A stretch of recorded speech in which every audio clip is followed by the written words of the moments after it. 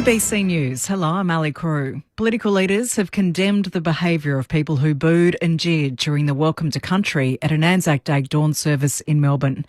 Some hecklers at the Shrine of Remembrance demanded the Welcome to Country be stopped, but were drowned out by applause from the rest of the gathered crowd.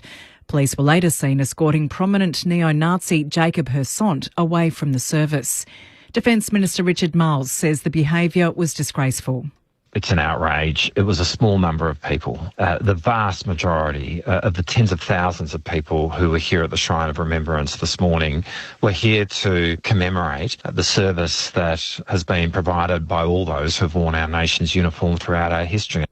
New Zealand's Prime Minister has commended the sacrifices made by all the soldiers who lost their lives during the ANZAC dawn service at Gallipoli. Thousands gathered on the Turkish coastline to mark 110 years since the first major military action fought by Australian and New Zealand forces during the First World War. The ill-fated campaign resulted in the loss of 11,500 members of both the Australian and New Zealand Army. Prime Minister Christopher Luxon says their efforts won't be forgotten. The passage of 110 years has lifted the fog of war and given us a clearer view of the futility of the Gallipoli campaign and New Zealand's role in it. But that greater understanding does not dim our respect for those who fought. We remember the stories of selfless acts of courage, ordinary men committed to save their mates. Elsewhere, Australians have marked ANZAC Day with thousands attending dawn services and marches across the country. Sarah Army has more.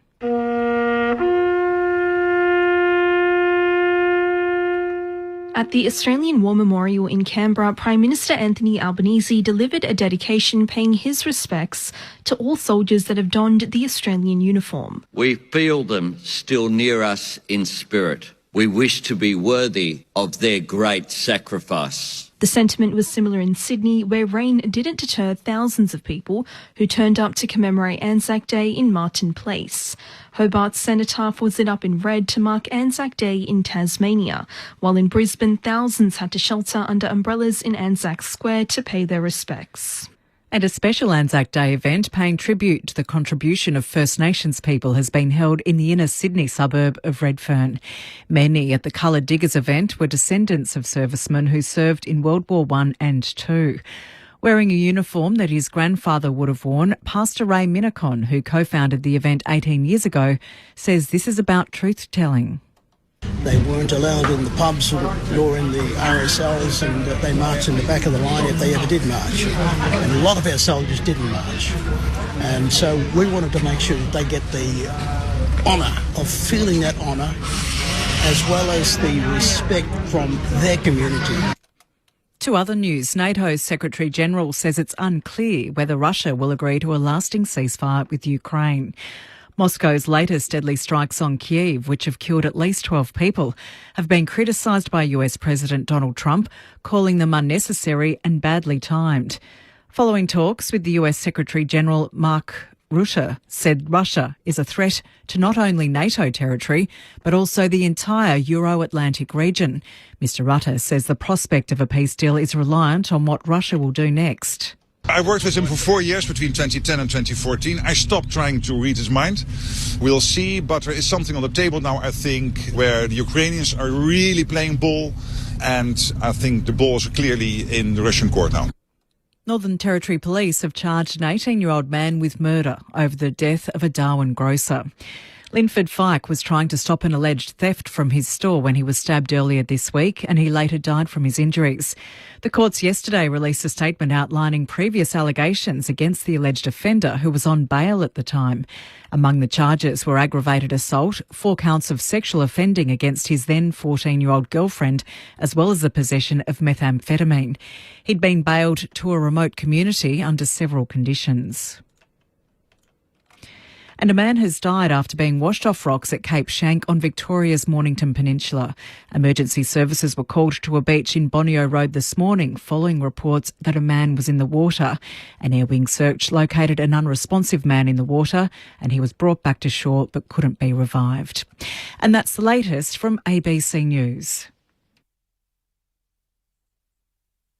The footy might stop with the final siren, but with ABC AFL, the conversation keeps rolling. Here it is! Get ABC AFL Daily Podcast with Premiership coach Paul Roos alongside Corbin Middlemass, Ben Cameron and Poppy Penny. From walking on thin ice to dancing on the mountaintop. It's your daily footy conversation. Find it on the ABC Listen app. ABC Sport. We begin this broadcast by acknowledging the traditional custodians of the land on which this match will be played today and pay our respects to their elders past, present and emerging. We extend that respect to Aboriginal and Torres Strait Islander peoples listening. ANZAC Day 2025. ANZAC Day as a former football coach and a player means so much to so many. They shall grow not old as we that are left grow old. Robert Lawrence Binion, he's the poet that gave us some words that resonate with me to the point where when I hear it, I get a tingle down the spine. The going down of the sun and in the morn, we will remember them. I look across at the opposition and I don't see them as opponents. I see them as just young Australian men. These boys are 18, 19 and 20. They're the same age to those players that have fallen. The parallels are clear. We play to win. We play to be fair. We play for our team. We care for your teammate and make him better. I have never been in a trench, but the more you read about those diggers and that trench warfare, it was looking at one another, it was helping each other, helping to survive. Every step they took, the ANZACs, was life and death, but it was for our country, it was for their mates. My last message to all my players was, this is not life or death. We know that. Football's football. The greatest thing that you'll ever do as a footballer, respect and honour them by our performance. He kicks goalward. He's kicked it. What a magnificent goal on ANZAC Day. ANZAC Day is not a game of football, but an occasion for people to go and pay their respects to the great ANZACs. Those that have served men and women in foreign countries and fight for or help Australia maintain who we are. Now we know we are part of it, and we should be not only proud of it, but very respectful of the people that it represents. ANZAC Day is just such a special occasion, not a special game, a special occasion. He snipes, he goes. The kid built the big stage, kicks the first on ANZAC Day. You're listening to ANZAC Day Football on ABC Sport, Collingwood and Essendon, live from the MCG. Here's Kako! He suckers it off the ground! Isaac Kako! Kicks inside the forward 50, Jamie Elliott with the air raid! Wow. Leaps up on the shoulders and takes a hanger on ANZAC Day. This is ANZAC Day Football. And after 3 decades, we're back where we started. It's a draw on ANZAC Day. AFL on your radio. ABC Sport Digital. And on the ABC Listen app. It's the biggest game on the home and away calendar on the nation's most respected day, ANZAC Day at the MCG for the 30th time. Kevin Sheedy's brainchild coming to life, and Mick Moldhouse, who has played such a role in this time with the perfect setting to introduce you into this day and into this game and what it all means for Collingwood and Essendon, and not just the broader footy public, but of course all Australians across our country and our friends across the ditch as well. Welcome to ANZAC Day footy from the MCG. My name's Corbin Middlemass. It is a little damp. There has been a light shower sweep through the MCG. There is 25 millimetres of rain expected. It's currently overcast, but it's not cold. It's 21 degrees, so still a little warmer and muggy outside. And we are the first at the footy and the last to leave, as we love to say on ABC Sport. So we're too early for teams. Still another 70 minutes before the bounce of the ball, which means teams are another 10 minutes away. All the build-up for the biggest game on the home and away calendar to come. We know who won the first of these games and who won the last. It was no one. It was a draw. The big question mark is what happens next? Who's going to win that? And we'll find out this afternoon. Two teams on winning streaks. The Bombers have won their last 3. The Pies have won their last 5. It'll be interesting to see what we get this afternoon as to how it all comes together, with Collingwood still a heavy favourite against the Bombers. My name's Corbin Middlemass. Kelly Underwood's here to call the footy with me. Hello, Kel. Hello, Corby. How good is this? Sitting up here, we've just opened the windows in the commentary box as the fans in the red and black and the black and white are slowly strolling into the magnificent MCG. You drive into the MCG and you really want to pinch yourself. You feel lucky to have this venue as your office on a day like today. And the first person I ran into when I got out the car downstairs was Peter Dacos. So I had a quick chat to him. Of course, he's the father of Collingwood's newest captain, the 22-year-old Nick. He's the youngest at the club in 57 years to skipper. Of course, no Darcy Moore out there today. Fourth youngest of all time. I can tell you that Nick had a good sleep. He woke up early. He had breakfast with Mum and Dad, Peter and Colleen, just the three of them. He said that his brother Josh cooks his own bacon and eggs at home with his partner. And his advice, I said, what advice do you give him? And he said, I simply say that it's just like a grand final. He never played. Peter Dacos never played in these. He retired in 93, the first one, as you said, 30 years ago today, in 1995. He said, my advice to him is like the first 5 minutes are helter-skelter, and then after that it just becomes like every other game. But he did admit to me it's harder to watch up in the stands, and he felt really nervous rather than being out there as a player. So one little a little factor that we'll be keeping our eye on today. It's such a momentous occasion, and it really is. I mean, last year was one of the best occasions I think I've had at the footy, sitting alongside you, calling that draw. Can't wait to see what today brings. He's been amazing, Nick, on this day. So 23, 40 and 27, the three disposal tallies that he's had, and the one in between, that big 40 number, earned him the ANZAC Day medal in just his second appearance on this day. He makes it number 4 today. So Corbin Middlemass and Kelly Underwood, we're calling the footy. Tim Hodges is on the boundary. We'll hear from Mick Moldhouse, who just voiced the opener, in a few moments. Alongside him throughout the day, the Richmond champion, two-time All-Australian, twice a best and fairest winner, former GWS footballer, player manager to the Stars with Max Sports, one of the best analysts in the game with us on ABC Sport, in Brett Delidio. Hello, Lids. It's getting longer and longer. G'day, Corb and Cal. Great to be here. What an honour. It's such a fantastic day. I was lucky enough to be here last night as well.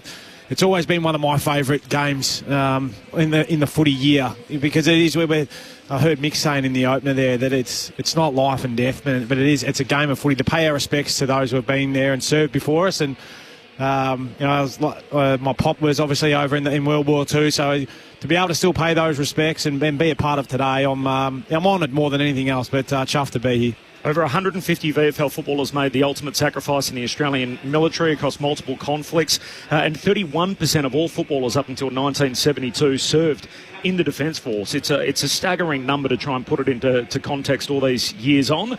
And obviously we remember the fallen today, but also those that have served in the past and that continue to in conflicts abroad. So, of course, our thoughts with our servicemen and women. We'll touch base with one of them as well, who's going to join us in the box here in a few moments. Craig Vozzo is going to stop by for a chat, the Essendon Chief Executive, and inside the Collingwood camp with your former teammate Harry Perryman. So great access that Collingwood give us as he gets set to play his first ANZAC Day blockbuster today.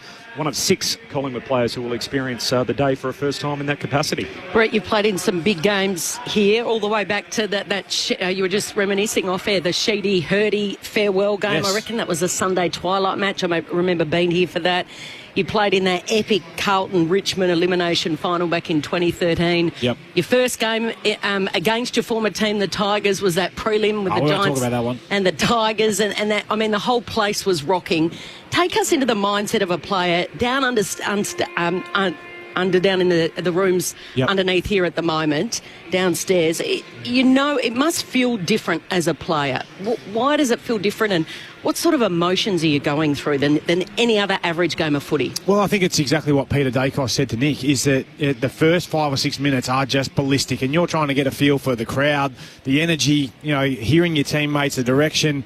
You're hoping you're getting your hands on the footy, but I think when you run out in the first warm-up and you see the members has already got people right to the top tier, that's when you know it's going to be a big day. And those games that one against Carlton back in 2013, I remember rolling out to the punt road end as we were doing our warm-up, and when the cheer squad yelled out that yellow and black, it was an incredible feeling. The hairs on the back of your neck just stood up.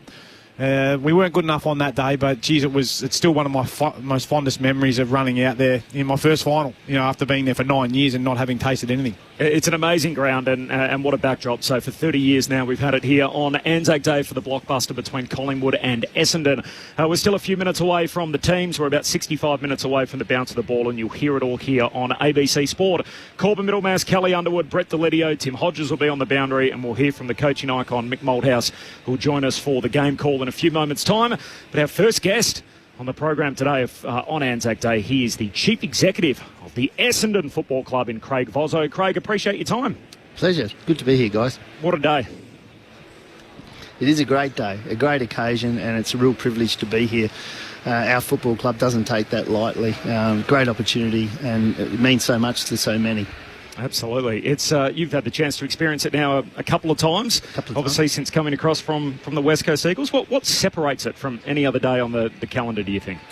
The ability to recognise our past service, or current and past service people, over generations. So we had Benjamin Webb from the RSL, former serviceman, address our group at the commemorative 30th anniversary earlier in the week, and he talked about how different war is to sport and should never mix it up, and how war is about protecting and providing freedom, whereas sport is about bringing joy and opportunity. So it's for us, it's an ability to recognise the sacrifices of past servicemen and to put them in the spotlight by a special occasion that joins people.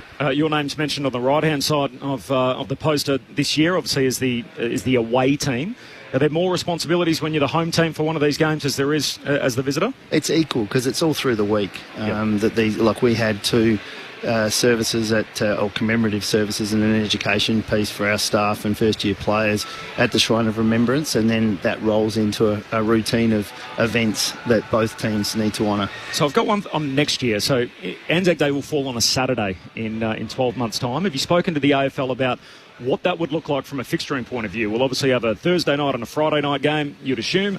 Then we ordinarily have the remaining games on a Saturday and then 3 on the Sunday. So given the fact that this is ordinarily played at 3:20, the same time as the grand final, there's not too many games in that time slot. What happens next year on the Saturday? Geez, you've got me there. I don't know, and I haven't spoken to the AFL about it, but it's a great point, whether it be standalone or similar to what's happened in the past. I'm not sure, but I'm sure that it has happened in the past and it'll be replicated, I'd imagine. Yeah. Do you have a preference? Not really, no. As long as it gets its airtime to be commemorative as an occasion, as an event, in the same way it is now. Craig, can I ask you about the atmosphere at the hangar this week, given the fact, it's so unlucky to lose two of your best big men within the space of a week, with Nick Bryan going down with his ACL and then Sam Draper to miss the rest of the season after snapping his Achilles. It's easy to say, you've got to be positive, you've got to move on, and it's the next player in and opportunities for Goldie and things like this, but it must have sucked the oxygen out at the headquarters this week. It does, and then you throw Tommy Edwards, I think, 2 weeks before. So we've had 3 long-term injuries over the last 4 or 5 weeks. And Sammy, in particular, he brings such an energy to the group, very popular player. So, yeah, I'd be fibbing to say it isn't energy zapping.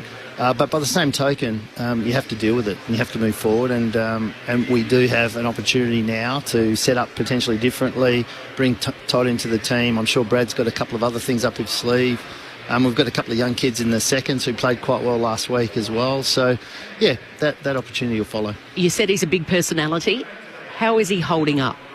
I've only dealt with him by text because he had surgery on Tuesday to repair the rupture. So he sent me a text back actually yesterday, and he, in good spirits. But I'll give him a call probably next week. What about his contract situation? Up until this stage, obviously now he's done his Achilles. Had you had any commitment from him before that? No, well, both boys were pretty keen to see how the 2 ruck situation was going to play out, and I think it was going quite well, actually. The combination was a strength for us and for them, and it was, I think in Sam's case, it was showing his ability to play forward. So we'll pick those discussions up with both management groups, Nick and Sam, over the coming weeks, and we've made it pretty clear we want to retain both players. You didn't have a contract in front of him previously? No, but we'd had some pretty serious discusls with his management crew. Yep. And would the nature of, I guess, what that contract would look like, does that change on the back of his Achilles?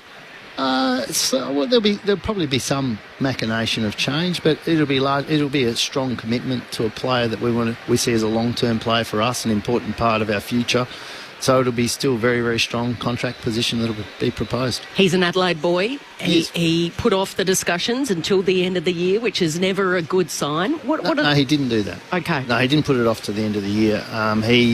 His indication to us was that he wanted to get the first part of the year going, get into some good form, and see where things were heading with the 2 rucks in the team, and then pick up the discussions. And so the confidence levels for you at this stage? Yeah, I'm confident. Yeah, Sammy has always been very much an Essendon person, very grateful for the opportunity the club's provided, and I think he enjoys his footy and living in Melbourne.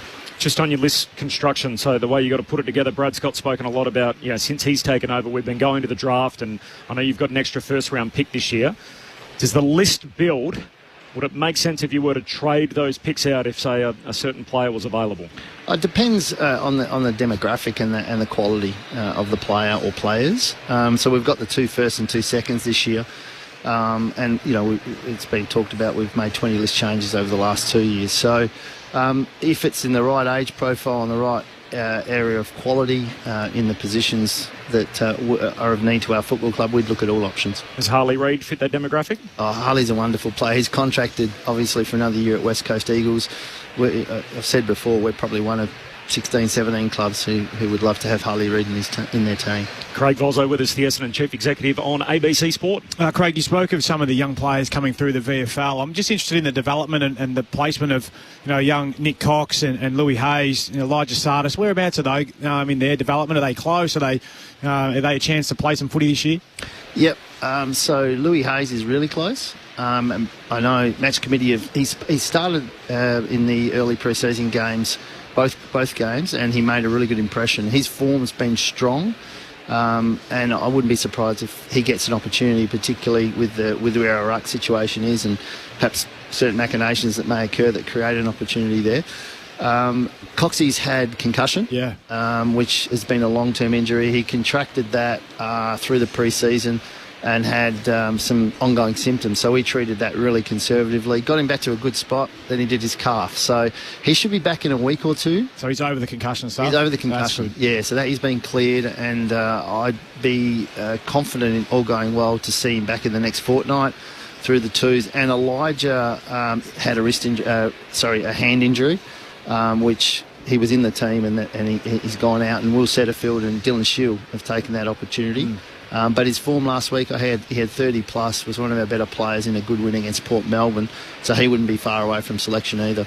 In Gather Round, you created a bit of history as a footy club. You became the first Essendon team ever to run onto the park not wearing the famous red sash. You had a members' vote last year to bring in a clash strip, and to their credit, the members voted for it. I'm an Essendon person, and yet I'm not a fan of this whatsoever. But you've got a new clash jumper that's got the black sash rather than the red sash. So it's the first time ever that, in some way, shape or form, the Bombers haven't worn a red sash onto the field. Did you get any feedback from your supporters about that?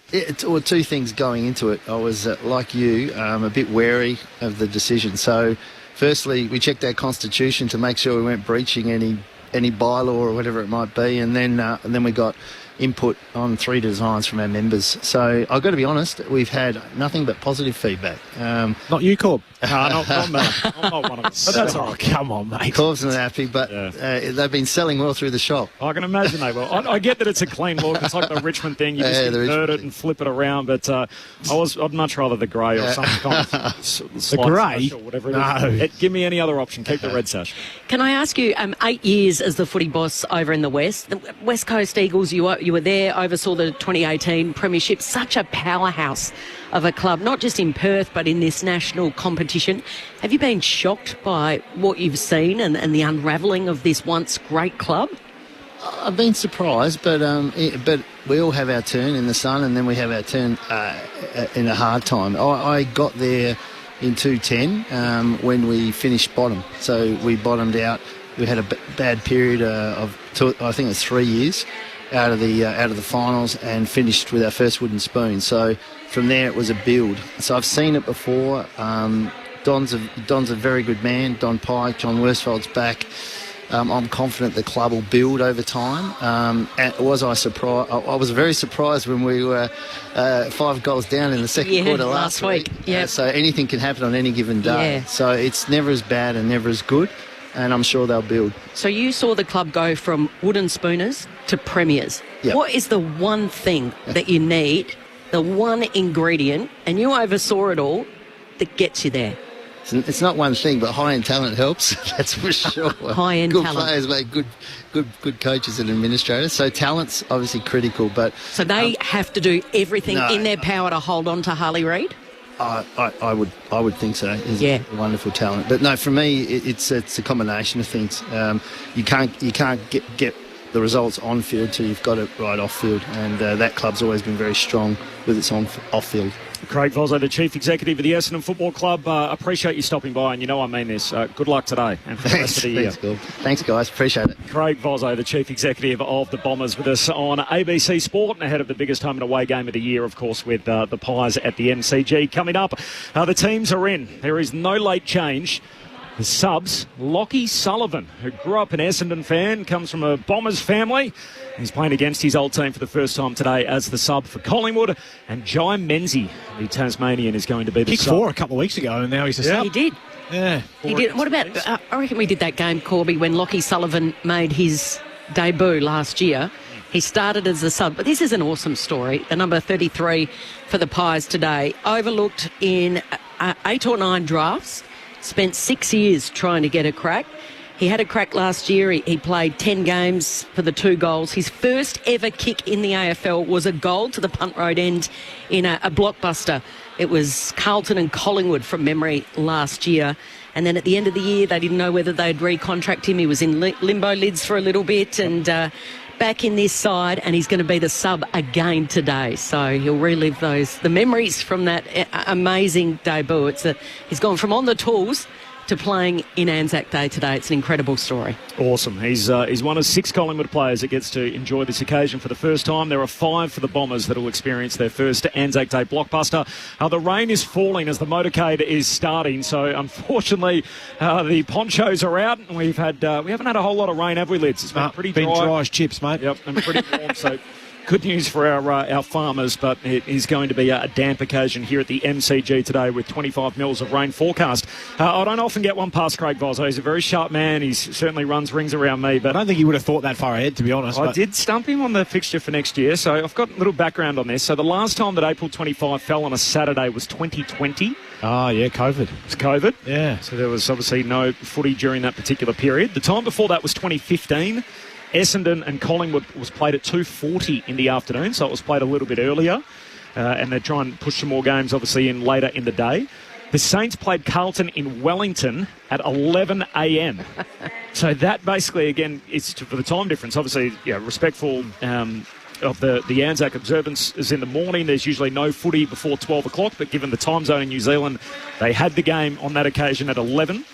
And I've just lost the other half of the sheet here that had the rest of it on there. And then the Giants played the Suns at 5:40 Eastern time, so with 2 normal Saturday night matches thereafter. So the Giants played the Suns a little later in the day. So has to be standalone. Has to be. On the Saturday. Needs its own clear space. Yep. You can have a game after, but it's not standalone today. Oh, you'll meet the game after. No, but the game after is fine. Later you couldn't possibly have an overlap. No. I think. That's disrespectful, to be honest. Yeah, it is. Yep, I think hopefully they'll work their way through it as to whether they bring it forward slightly like they did on that occasion. Yeah, I don't think the time really matters that much, like whether it's 3:20 or 2:30 or whatever. I don't think that really matters, does it? I think 2:30. Go back to 2:10. That's when we used to start every other game. Yep. I think the other thing, given the march in the city and everything else, you don't want to sort of creep too much into that. So 2:40 feels like a nice balance, and you can play a couple of games later in the day, including obviously what we'll get today. Fremantle's match against Adelaide.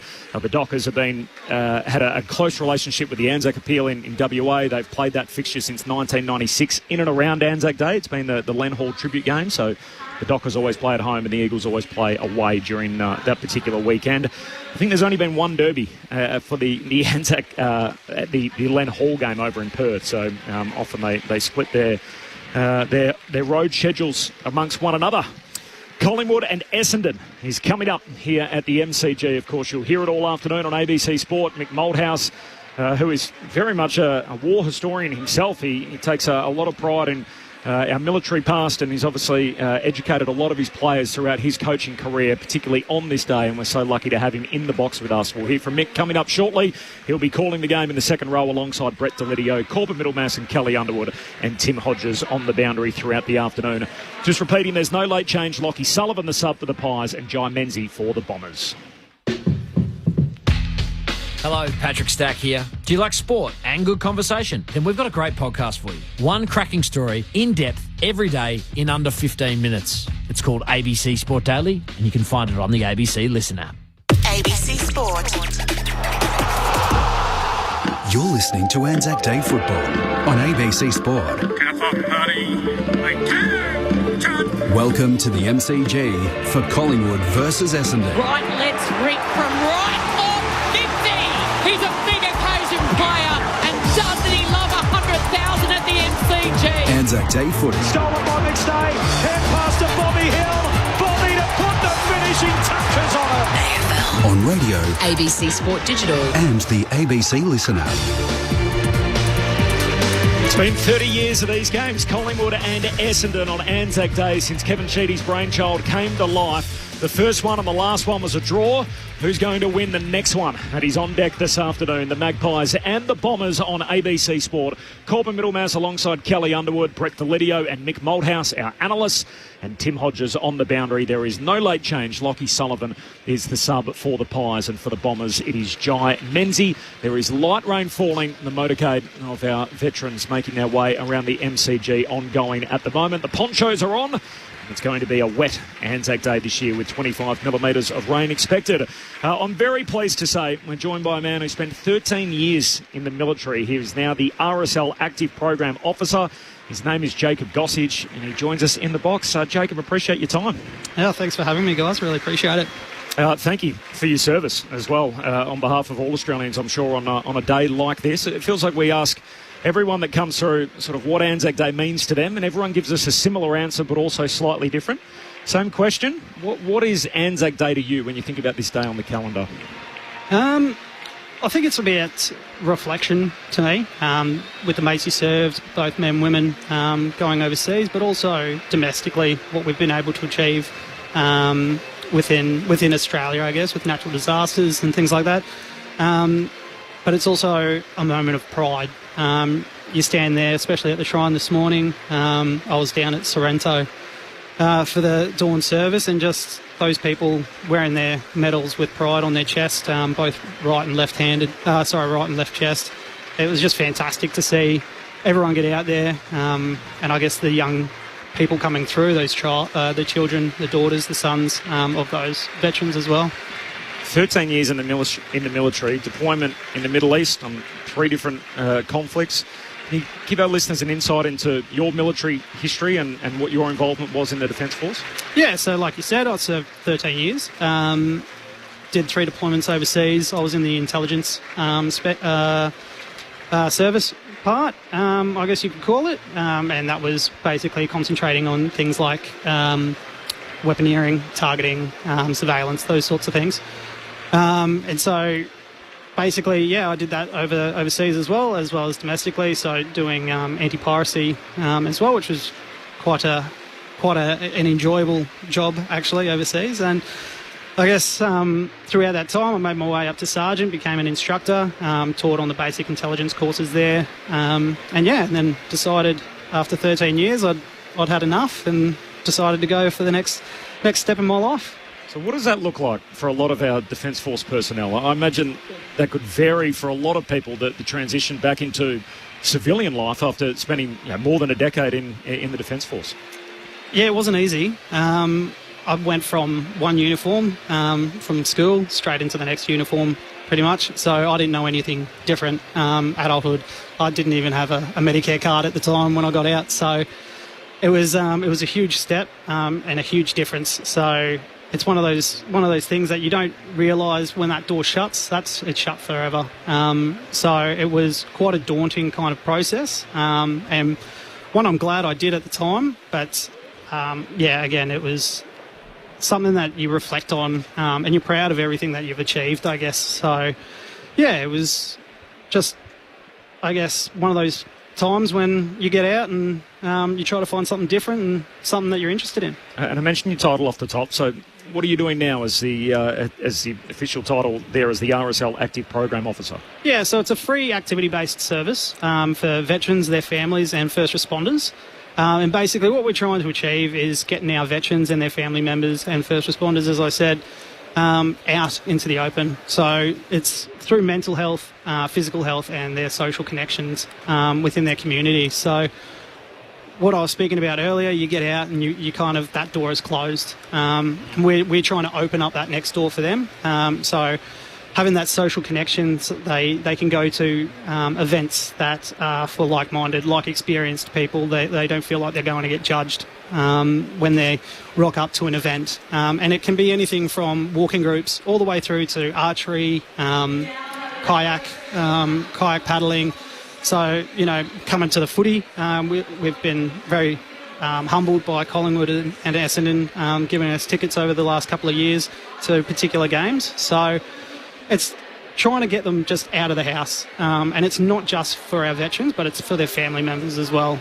Family members, I don't think they get enough of a rap about what ANZAC Day is to them as well. So their wife, their husband, their mum, their dad, they've gone off for 6 to 8 months overseas, and they've got to keep the family together. So it's just as important that the family members are involved in RSL Active. Jacob, we've just seen the end of the motorcade of veterans. There was standing applause, everyone in their ponchos.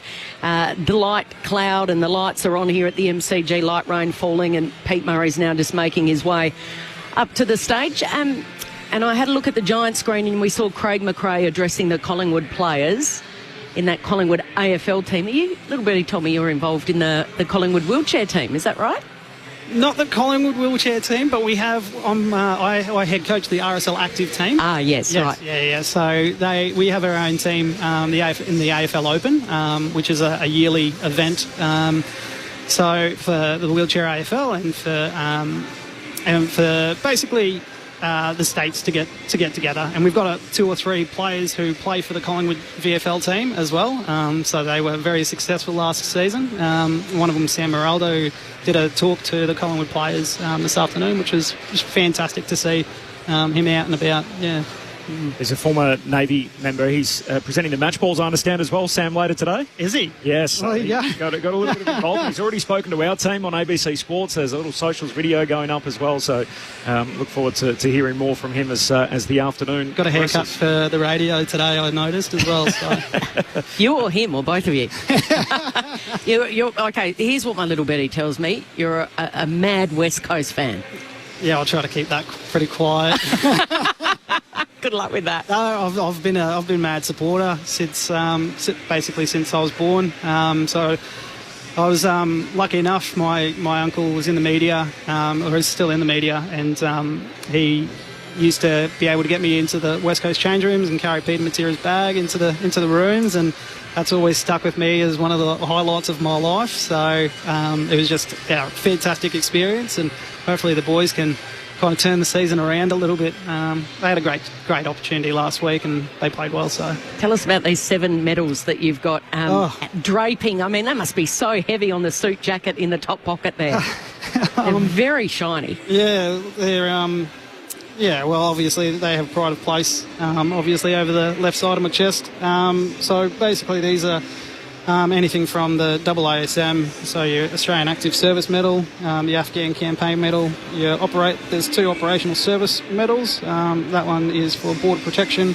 That one's for Middle East operations. And then I've got some natural disaster medal there, the Australian Defence Medal, and the ISAF NATO medal. So basically your boots on the ground in Afghanistan. Incredible. Absolutely incredible. How did you go following the footy when you were abroad on deployment? I imagine there would be a lot of your colleagues over there that would be keeping up with the footy, even though they're away from home. And it's amazing. You speak to a lot of former Defence Force members, and it doesn't matter where they are in the world, they manage to keep across what's going on back at home. Yeah, I mean, the Australian Defence Force do a fantastic job in making sure that we get our sport overseas. Unfortunately, 2016, I was overseas to watch the Dogs and the West Coast Eagles play, and that was an absolute disaster. But it's fantastic to kind of go into the tents that they set up. They're air-conditioned tents as well, which is fantastic. To just go in there, and it's honestly like you're back home. All these Aussies sitting around watching the game. You don't realise where you are until you step back outside that tent. So the sport overseas is just such a pleasure to have. It's one of those pleasures that you don't realise that you have until you don't have it. So Jacob Gossage with us, who spent 13 years in the military and is now the RSL Active Program Officer on ABC Sport as we count down to the bounce of the ball today, the 30th blockbuster between Collingwood and Essendon on ANZAC Day, a day which is clearly much bigger than football.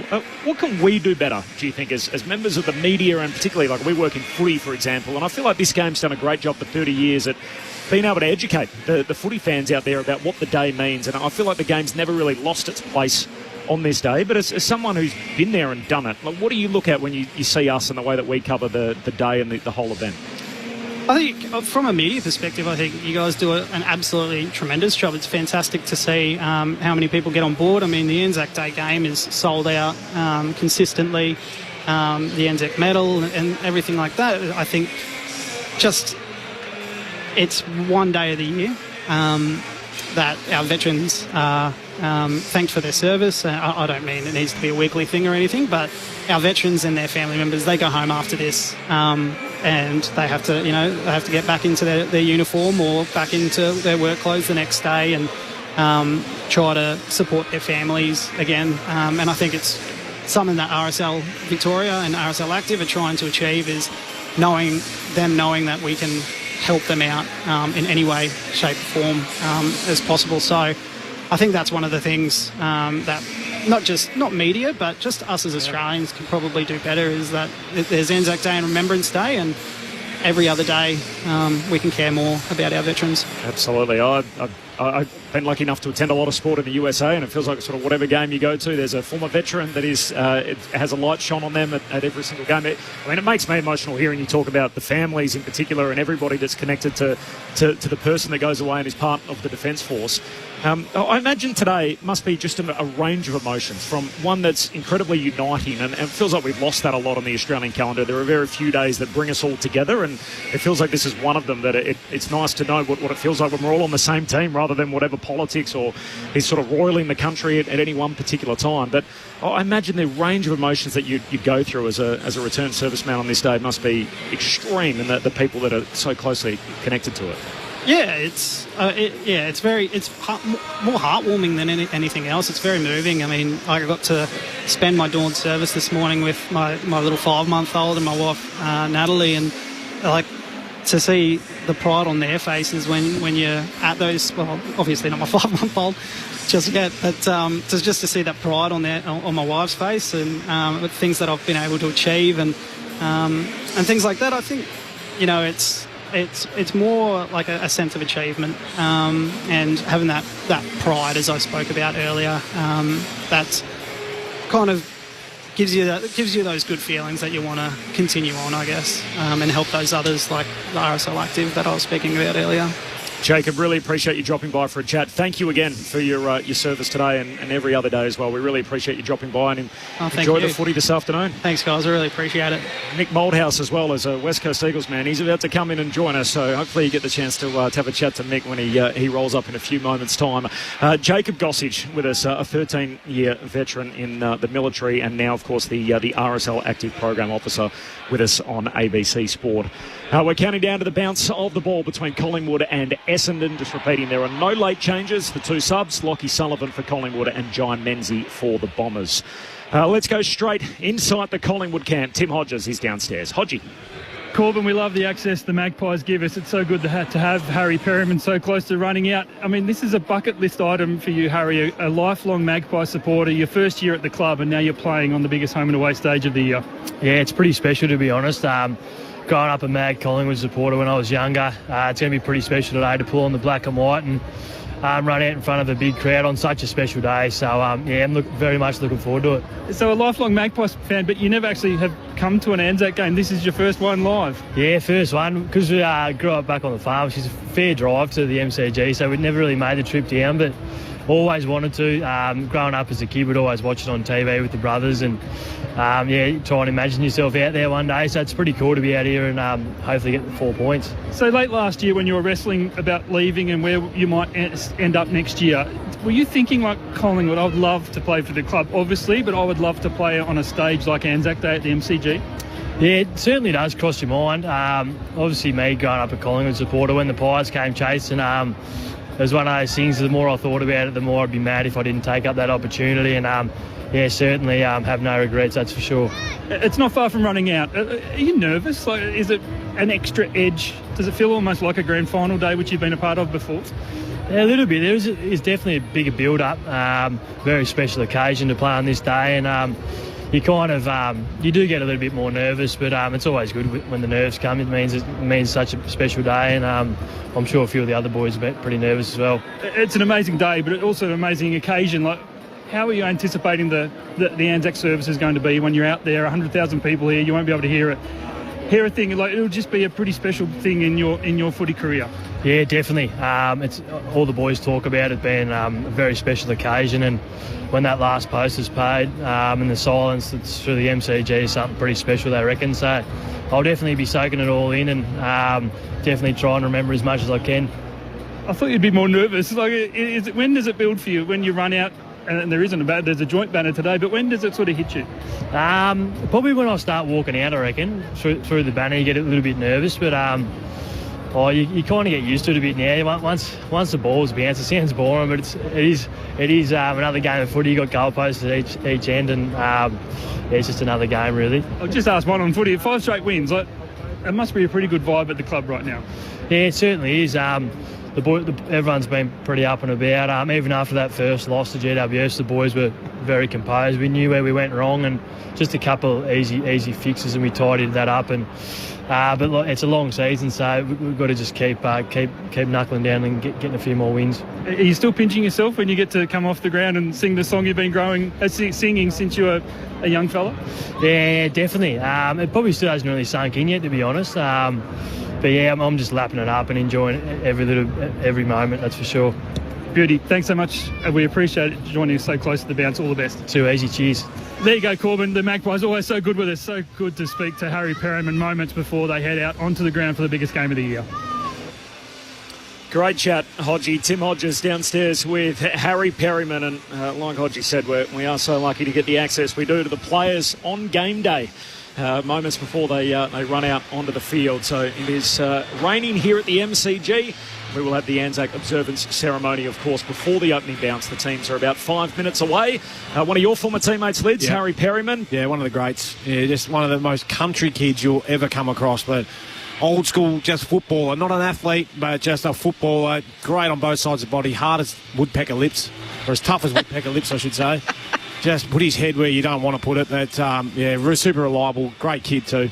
Mick Malthouse coming up shortly. Just repeating, there's no late change. Jai Menzies the sub for the Bombers, and Lockie Sullivan is the sub for the Magpies. It's got a bit of Zaharakis weather about it today, hasn't it? Yeah. 2009, I reckon it was, that famous Zaharakis goal. But the rain is now tumbling down, and the lights are on. Temperature's still hovering around. I think the max was meant to be about 24, Corbin. So, yep, and it's currently 21. So it's kind of a little sticky out there. The ponchos, everywhere you look, there's plenty of the white ponchos, and the Collingwood cheer squad set up from one end at the city end, and at the Punt Road end is the red and black cheer squad. Just reflecting on today and I guess what it means, and Mick Malthouse has got a few lunches that he needs to attend. I think he's the most in-demand man alongside Kevin Sheedy this week when it comes to this ANZAC Day game.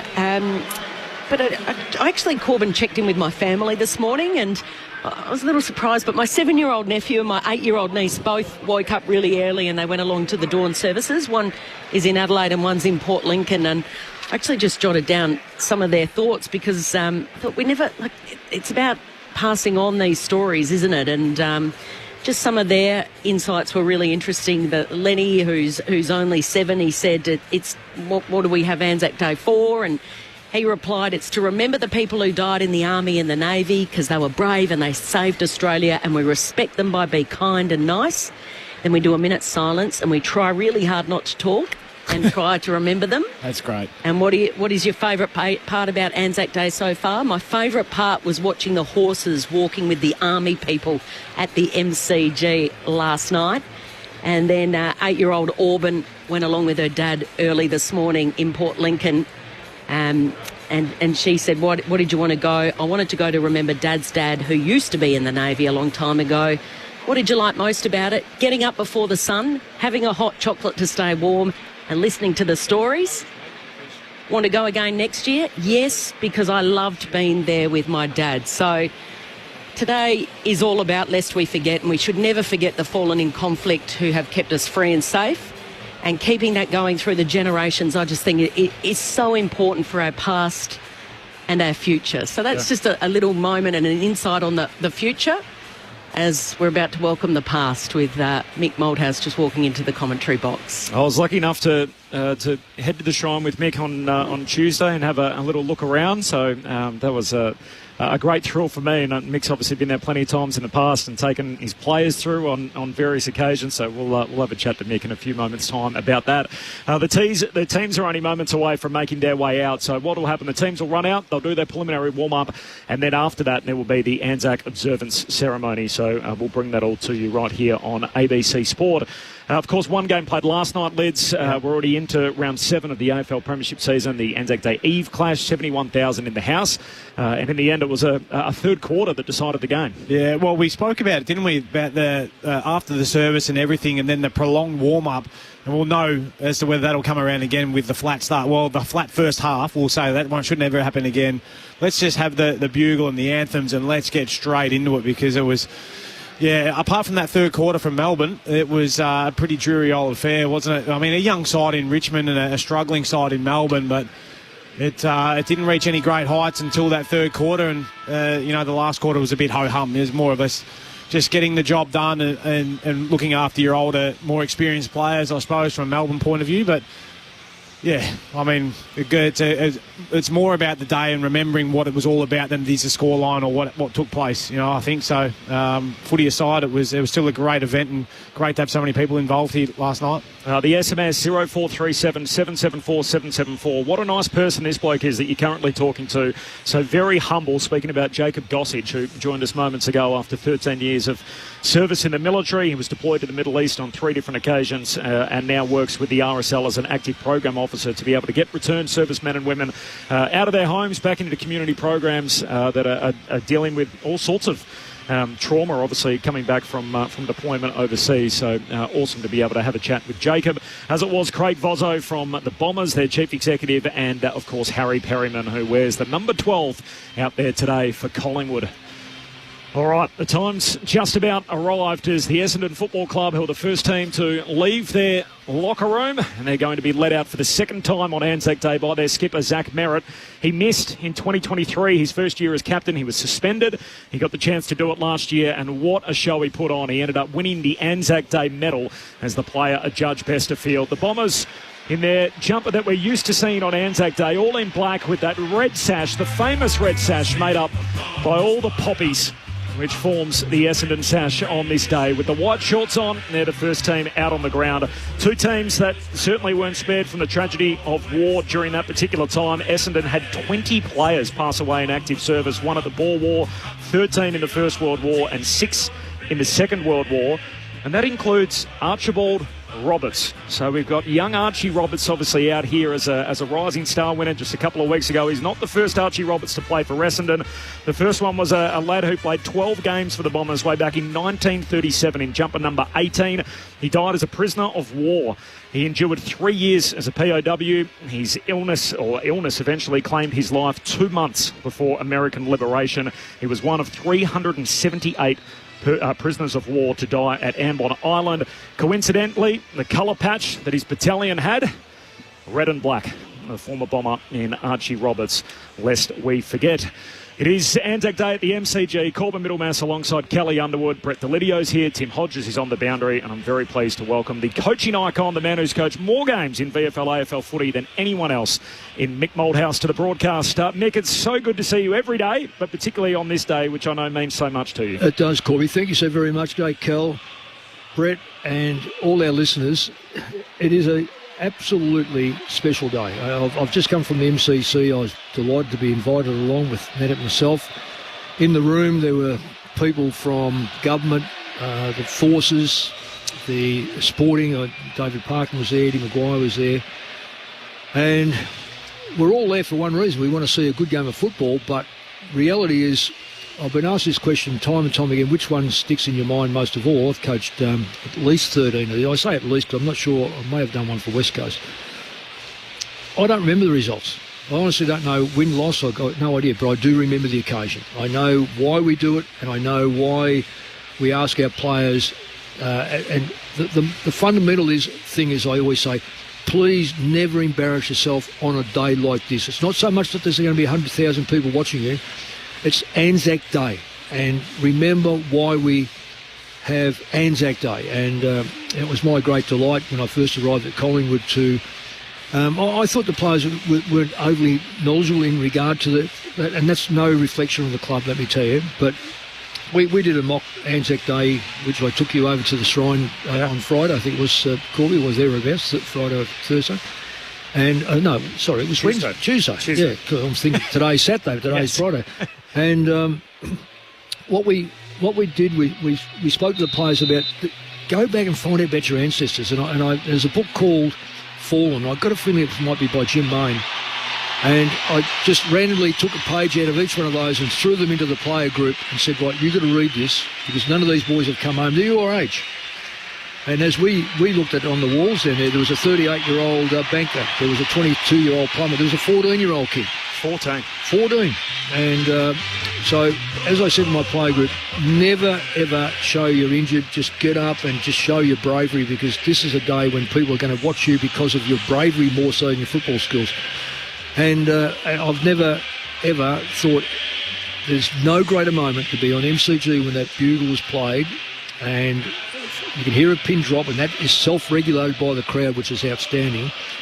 I would love to think every club has a chance to do it. Collingwood and Essendon have got a mortgage on it at the moment, but let me say it is brilliant. The Collingwood Football Club are out on the ground. They've got their bespoke jumper on as well, featuring a horseshoe, which is the story of a good luck memento that has been sent back from Malcolm Doc Seddon, who was serving over in France. It was made from a German bomb, along with the remnants of a German aircraft that was shot down by Australian soldiers at the Battle of the Somme in World War I. So this is back in 1917. The club won the premiership in his absence that year. He returned and played in the 1919 premiership for Collingwood, and the horseshoe still resides at the Collingwood Football Club, and it is on the jumper today, so you'll see that in the centre of the Collingwood jumper for those of you that are following along. You mentioned that the book The Fallen, the over 250 VFL footballers that were killed in active service. One of them, Alan Cordner, who I'm sure you'll know his story as a former Collingwood footballer. He was one of 6 VFL footballers killed on this day 110 years ago, and the original landing on April 1915 at Gallipoli from Warrnambool. He was the first Collingwood player to enlist. 22 August 1914, played his last game for the club on that day, landed on the Gallipoli Peninsula at 8 a.m. on April 25, 1915, and was last seen by a Sergeant Major about noon, who simply said, we last saw him charging over some hills, and that was the last they saw of him. Yeah. Well, it just tells you a lot about the bravery. It tells you a lot about the fact that we those numbers that you said, Corby, were VFL. You can imagine it was South Australia, Tasmania, there was Western Australians, there was people right throughout the Commonwealth. Perhaps the game that I remember a heck of a lot about, not necessarily the result, was Carlton St Kilda at Wellington. And what it did, we went to the dawn service, they went to the game, and the New Zealand flag was there. And sometimes you forget that ANZAC has got NZ on it. And it made me more appreciative of the fact of the union between our two great countries and the camaraderie. I know we have some bitter sporting events that go against one another, and the big brother, little brother thing, but those boys fought together so very well, and I'll never forget reading about it. And this is the spirit of the day as Zach Merritt and Nick Dacos, the two captains for the day, come together and shake hands. And they'll run through a joint banner that reads, always remembered, and has the 30 names of the players killed in active service to have represented both the Essendon and Collingwood football clubs. So the two teams break through the banner together. The Bombers head down towards the Punt Road end, and the Magpies towards the city end of the ground. There's no late change. Lockie Sullivan, the sub for Collingwood, and John Menzies for Essendon. Just a nice little moment as they ran through together. It was Jade Gresham and Tim Membry coming together, the former St Kilda teammates, and a real big hug before they burst through. So, of course, Membry be playing his first ANZAC Day clash, but the former Saints teammates coming together, and a sign of mateship on this day. 1 of 6 for Collingwood playing in his first ANZAC Day game, 5 for the Bombers. The preliminary warm-ups, the preview of the game with Lids and Mick coming up, and then the ANZAC observance ceremony next. The Raw told the story. Did you know you can now listen to the footy on your smart speaker? Play ABC AFL. ABC Sport, your home for footy. ABC Sport.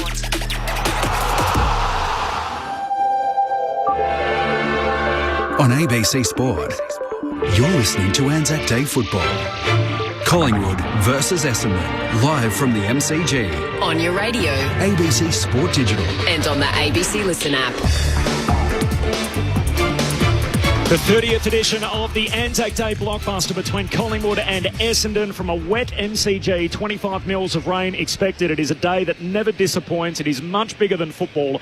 But for 30 years, these two clubs have helped footy fans and the broader population tell the stories of our ANZACs, our fallen soldiers, and of course the returned servicemen and women as well across multiple generations, and those that are still serving. It is as a respected day that we have on the Australian calendar, and one, to be honest, it's nice to feel what it's like when we're all pulling in the same direction despite what is going on elsewhere in the world and often dominating the conversation across the global landscape. My name's Corbin Middlemass. Kelly Underwood's here to call the footy with me. Tim Hodges is on the boundary. The coaching icon, Mick Malthouse, the man who's led Collingwood on this day on over 10 occasions. He thinks 13. 13 times you've coached on this day. 12 Collingwood, I'm sure. 12 Collingwood. Certainly one Carlton, which was in But I just have a sneaking suspicion well before that at West Coast ANZAC Day may have fallen when we honoured it, respected it, but we may have had a game. I can just remember being at Waverley against Hawthorn, and I said to my team manager, get every second light out, make this as dim as you can so it resembles a trench, and I'm just going to talk about the ANZACs. I can't remember the result of the game. I think we may have won the game, but nonetheless it dawned on us then what, and it's nothing compared to what those guys went through in the Gallipoli or the Western Front. But nonetheless, it made our players aware that the components that impressed most were teamwork, loyalty, comradeship, looking after your mate, just not letting each other down, and sacrifice. Now, we can only do so much of that as footballers, but I just admire those. Anyone who served, I just admire them so much. Mick Malthouse with us on ABC Sport, of course, the coaching icon and the Richmond champion. Brett Delidio for the full game call. There's no late change. Lockie Sullivan is the sub for Collingwood, and for Essendon, it is John Menzies.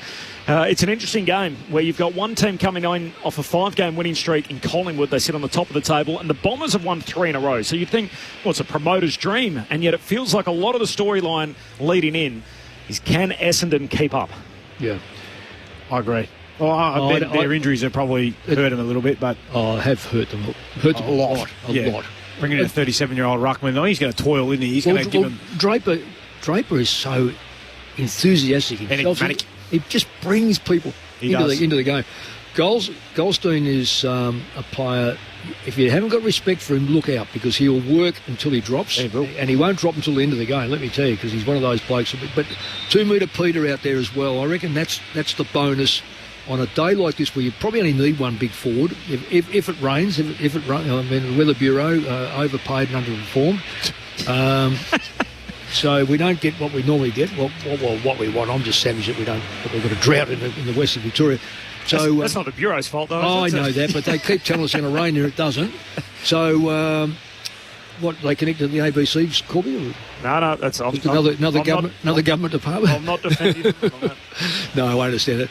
No, I suspect that Collingwood's class is going to be too much. Too much. And everyone says, oh, wet weather will bring it back. No, that's when good players stand out in the wet weather. Yeah, good players are They've still got good players in the wet. Yeah, good hands. That was something that Dad always used to drill into me as well, because I've got a question for you on Nick Dacos, and everyone's talking about him, right? And I've heard a number of people say he's untaggable. Do you, one, agree with that? And two, who's the person to actually go to him and try and stop him today? No one is untaggable for a start off. I tend to agree. And secondly, if you want to stand, I'm amazed at why people don't get that tagging can be done in different ways. One is, at every stoppage, now I know he goes left and right, so there's the bonus that he's got compared to a lot of really good players that are predominantly left or right. He goes left or right. However, you've got to get someone leaning in on him, but the tagger nets him. So in other words, the tagger actually faces him from 4 or 5 metres, not 1 metre, because let him do his pace. But then you're actually shuffling across to a position that he's going to take, because you know he's going to be a 1-2 player. He gets it, gives it, and gets it back. You knock over the second one, the play with the football. I'm not suggesting physically knock him over. What I'm saying is that you move with him, so therefore he's now no longer in that free air to take the second possession. I think it's quite. I'll say this. It's damning on. I'm not going to say the senior coach, but it's damning on coaches that haven't analysed it enough to work out that the second give, first give, and the second is the damage kick. Yeah, it's not the first one. Beck Madden is going to be the MC for the ANZAC observance ceremony, which is about to commence. The Magpies lining up closest to us on the northern side, and the Bombers now arm in arm on the southern side. On ANZAC Day, and all those who followed them in service of Australia. Cut a fight party! Line to the right! Slow!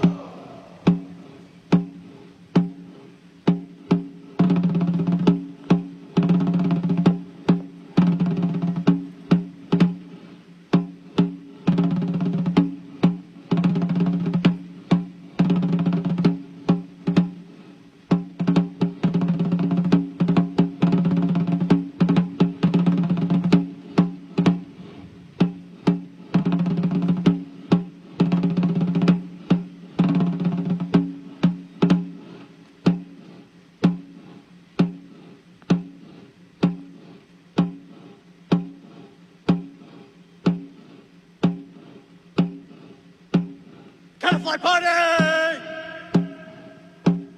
Ho! Cutterfly party! Outwards! Turn! Cutterfly party! Rest on!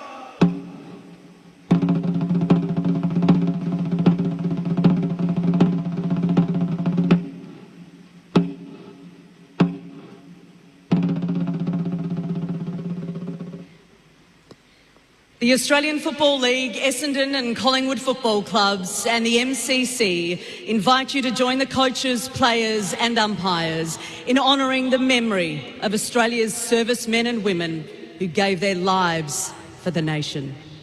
Please now welcome Uncle Colin Hunter Jr. to welcome us to country.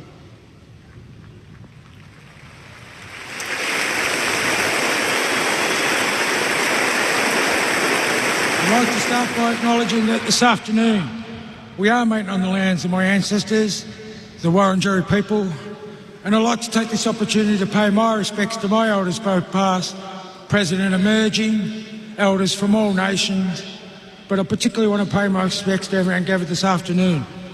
But I'd also like to acknowledge the women and men that have served this country and pay my deepest respects to them. Wominjeka welcome. Wurundjeri Balik, Yemen Kundi Big. The Wurundjeri people welcome everyone to land today. Wurundjeri no Buddenbor War, Kondi Ning Nak Dubban and Big Bullock Bor Chilikan. The Wurundjeri people want to look after and protect the land as they did long before.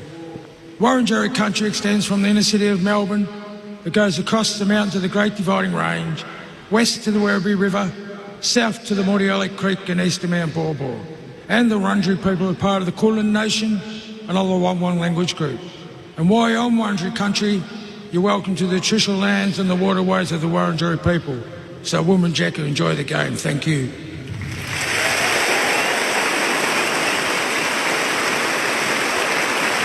Thank you so much, Uncle Colin. Our thoughts too are with those currently deployed.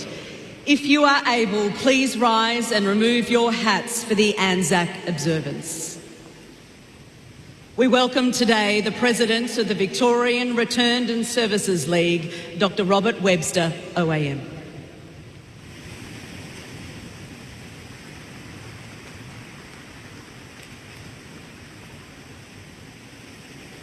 In memory of the fallen and those who have since passed on. They shall grow not old, as we that are left grow old. Age shall not weary them, nor the years condemn. At the going down of the sun and in the morning, we will remember them. Collingwood Party, 18! Collingwood Party, present! Up!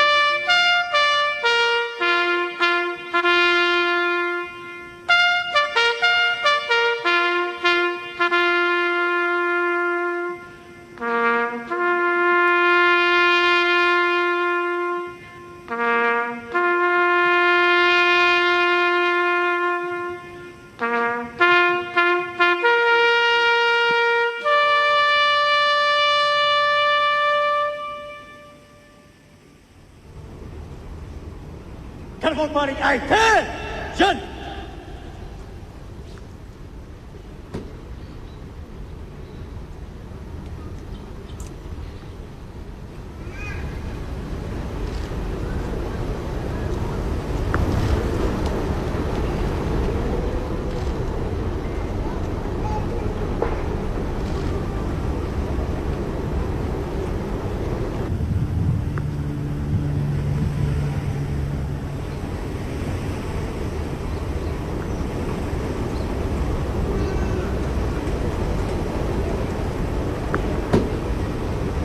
Lest we forget.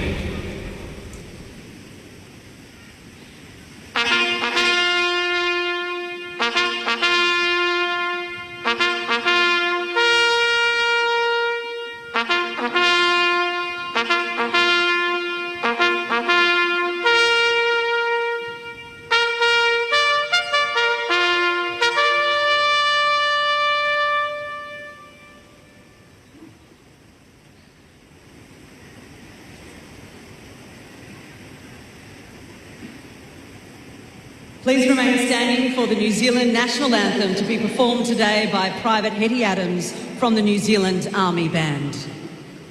Collingwood Party, General Salute! Present! Up!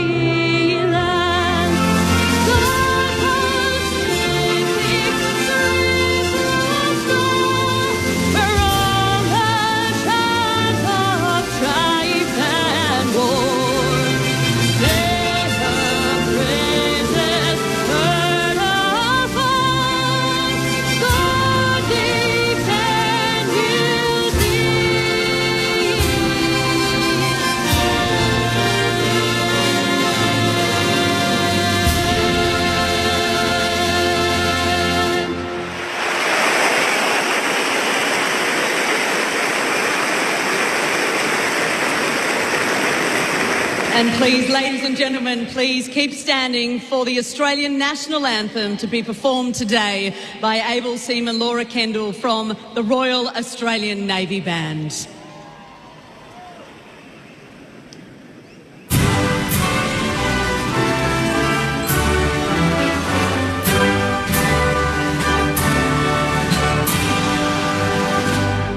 Australians, oh, let us rejoice, for we are one and free. We've golden soil and wealth for toil. Our home is the twice sea.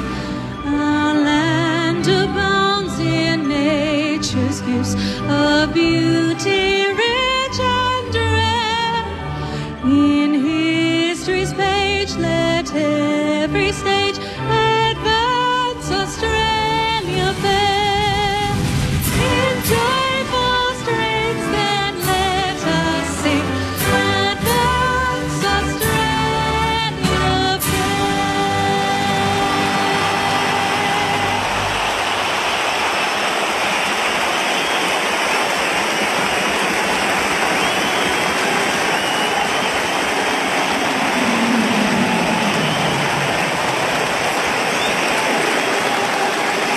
I say it every year on ANZAC Day, this MCG, the ground is so grand and the scale of it is enormous. And to think that there's over 100,000 seats, and yet if you assigned a seat to every single Australian that was killed in active service, there would not be enough seats in the ground for them. Just to try and put that into some kind of context as to how big that attendance is and how big the number is as well, for that matter.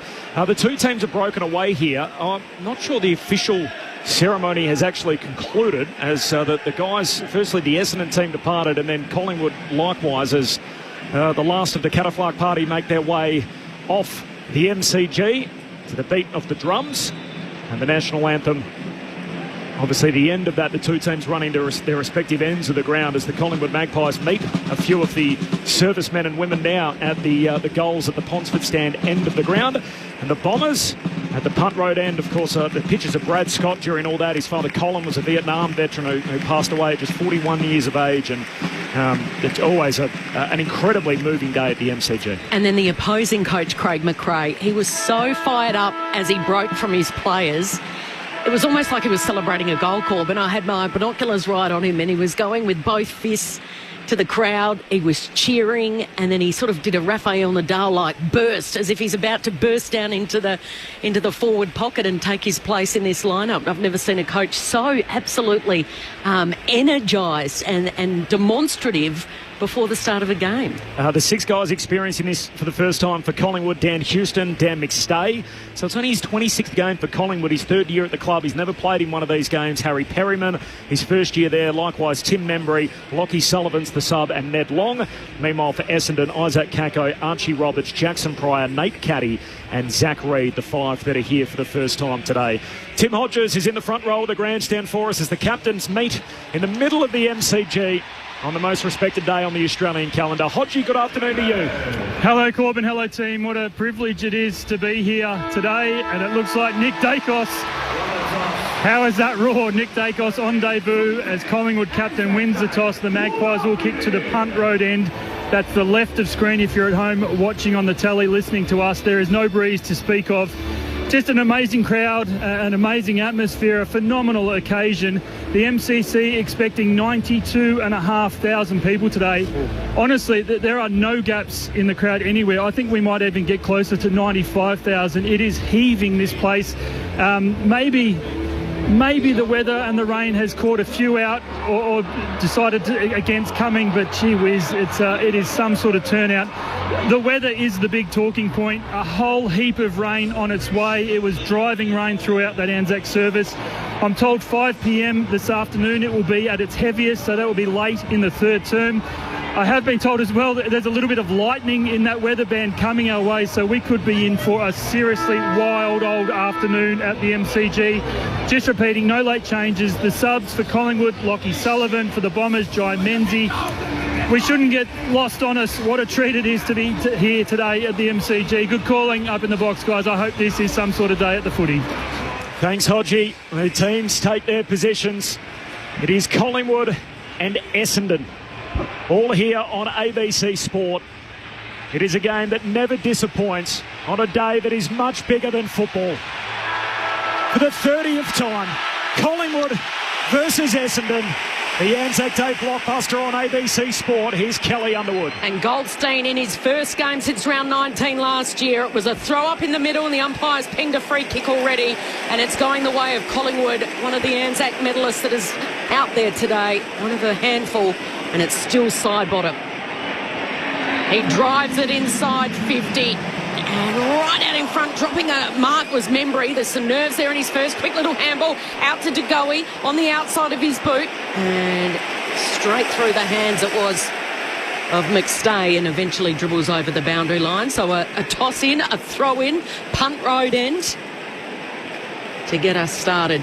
Dacos starting at half forward. No real set matchup from here. What I'm seeing, Mick, Redmond started on him, but Redmond's gone early. Yep, Redmond's gone to him now. So deep inside 50 here for the Pies. Goldstein gets it down, and then he gets over it on all fours, squeezes out the side. Here is Dacos. First touch, slides in. He slaps it along the ground. It's a wet footy already to win. Shield gets it out of the danger zone. Only is back as far as Frampton. Off to Maynard. High ball, 2-on-2. No one can take it. Slips through the hands of Pryor. Putting his body on the line there was Redmond. Umpires puts the whistle away, and he says, in fact, it'll be a ball up. So a ball up.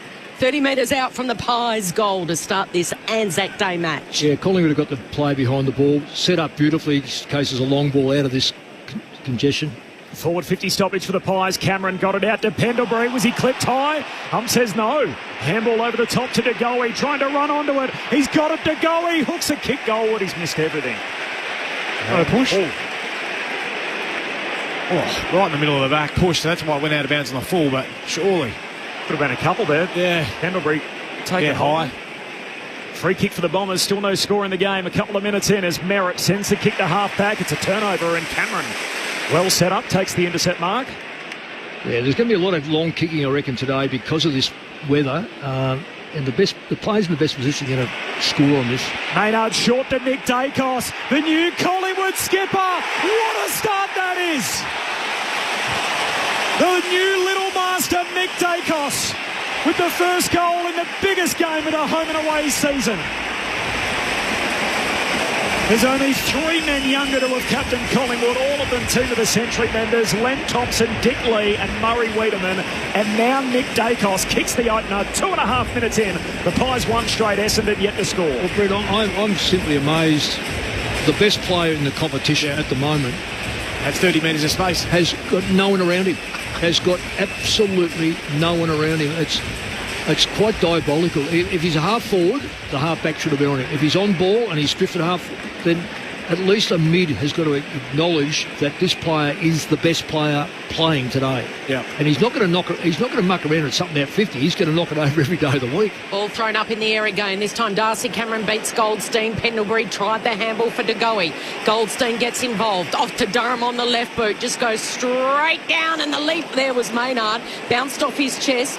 Ricochets off the shin of side bottom. Flicking it out was Josh Dacos. Crisp getting involved. All hands. Maynard caught.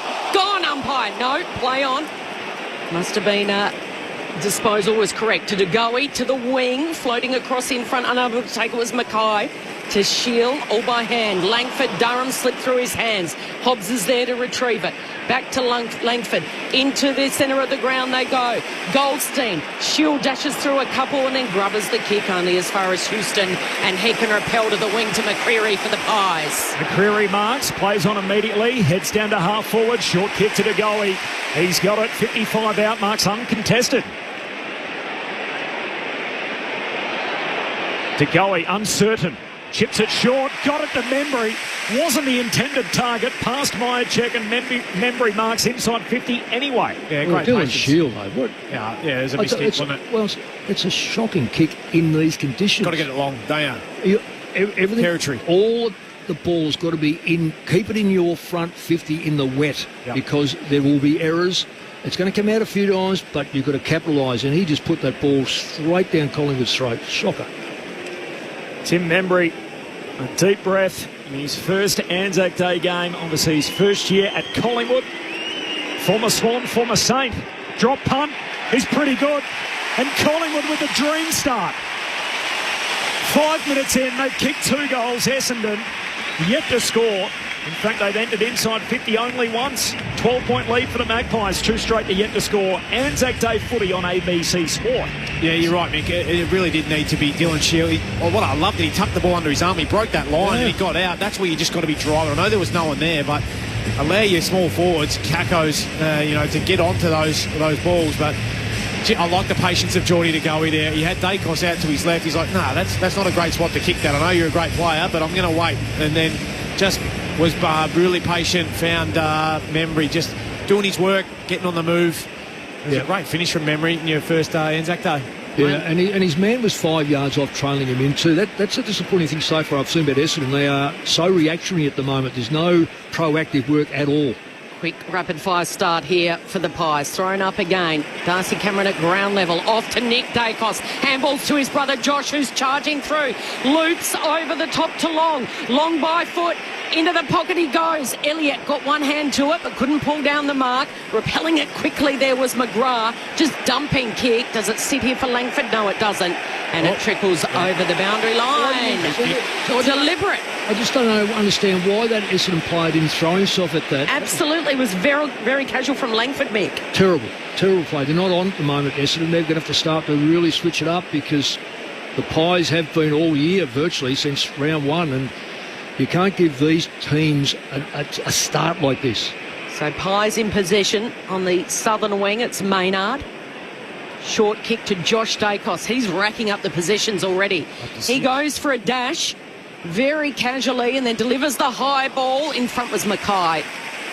And Mackay, who's playing his 100th game today, Ben Mackay takes the defensive mark. First 71, of course, with North. Gives a handball to Martin. Kicks wide over the head of Jones. Stays inside the field of play. Northern boundary line. Crisp knocks it in the wrong direction and out of play. And a boundary throw-in. So that was a bad decision by the umpire for a start off on the far side. But so there's no difference there. This is where you've got to be so consistent with being an umpire. Is to hug the boundary is part of the game. Yep. And it's an oval-shaped ball. It's going to bounce either way. If anyone was going to say that, Mick, it was going to be you. The boundary line, of course, your famous Collingwood team as Goldstein wins it down to Dersma, kicks down to half forward. Oh, no mark, but lands Essendon's way. Perkins, handball away to Jones. 55 out, his handball misses Peter Wright, and it's a long way down. It's 2 metres. Looking to try and get it to Kako, no mark, and slides through his hands and out of play. And a throw in half forward for Essendon. Even that part there, the Essendon player, all he needed to do was turn and kick the ball to the goal line. That's a little bit of the same thing. Yeah. So what he's done, he's panicked and given the ball back to no one. Inside 50 count. Collingwood 5, Essendon 1, and we're inside 50 here for the Bombers. But they've given away a free kick right in the ruck to Cameron, who kicks back to the defensive goal square. Howell's got it, and he goes round the southern side looking for Quainer in a one-on-one. Langford did well. Dabbed it down to Jones. Goes back to Langford in this side after missing the last 3 with a hamstring. Kicks towards Wright, who's marked at the top of the goal square. He had Cameron in front of him, and he had Josh Dacos behind him. He was the meat in the sandwich. But once you extend those long arms of Peter Wright, it's almost impossible to get a spoil in. And he's going to line up top of the goal square at the city end after booting 6 goals last week. Brett, who spoiled that ball on the far wing? The Essendon boy was fantastic. Langford. Was it Langford, was it? Well, he's caused us, if it's a goal. For the first one of the afternoon for the Bombers, Wright squeezes it home. It's been a nervous start for Essendon after the Pies kicked the first 2 through their skipper Nick Dacos and then Membry. Wright continues his red-hot form with his first goal of the afternoon. 2 straight 12, Essendon 1 straight 6. Well, it's interesting where Cameron was stationed then. Darcy Cameron, to me, is one of the best ruckmen in the competition because of his work ethic. He was spot on in the right spot. Yep. The difference was, it was Josh Dacos behind Wright. Yeah. No one coming over the top. No Darcy Moore. Well, no, not only Darcy Moore. Wright's opponent was 10 metres in front. So, technically speaking, again, there was a mistake made by a backline player not acknowledging that the ball's going to come back. 2 straight to 1 straight. The Bombers on the board. Goldstein wins the hit out back in the middle. Picked up by Setterfield. Handball away to Goldstein. Now gives it to Durham. His handball swatted down by Sidebottom. Picked up by Dersma. Tackled. And Sidebottom with the follow-up. Lays the tackle ball up on the wing. All of a sudden it's now 1-on-1 behind the ball, which I think is going to suit Essendon better than the way it was. Here's Nick Dacos, first possession at the stoppage. Handball away to Sidebottom. Slides out of the would-be tackle from Setterfield. Got it to Long, to Nick Dacos, to Josh. Handball over the top to Goey. Just threw it out to Long. He's tackled, dispossessed. Collingwood keep it going forward. Josh gives the handball to Houston. Away to Perryman. Perryman on his first ANZAC Day. Threads it on the run. Hot pies early. And Collingwood, 10 minutes in, have kicked 3 of the first 4. And there's our man from the pre-game, Harry Perryman. Kicks a snag on ANZAC Day, 3 straight to 1 straight. The ANZAC Day footy on ABC Sport. Yeah, I know you said threw it out there from Geordie to Goey, but how strong was he in his ability to actually keep his hands free and get that ball on to be able to release that handball? There's some really sharp hands in there. I like the work along. He's been a great addition to this Collingwood midfield, a bigger body. And he just allows those other boys just to get to work because he's doing a lot of the bulking work inside. But that was just really sharp. It doesn't matter that it's wet. Great finish from Harry Perryman. Hasn't been getting a heap of the footy, but geez, he's been doing a lot of work defensively, trying to help out his midfielders. We love a goal on the run too, don't we? Love them. We don't see enough of them. No. Josh Dacos 8 disposals, Jordan De Goey with 5. They've had the most for the Pies, and there's some danger signs already as they win the centre clearance off the boot of Sidebottom. It was a high ball, backing back Mackay. He goes to ground, sliding over his direct opponent, Myercheck, who was tackled. Umpire says play on. Redmond just picks it up and then bangs it rocket-like. Slides through the hands there of Langford. It's a big ball and a tough ball to pick up here. Good response from Langford. He got up. Now the foot race is on. Inside 50 it crawls. Clever tap from the Pies to Josh Dacos to Quaynor. A lovely exit to Crisp. Crisp then kicks to a one-on-one contest, and floating off his opponent Elliott was Redmond, who reads it best. He's got it at half forward for the Bombers. Goes short to Goldstein. Lifelong Essendon fan. Goes long across the centre square. Wanted Jones. Houston breaks it up. Jones soccers inside 50, but straight to Howe with the Magpies. Handball away towards Houston off the back flank. Kicks on the southern boundary line. Oh, Hoskin Elliott clever, just trying to knock it on. This could work. Lipinski trying to run onto it. In the end has to knock it further afield to Elliott.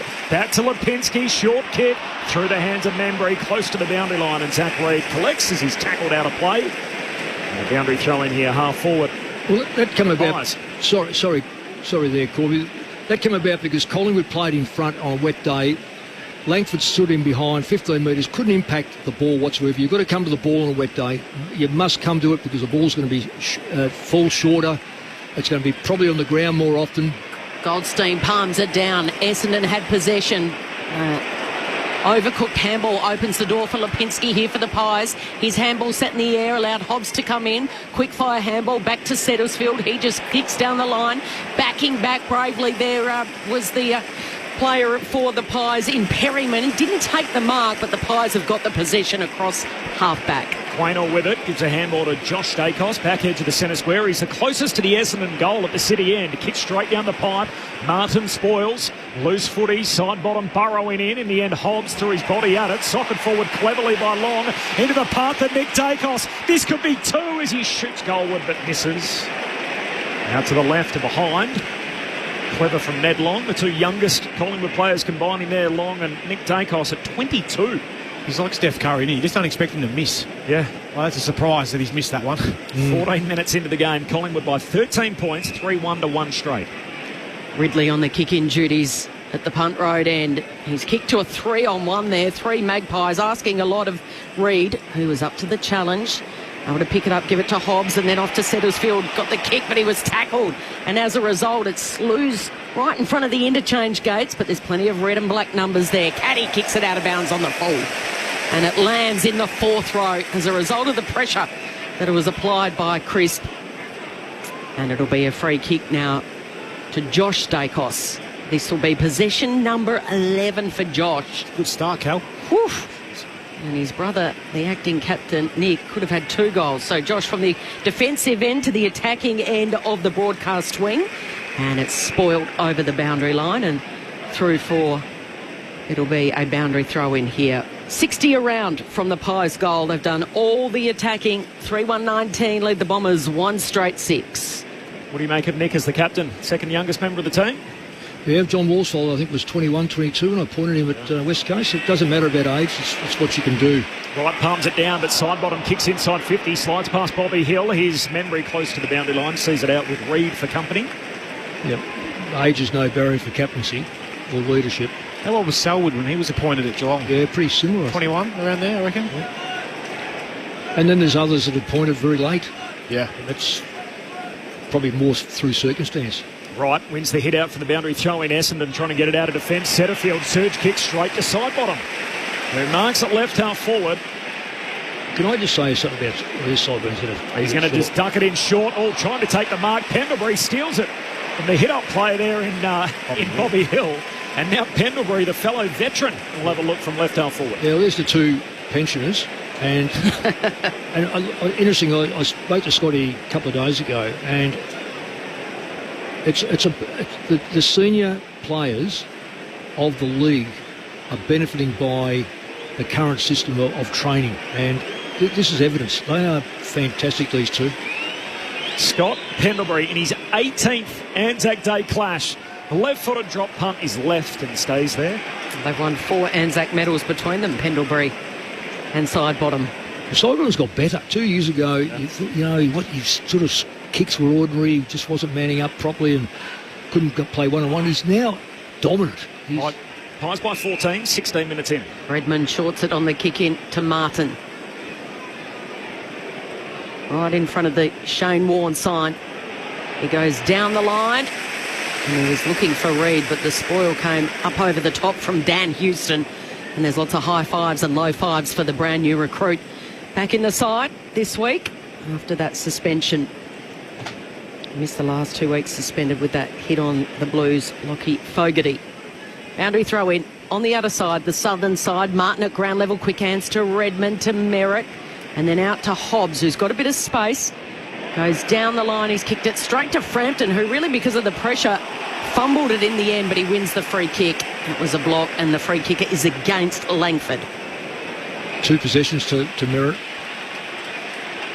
Billy Frampton is going it alone down back as one of the key backs in today. Obviously, no McInnes now, no more. He misses that inner ear issue. Kicks down to half forward, spills Essendon's way, picked up by Wright.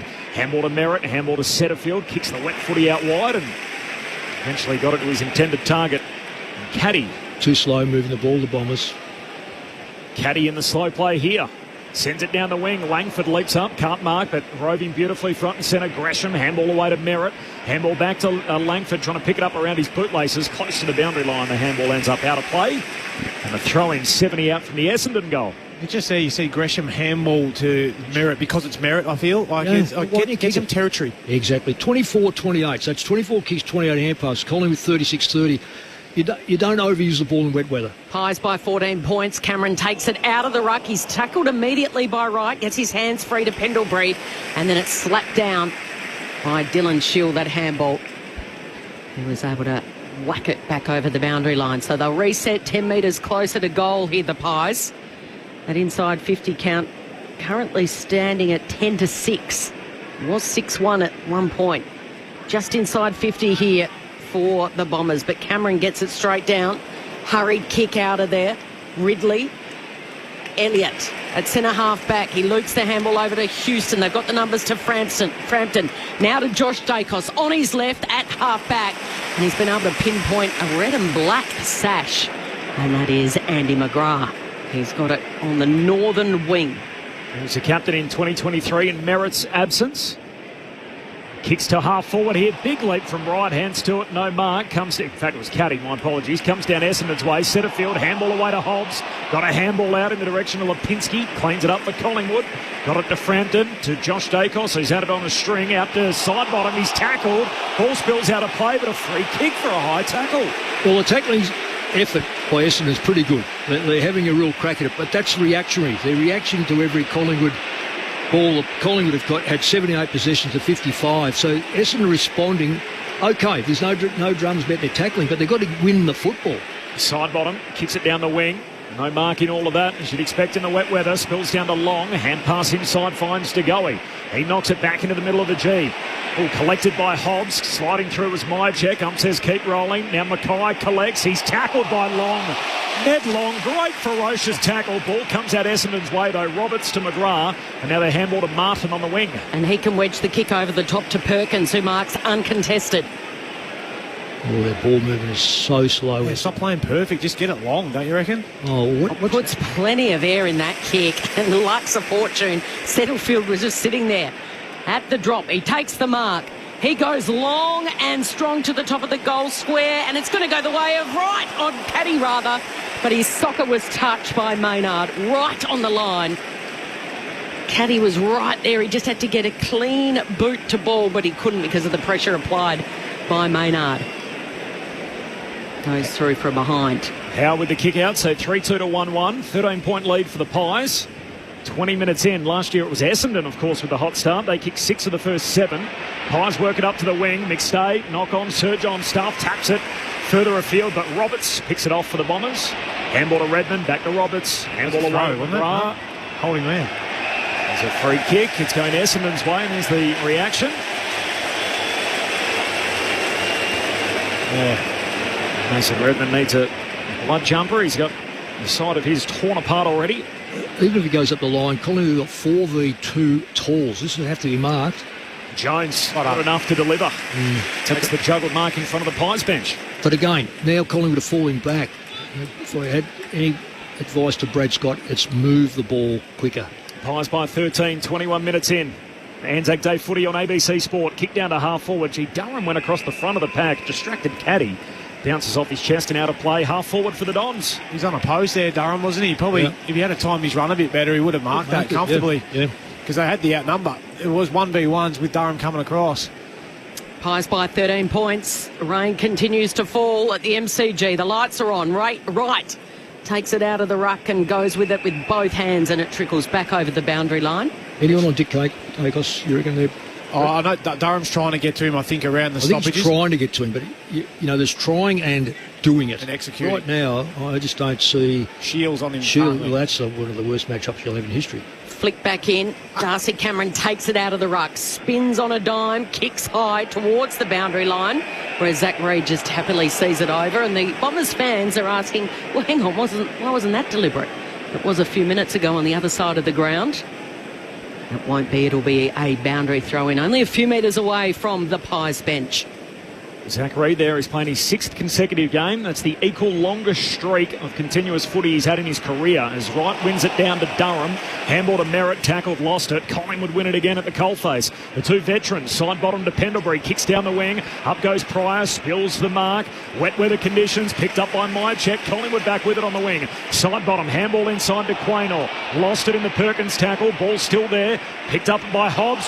Mowed down by Quaynor. Collingwood win it back. Advantage applied. Lipinski to side bottom, kicks inside 50, and Elliott. That's class. Takes the mark, the sprawling mark across the wet surface at left half forward. Now, if you think that was just a hat kick forward, you are kidding yourself.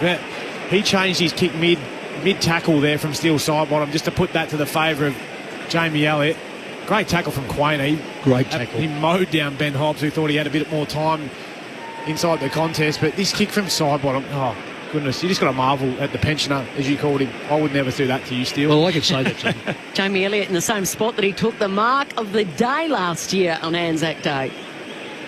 Left half forward, kicking to the punt road end with a famous number 5 on his back. The drop punt from Elliott is left to behind. He's ordinarily been a pretty straight shooter. He kicked 2-3 though last week, and he's got it behind to start his day here. So the Magpies 3-3, Essendon a 1-1. Just squandering some early opportunities as Redmond guides it safely with the kick to Reid. Oh, dear. Oh, it's a shank of a kick, wasn't it, Brett Deledio? Well, wasn't it such a bad kick that Essendon player fell over?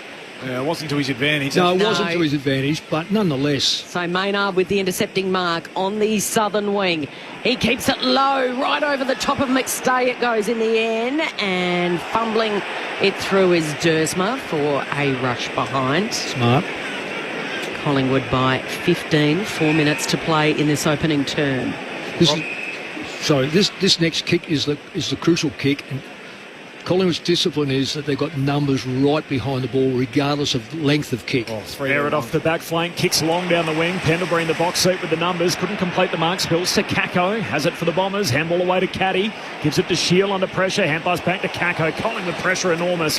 About Perryman the tackle. Fortunate bounce for the Bombers. They go again. An extra handball. Caddy to Shield. Put his teammate Jones under pressure. He's tackled.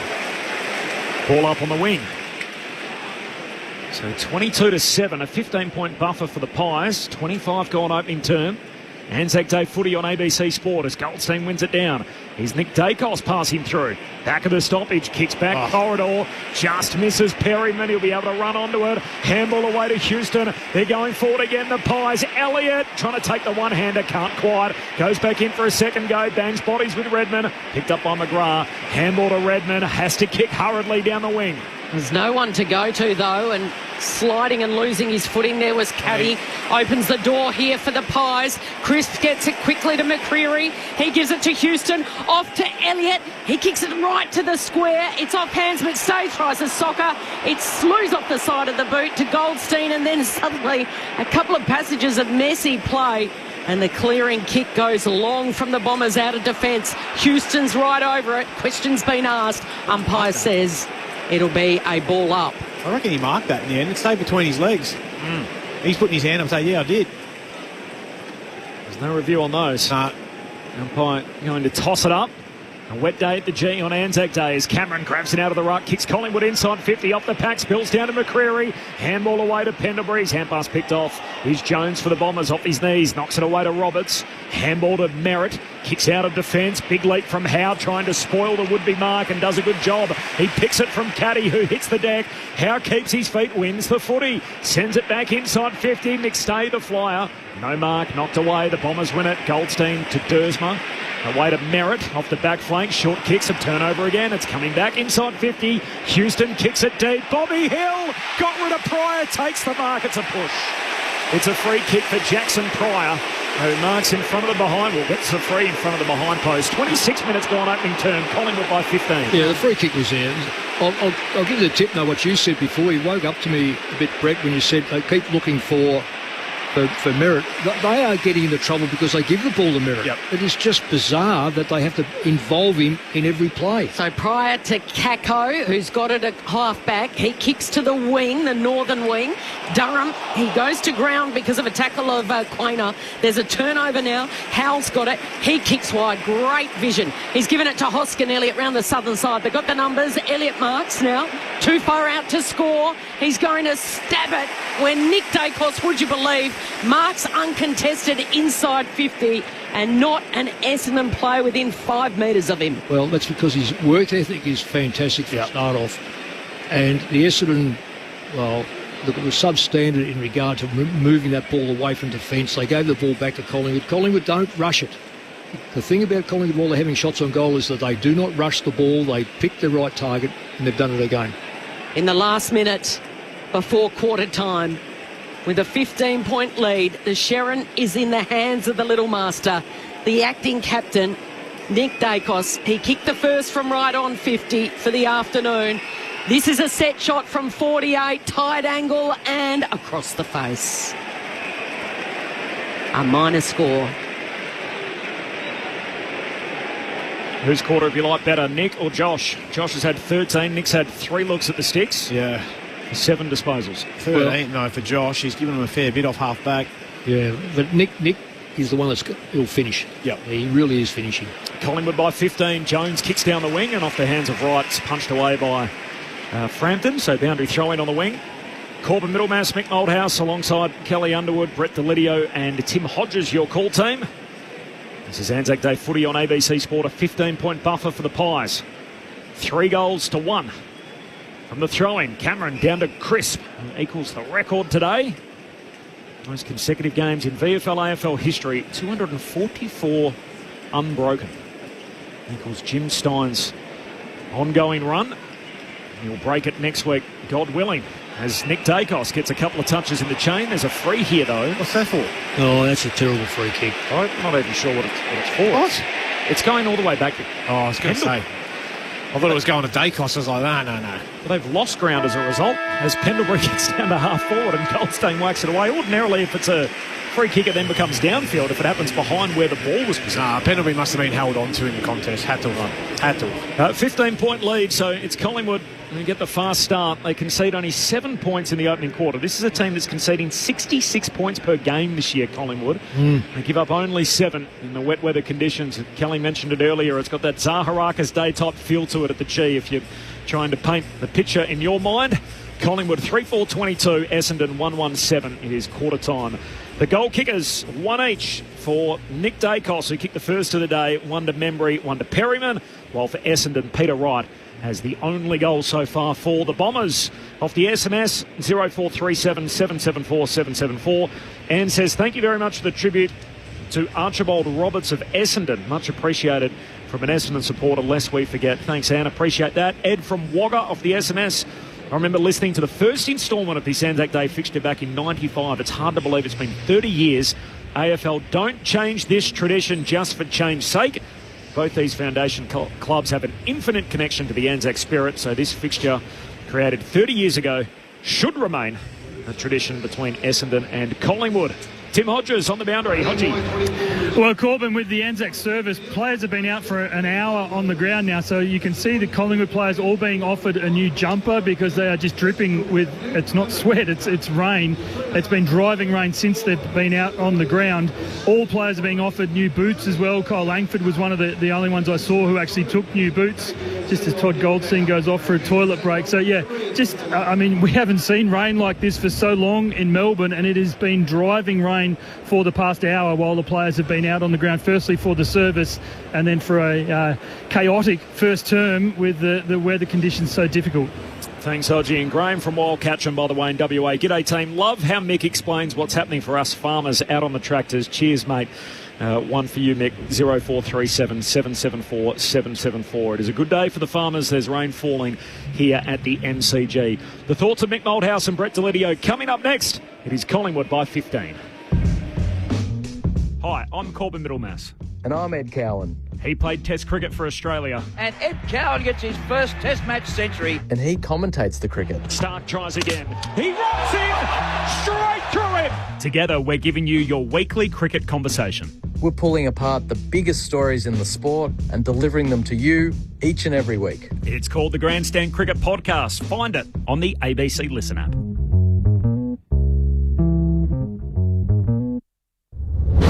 This is the 2025 AFL Premiership season on ABC Sport.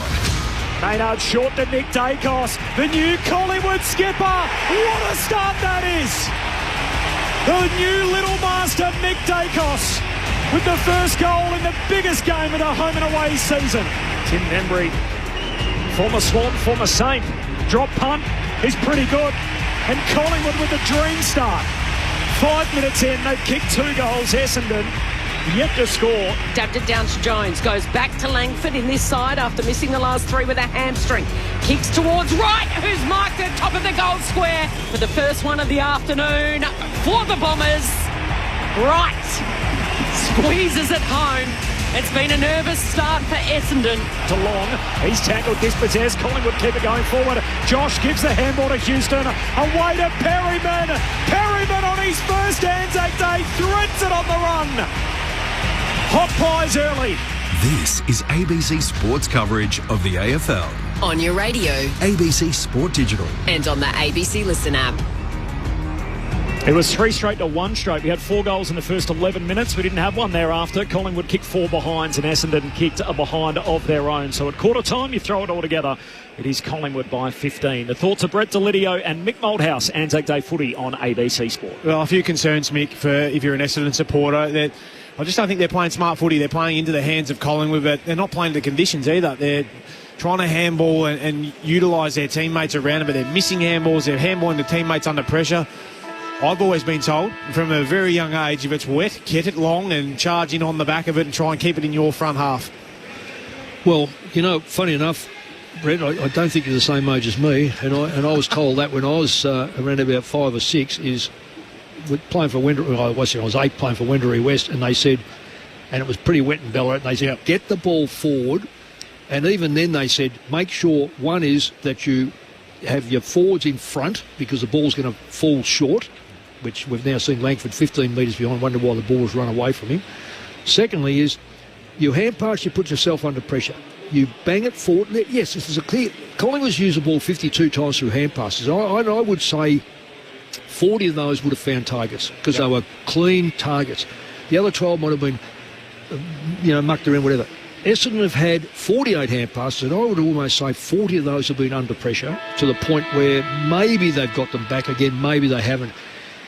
When you've got Peter Wright up there and no Darcy Moore, then you just go 2 metre Peter, be in a position, 35 metres out, we're going to bang it into you, and then Smalls, go to work. Not sit back in the goal square because it's not going to get back there. And around the ball, instead of trying to find... I've been staggered how many times Merritt has been given an easy football in a worse position than the giver. Yep. Now, referring let the captain work it out himself. Let the captain work hard to find the ball. If he's clear, give it to him. If he's not clear, kick the football into your forward line and then press up to put pressure on the back line. At the moment... So is that them looking for him, or is that an instruction to say, hey... I don't think it'd be... Brad, if I know Brad, that wouldn't be, oh, listen, let's find him at all costs. Why find him at all costs? Because he's not Dacos. He doesn't carry the football. So I would be saying that maybe he's demanding the ball too often. Maybe they've becoming... It's a comfort thing too for players because they think, well, I'll give it to the captain. I'm okay. I've done my job. Look, I think we're all probably right. All of us are right. The simple fact is that if you're in a better position, take charge of the circumstance. Pies by 15 points, 3 goals to 1. And the umpire chucking it up in the wet weather here at the MCG on Anzac Day. Goldstein, good service down to Durham. Here's a centre break for the Bombers and a long driving kick forward. Lands on the turf though, knocked away by Maynard for the Pies off the back flank. Kicks down the wing, southern side. Looking in the direction of Hoskin Elliott. Hits the deck, slides through Essendon's way though. Redmond, handball to Merritt. Handball goes back to Reid. Against the boundary line, spears the kick straight through the hands of Maynard. Tough one to mark today. Falls further through towards Cameron. He gives a handball to Lipinski. Off to Howe, and as he tries to jam it on the boot, kicks a high up and under over the fence and out on the full. Up the mine shaft and down the mine shaft and in the first level. Even the young man in the poncho down there couldn't take the mark. It's so slippery. So free kick for the Bombers. It's been taken by Hobbs. He goes high, long and strong. Off hands. Trying to grubber it through there, the soccer goalkeeper. Right on the last line of defence is Chris, but he picks it up and bangs it long, and Andy McGrath outmarks Bobby Hill. He just skirts the perimeter of the 50 to Merritt, who dabs it over the top to Nick Martin. Did it go 15? It did. As long as the umpire blows a whistle, Kel, I guess it's from 6 to 16, you get a mark. Oh, dear. So Nick Martin's taken the mark, uncontested. We're sitting right behind him in the commentary box on level 3 at the MCG. He's kicking to the punt road end to give the Bombers the very first major of this second term and eat into the margin, which currently stands at 15 points. It's a long way out for a wet ball. 45-degree angle. He steps off his line late, sends it on its way, and it just... You can hear the Bombers fans' reaction, the collective sigh. It just faded late to miss to the right. Hit the post, I think. Yeah. Halfway up too, so so made the journey, no worries. Yeah. Houston, the kick-out duties. Oh, how far? Runs a very long way, low trajectory kick, and that's marked by Ned Long. Not a heap of those taken today. Gives a handball to his mate Nick Dacos, handball to brother Josh. Sweeping hand pass to Crisp down the wing, back to Josh Dacos. Pushes his way around Hobbs, kicks to centre half forward. Elliott goes aerial, hand on it, no mark. Spills down towards Membry. Collingwood keep it at half forward. Handball to McStay. His handball swatted down by Dersma. Collingwood reload though. Maynard kicks wide to Lipinski. Short kick inside 50. There's Elliott again. Hump says that's not 15. Elliott plays on, snaps, goals. And big game, Jamie turning it on at the G. Collingwood 4-4-28, Essendon 1-2-8. 3 minutes in the second term. The Magpies out by 20 points early in the second. ANZAC Day footy on ABC Sport. Mick Malthouse, Brett Delidio. Just got bigger bodies and are cleaner and better around the contest at the moment, Mick. But I thought that the option here to not go back to Nick Dacos was exactly what we're talking about with Zach Merritt and Essendon. No, you're running boundary. No, we're going to step back inside and go back to his brother and allow him to get to work, and that's what got the ball going forward. They didn't keep running and handballing, kick it long, get a contest, and they're set up so well behind the footy. Well, that's right. And Essendon dominated the first minute and a half, maybe even, what have we done so far? We've gone 2:10, 2 minutes and 10 seconds, but Collingwood now dominating possession rate already. And that margin has blown out to 20 points. They win it out of the centre again. Jamie Elliott picks it up, gives it off to Dacos, arches the back from 48 out. It's double delight for Dacos. No. It just misses. So he's had 3 shots, 2 on the run, and a set shot for 1 goal, 2. He's had another one, I think, didn't make the distance. So nearly 4 looks at them already for 1 goal. As Roberts marks the kick out for the Bombers, goes long down the line, just marked by Caddy inside the southern boundary line. Out in the full court. No, he didn't. Boundary up right on the spot and says that carried. So Collingwood free. Pies by 21, 4 gone second term. Ball movements so much quicker, Collingwood. So much quicker. Doesn't allow the back line to set up. Feels like a big stage in the game already. We're only early in the second term as Howe kicks it deep inside 50, gets at the back. McGrath's there trying to clean it up for the Bombers. Hand pass picked off. Elliott got a kick away straight to centre field. He's tackled. Embry takes him to ground. When you think they only give up 66 points per game, Collingwood, and it's 29-8 at the moment, Collingwood's way. They're not getting to 60, are they? It's late early, as Ball they say out. in the classics. Ball up 20 metres out from the Pies goal. Redmond read it best. Off the ruck hands, and then he just kicks it into space. The foot race is on the southern wing. Caddy gets a handy little hand in there, although it's picked up by Perryman, gives the handball to Josh Dacos, who's always got so much time and composure, and kicks backwards to Frampton, who marks uncontested at half-back. Well, that went out into space, and it was 3v2. There was only going to be one winner in that. Collingwood had the extra number, and that extra number then was able to transfer the ball to another extra number. So Frampton gave it back to Josh Dacos. He's got it on the wing.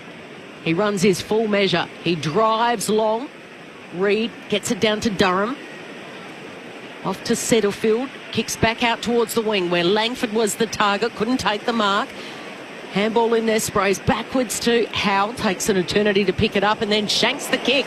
But again, right place, right time is Ned Long. It's all falling the Pies' way at the moment. They're dictating terms. The former skipper, Pendlebury's got it right in the bullseye.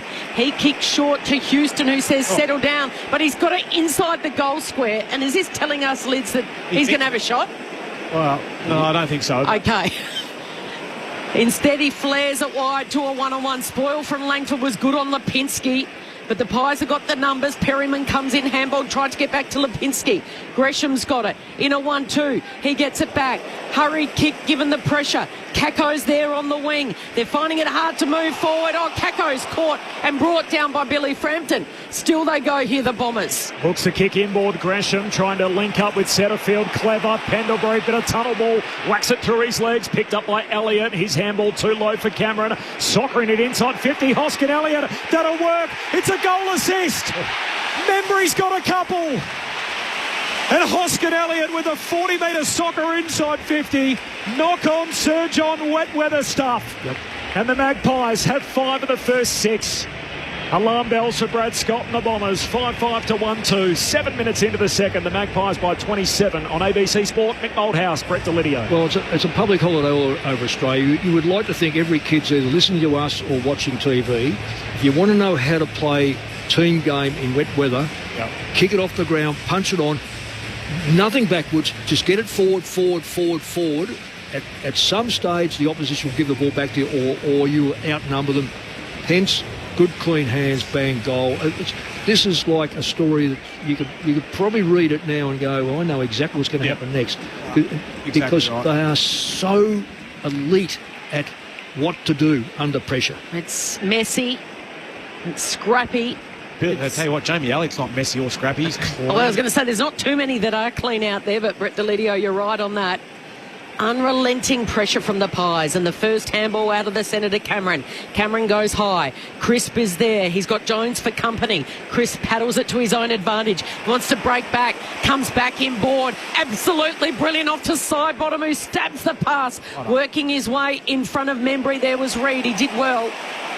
And now the players go to ground. There's a scrap at ground level. Ball's not coming out under there, and the umpire says he'll toss it in the air. Inside 50 here for the Pies that are just pushing and pressuring here, and they've got their foot down against the Bombers. All the talk about the age of the Magpies, and what about experience, hey Mick? 8 30-year-olds in this team? Yeah, well... And you can see it out there. Well, you can listen to what Scotty Penry, talking about this, about pre-seasons. Kids don't get a pre-season because of the constraints. As he said, we old players have had 10-odd seasons under your old system, which is multiple months at getting right, and that's why you're seeing what they're doing today. From the ball up to a boundary throw-in, we're going to have another one here as Perkins with Quaynor, and Quaynor tackles him out of play, so 70 metres out from the Collingwood goal. Pendlebury on the bench. He's on the phone talking to Scott Selwood, and I noticed Craig McRae said during the week that Scott Selwood's been working with a lot of the players on their goal-kicking techniques. Boundary throwing. Goldstein, the veteran himself, palms it down to Shield, the two oldest Bombers, but the ball spills to side bottom. Handball to Nick Dacos. Dangerous kick, hooking it back inboard. No mark, and then just whacked forward by Shield. He got the memo, trying to get it going forward. Oh, left behind by Howe. Essendon win it. Perkins kicks inside 50. Race on downhill. Langford needs a kind bounce. Got it, and goals. One Essendon desperately needed. And Cole Langford on his return hits the scoreboard. The Bombers with their second of the day. 2-2-14, Collingwood 5-5-35, 10 minutes into the second term. ANZAC Day footy on ABC Sport. Yeah, well, if not for a little fumble there from Jeremy Howe, that ball was coming back, wasn't it? But for all the superlatives and describing words I had for Harry Perryman before, speed was not one of them. He got found out there with a foot race with Kyle Langford going back inside forward 50. Disappointed. He started to take off the other way, though, because he thought Jeremy Howe had that ball in his hands. So he was going for the exit out on the other wing. Unfortunately, the fumble from Howe just allowed the Essendon player, who was it that grabbed that and kicked it forward? Perkins, I think it was. Yep. So Will Settlefield's had it the most for the Bombers, 10. For the Pies, Nick Dacos 11, Jamie Elliott 11, still side bottom 13, and Josh Dacos 17. But the Bombers are going to break clear out of this centre bounce. Settlefield's got it again. So for possession number 11 for him, he goes inside 50. It's held. Quaynor's tackling Perkins, standing up in the tackle. I know that as far as Dylan Shield went with that big punchback, at least it created something. Cameron down to Perkins, gets his kick away, lands to Caddy. Caddy kicked it 1 or 2 metres. Sliding over was Howe as he picked it up to Dacos. Dacos always clean in the wet, goes down the line. Lipinski should have fumbled it over, but he didn't. Jones comes in, plucks it off the deck, and then bombs it long, and outmarking is Crisp. Clearly outmarking Xavier Dersma, and now the Pies away. Yeah, terrible one-on-one there. That was Crisp, very, very strong, but a day like this, it's just a matter of getting your fist on the ball, bring it to ground, but Collingwood's strength is outstanding. Chris McCreery in the slow play goes long down the wing. Ridley flies for the intercept mark, spills it. They got numbers at the drop. Essendon, handball to Shield, handball to Reid. Kicks down the wing to Pryor, who takes the mark. His old man played in 2 of these games, Michael Pryor, on Anzac Day, and now Jackson playing here for the Bombers. The lefty kicks inside 50 to Kako. That's a good mark, good play, actually. Good play by Essendon to hold that ball at the right time. And he's going to be... See, that mark was taken before that, but the umpire, it's up against the fence. But at least they're using the ball longer. I reckon Essendon are using it longer, Brett. Yeah. Oh, they've made a conscious effort, haven't they, to try and... It looks different. At least get it going forward. Yeah. Kako has gone scoreless the last 3 weeks in the Essendon wins, and that won't help his cause here. Miskicks it, but Durham marks. Just moves aside oncoming traffic, and Durham marks back in the corridor. That was not by design, but it turns out to be a better outcome for Essendon. Is that against the goalie? Yeah, it was. Yeah, that's good body strength. Really good body strength. There was a miskick, no question about that. But he waited till he was in the air, though, to just shift him. It was really good patience from Durham. Yep. And use it really smartly. Just push to the side, get him, wait until he's in the air and get him off the line of the footy. Fourth Anzac Day game for this young man. Sam Durham on the drop punt. That is good. And Essendon are right back in this game. Back-to-back goals for the Bombers, and the Magpies' lead has been trimmed to 15. So Collingwood 5-5, Essendon 3-2. 13 gone in the second. Anzac Day football on ABC Sport. Well, he'd have to be in your top 5, surely, that kid, I reckon, Corby. You've named a couple of others that I'm not sure on, but this kid, love watching him play. He's as honest as the day is long. You know he'll run straight lines for you. He tries to do a job most weeks, but he stands next to the opposition's best player, but gets off him, gives you a bit. I'm not sure on that kick from Pryor whether he was actually going, it was a bit of a slew off the side of the boot, and lucky for Caco's speed that he did get there. I definitely know that Caco wasn't going for Sammy Durham, that's for sure. He ran to the bench, Caco, after that, and he had a wry smile on his face as he sat down. But one thing is certain, 22-11 is 22 kicks, 11 hand passes. There is a real shift in the game. And now Pendlebury makes sure that the Pies win it out of the centre. Oh, Nick Dacos took on 2, and he's brought down holding the ball. It'll come back. Merritt will be rewarded. And there's a scuffle on behind play between Pendlebury and Hobbs. So Merritt, the two captains, a win over Dacos inside 50. Jumping high there was Durham. It's going to come back to Shield. Tries to break through a couple. It spills the way of Durham, and he spirals it through for a goal. 2 in a minute for Durham. 3 in a row for the Bombers, and they're back in the contest. The margin is 9. Holy. Well, they're back in because of the way they're playing. Yeah. Their contested football at the moment is 15-16, so it's almost identical. The clearance rate early was Essendon were getting smashed. That's 4-4. Inside 50s, they were getting smashed. It's 8-8. Everything is flipped on its head because of the game style. And with a minute to go last week, Corbin, the game in the balance, Durham won the all-important stoppage out of the centre, and here he is, back-to-back goals.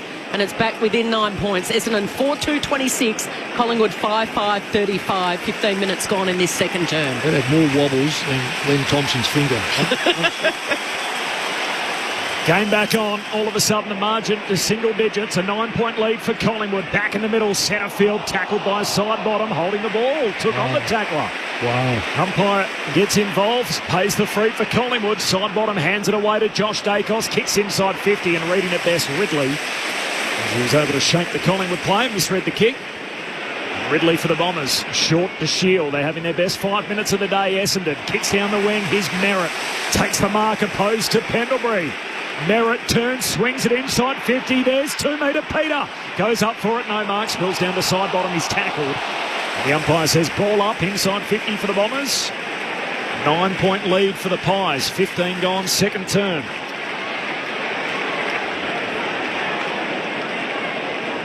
McStay palms it down. There's a heap of players that jump on it, and Gresham's on the bottom of that pile. Quaynor for company. Tossed in the air again. This time Langford goes at it. He didn't even go for it in the ruck. It was McStay. Handball out of there. Elliott's quick to pounce. He's pushed off the ball by Redmond. They pounce again. Martin. He gets it out to Shield. It's Perkins! Perkins it is from the pocket. A significant surge from the Bombers. 4 straight goals, and from 27-point lead only 4 minutes ago, it's back to 3 points. What a purple patch. 5-2-32 Essendon, Collingwood 5-5-35. Tell you what, we shouldn't be surprised really, given the last 4 games overall. What's the points difference been? 0. Yeah. So we shouldn't be surprised that it is the game has got tighter, but off the back of Essendon just being a little bit harder in the contest. They're spreading a lot better. Their handballs aren't going to teammates that are under pressure. Oh, exactly.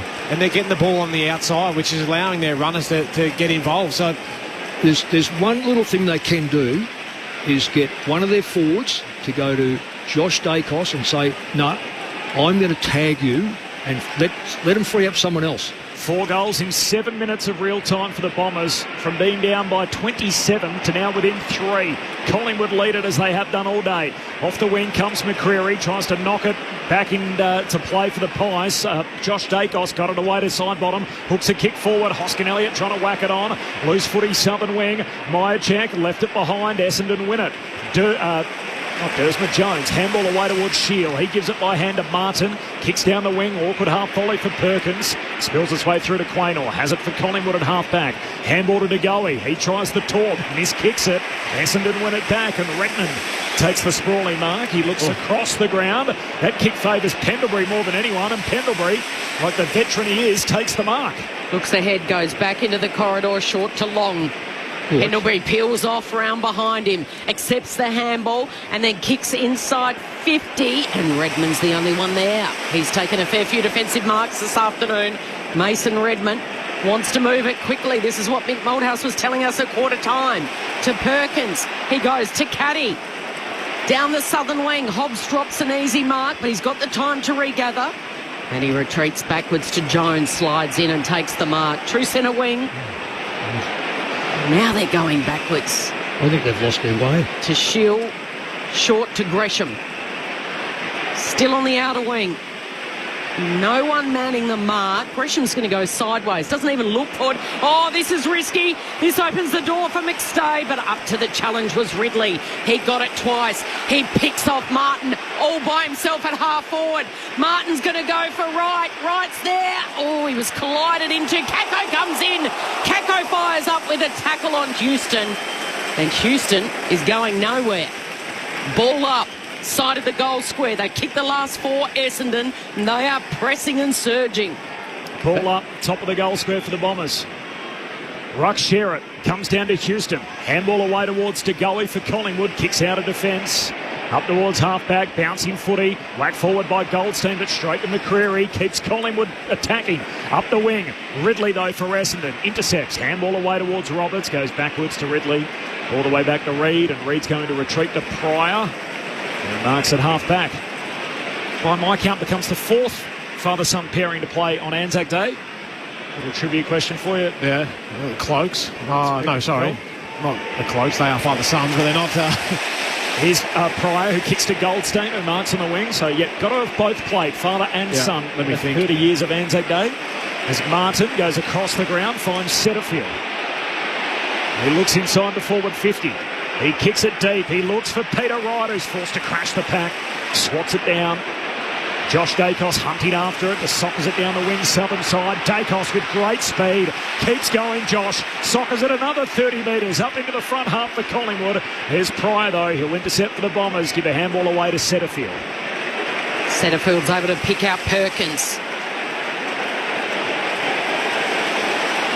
Again, there's no man on the mark, so he's able to go for a little trot down the wing and then kick up towards Wright. Had to come from behind, and then Wright crashes the tackle into DeGoey, who's going nowhere. Well, it wasn't the Dacos boys, because Peter Dacos told me earlier, retired in 93, missed the 95 first game. Had a coffee with Josh this morning as Merritt takes him from right on 50 and an open goal square, no one home. Zach Merritt, quiet in that opening term, starting to have an influence and an impact as they rattle off the last 4 goals, Essendon, to trail by 2 points. Kel, what you just said then is spot on. He had a quiet first half, and yet they were looking for him all the time. Now he's finding his own football, and he's a better player. But they've done everything you asked of them, Essendon. They're kicking the ball longer. Except for one thing. They just need to take Josh Dacos and put a tag on him. That is an issue. A hard tag. Josh Dacos on the half-back flank. And you could do that with the young forward pocket. What's his name? Kako. Just do that. Just say, run with him. It might free up someone else who's not as diligent with the football. Pies up to halfway, side bottom, kicks it long in the ruckman's direction. Cameron flies for it, no mark, spills down towards Reid of the Bombers. Handball to Redmond, handball to Merritt. Hurried kick forward for the Dons. Hobbs a critical one-on-one with Quaynor. Quaynor tries to smother the footy, spills down to Roberts. Roberts gives it to Hobbs, who slips over. Now he's under pressure. Maynard trying to knock it out. And now Pendlebury had it, lost it. Side bottom picks it up. His handball a turnover to Merritt, who kicks across the centre square, and Lipinski will be able to collect there for Collingwood. Bearing down is Jones. Lipinski does pick it up, and he flicks that kick wide to Hoskin Elliott. Marks uncontested. In front of that great southern stand, brings it back inboard to Long, who marks uncontested. Could go the corridor. Quaynor's right in the bullseye. Instead, he kicks backwards a little to Frampton. Can loop the handball over the top to Maynard.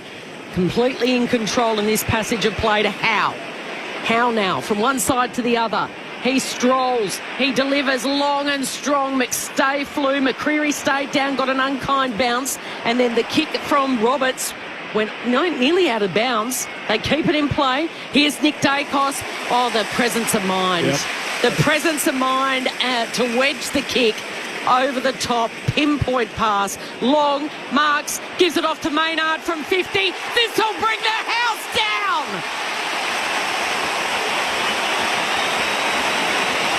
The Pies' favourite puts a stop to 4 goals in a row. And a little bit of breathing space just before half-time. 6-5-41 Collingwood, Essendon 5-3-33 with 4.5 to play before the main break. Now that touch from Nick Dacos there, that's just time and space, just knowing that no matter who's coming at you, I can get around you, but just a pinpoint. Like, there's good players and then there's great players who can sum it all up in the blink of an eye, and that's what Nick Dacos did there.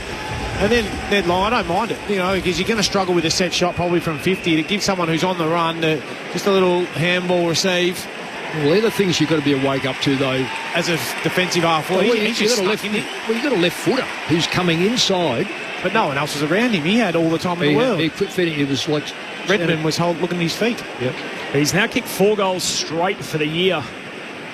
Braden Maynard, not a big goal kicker in his career overall, as Perkins trying to give a hand pass to a runner, handballed to nobody, and in the end, he was on the ground. He was on the ground already. And took the legs of Perkins, and the umpire said that's contact below the knees. Perkins gets the free, goes wide with the kick to Gresham.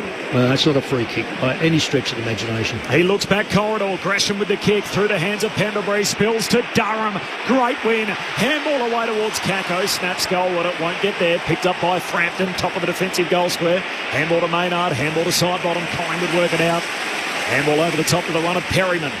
On the back flank, the first year Magpie. Kicked the goal already today. Goes long down the wing, and Reid, a big win one-on-one with McStay. Oh, that's very good. Very good for a young player. That is, I don't know about going backwards, but as far as that was a beautiful mark. Right on halfway. Collingwood by 8 points, but Essendon have kicked 4 of the last 5. Yuck. That yuck was off Ridley. The boot out of bounds on the full. Just my point about the young Kako. He's not what I'd say a great player, so therefore put him in a position where and Quaynard then has to work out who am I going to play on. So it really is a waste to have that player just sitting there. Kako playing just his 6th game of AFL footy. Hasn't kicked a goal for the last 3 weeks, Mick. No, and not only that, he's I don't know whether he's right at the level at this stage. I'm not saying he won't get there, but so therefore you utilise those players. A boundary throw-in becomes now a ball up. Ridley, Setterfield rather it was. It could have been kicking in danger. Umpire doesn't blow his whistle. Hobbs had it, had to get rid of it, surrounded by Pies. Side bottom gets it, just skids it along the turf. Gee, that was clever, wasn't it? It'll be a boundary throw-in. He kept it low. He made sure he was looking for McStay, and then it just dribbles over the boundary line. Right in front of the Pies bench where side bottom comes off for a rest, and Jamie Elliott ready to come back on. Collingwood by 15 at quarter time. They lead by 8, 3 minutes to play before half time. Cameron wins it down, but Roberts there for the Bombers. The 1-2 with Wright. Archie Roberts keeps on running, gets his way around Frampton with a ball, kicks to full forward, and Jeremy Howe rock solid. Holds out Perkins, takes the intercept mark at full back. Trying to switch, dangerous kick, but got it to its intended target in Crisp. Handball away to Maynard. Back flank for Collingwood. Kicks down the wing. McGrath got rid of his direct opponent. Takes the intercept mark. He's been too good for Bobby Hill so far in this game. They're winning a lot of one-on-ones, Essendon. And they didn't do that in the first quarter at all. McGrath short to Langford. Long into the pocket. Jones all alone. And Harry Jones marks uncontested. Dom Sheed pocket, 30 out.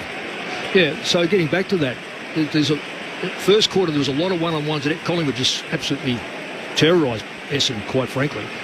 Now we're seeing it's not only evened up. I reckon Essendon are probably in front on the one-on-ones, particularly on their back line. Their back line has really held out a lot of Collingwood players. It has rained pretty much from about an hour before the start of play. There's still light rain falling. The ponchos are on.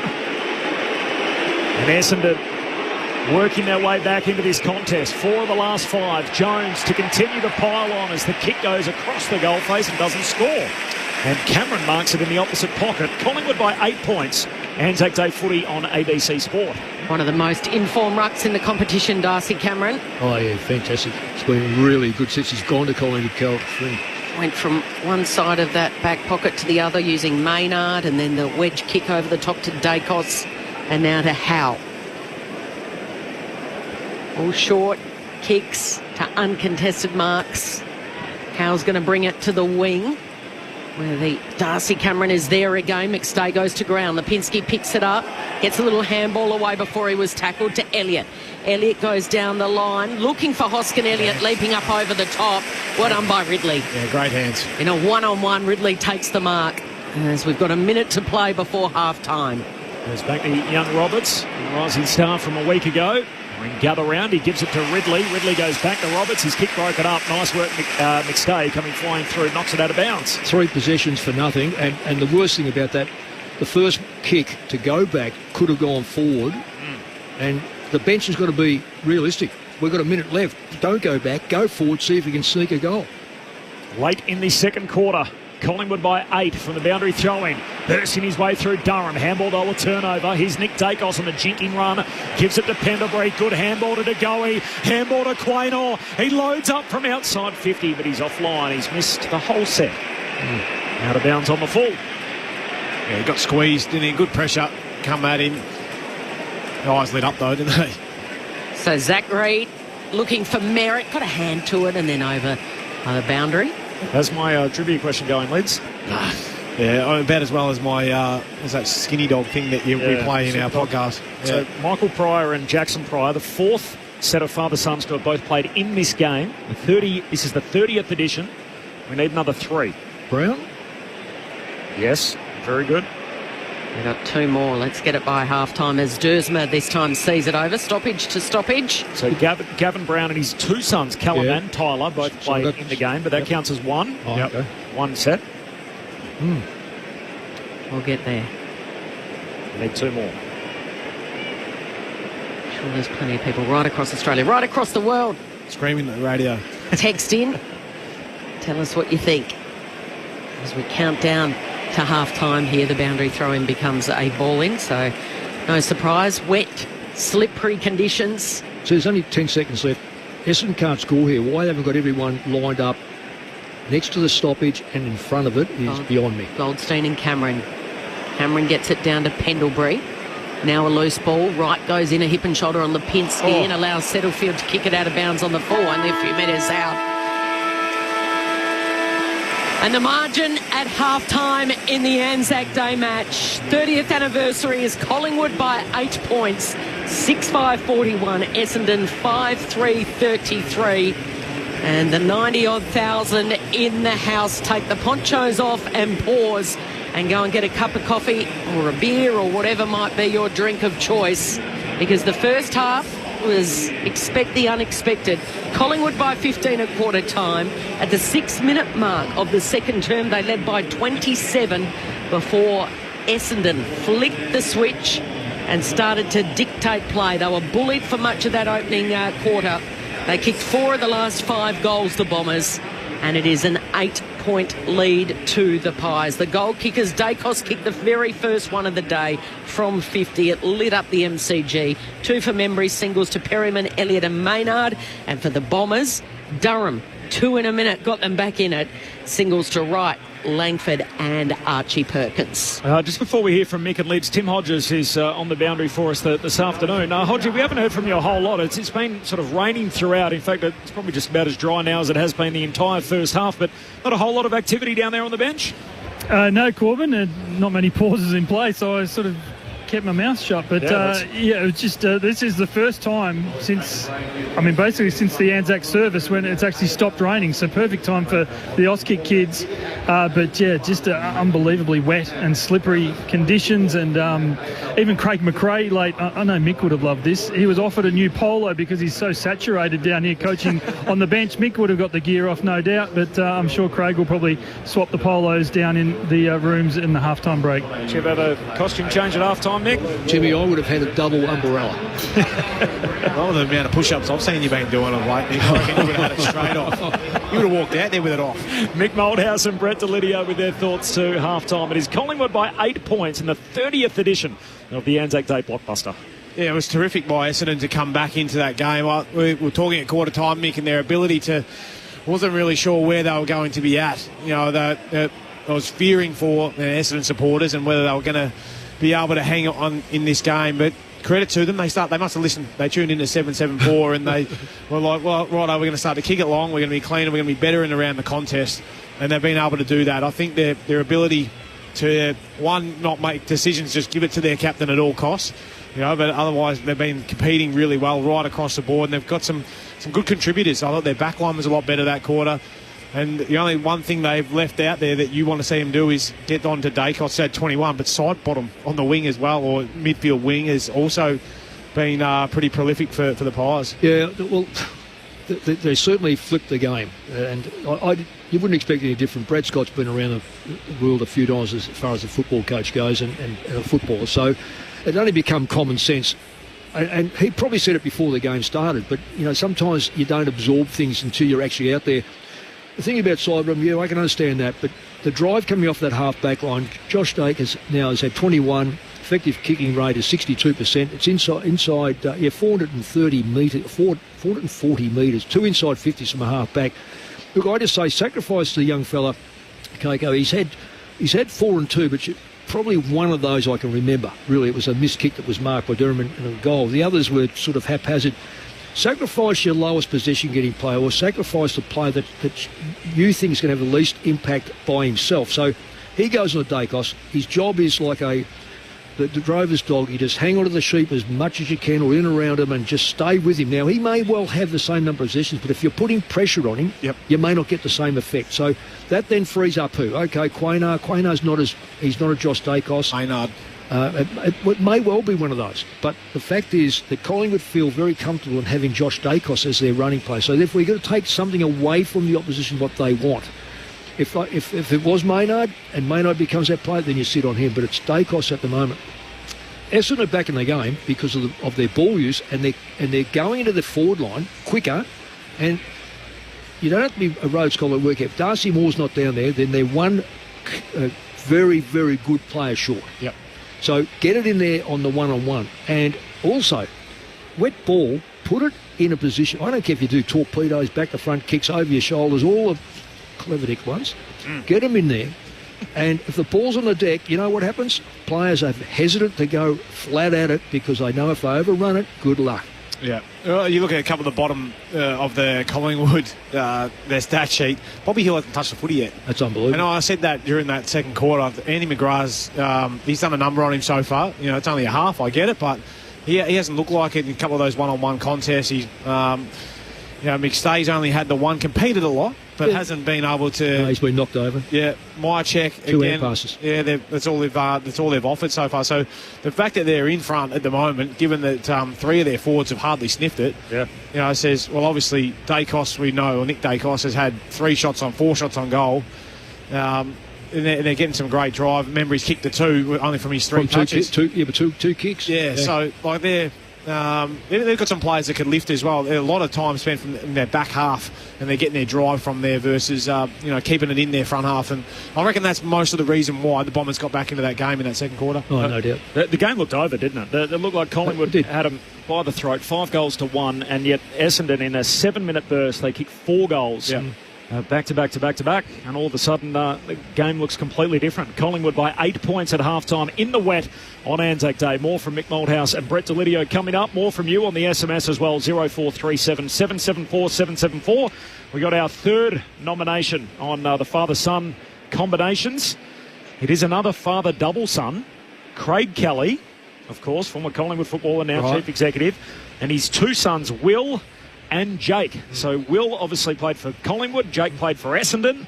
That's from Brendan in Hobart. Thanks, Brendan, for that. So we got the Priors, we got the Kellys, Browns, we got the Browns, and we need one more. So combinations of a father and son to have both played in the 30 editions of 30 editions of this Collingwood Essendon blockbuster on Anzac Day. We'll leave that with you. The SMS number 0437 774 774. We'll take a pause from the MCG. Second half action not far away. But first, the latest from the ABC Newsroom.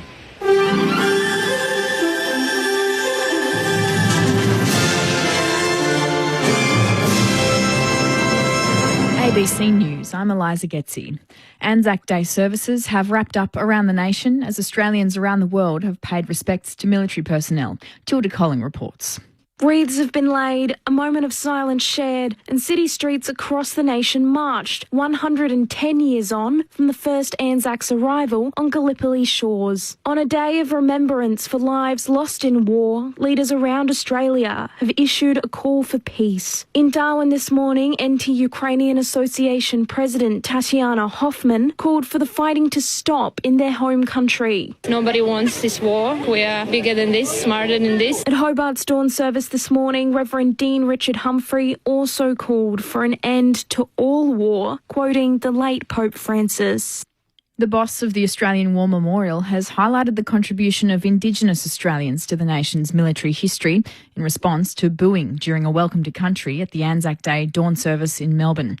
Bunurong elder Uncle Mark Brown was booed and yelled at throughout his address at the cenotaph. Victoria Police have confirmed a 26-year-old man from Kensington is being investigated over the heckling.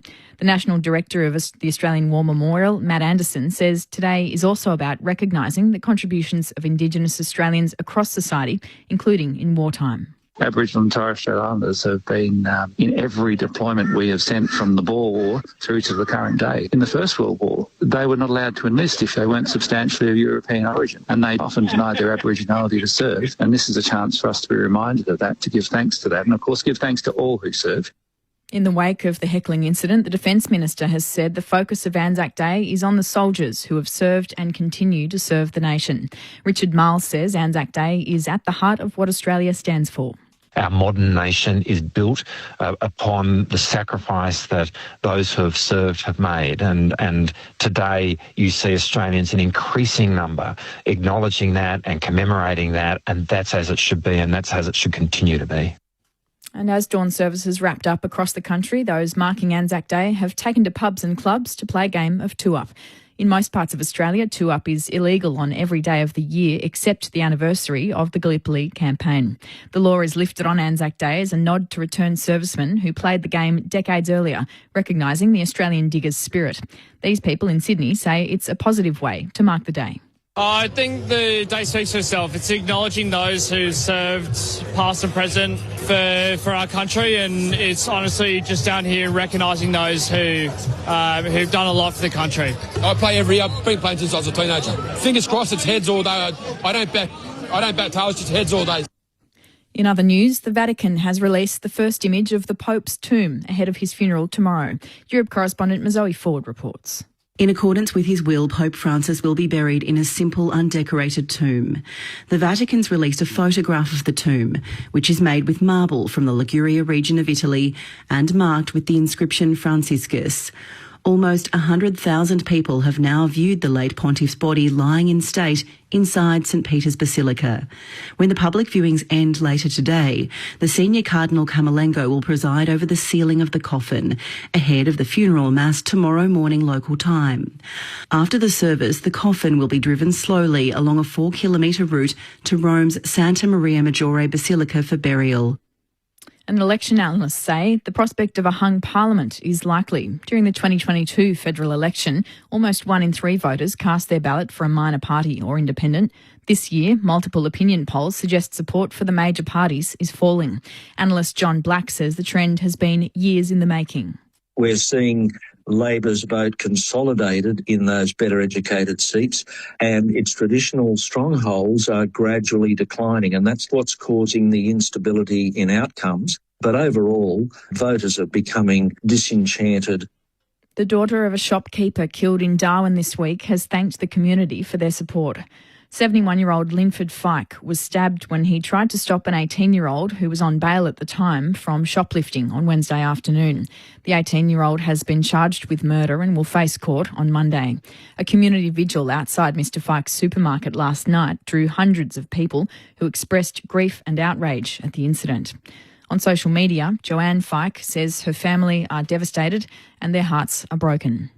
You're up to date with the latest from ABC News. For more news at any time, you can download the ABC Listen app. The footy might stop with the final siren, but with ABC AFL, the conversation keeps rolling. Get ABC AFL Daily Podcasts with Premiership coach Paul Roos alongside Corbin Middlemass, Ben Cameron and Poppy Penny. From walking on thin ice to dancing on the mountaintop. It's your daily footy conversation. Find it on the ABC Listen app. This is the 2025 AFL Premiership season on ABC Sport. Maynard kicks wide to Lipinski. Short kick inside 50. There's Elliott again. Hump says that's not 15. Elliott plays on. Snaps. Goals. And big game, Jamie. Turning it on at the G. Picked up by Elliott. His handball too low for Cameron. Soccering it inside 50. Hoskin Elliott. That'll work. It's a goal assist. Membry's got a couple. And the Magpies have 5 of the first 6. Oh, left behind by Howe. Essendon win it. Perkins kicks inside 50. Race on downhill. Langford needs a kind bounce. Got it. And goals. One Essendon desperately needed. 4th Anzac Day game for this young man. Sam Durham on the drop punt. That is good. And Essendon are right back in this game. It's going to come back to Shield. Tries to break through a couple. It spills the way of Durham. And he spirals it through for a goal. 2 in a minute for Durham. 3 in a row for the Bombers. And they're back in the contest. The margin is 9. Elliott's quick to pounce. He's pushed off the ball by Redmond. They pounce again. Martin. He gets it out to Shield. It's Perkins from the pocket. Here's Nick Dacos over the top. Pinpoint pass. Long. Marks. Gives it off to Maynard from 50. This will bring the house down. This is ABC Sports coverage of the AFL. On your radio. ABC Sport Digital. And on the ABC Listen app. Sounds there from an entertaining second term. It looked as if Collingwood had busted the game open. They kicked 5 of the first 6 to lead by 27 points. And then the Bombers, with a 7-goal rush, they kicked 7-minute rush where they kicked 4 goals in that particular period. And as a result, they got themselves back in the game. It's a single-digit margin at half-time. Collingwood by 8 points. The Magpies 6-5-41. They lead Essendon, who are 5-3-33. Corbin Middlemass and Kelly Underwood calling the footy. Brett Delidio and Mick Moldhouse, our analysts. Tim Hodges on the boundary, the 30th edition of the Anzac Day Clash. Collingwood's record in this game, by the way, 17 wins, 10 losses, 2 draws. But in the last 18, Essendon have won only 4. So it's been pretty slim picking in recent times. But if you're an Essendon person and you're looking for a little bit of optimism, which I know someone who's like that. The Bombers won this game in 05, in 09, in 13, in 17, and in 21. So their last 5 wins have all been spaced 4 years apart. Look out. And Mick, what year are we in? I understand where you're coming from. But the Olympics or something. But if you're going to latch onto that, Corby, I know. If that's the only thing you can latch onto, I feel really desperately sorry for you. Yeah, it does sound a little desperate. But you know what, though? You've got to grab hold of something. You've got to get something. And it's been a long 20-odd years. Yeah, it is. So, all those wins must have come against me then. No. You would have, most of them. You would have won more than you lost in your time, yeah? Oh, do I? Anyway.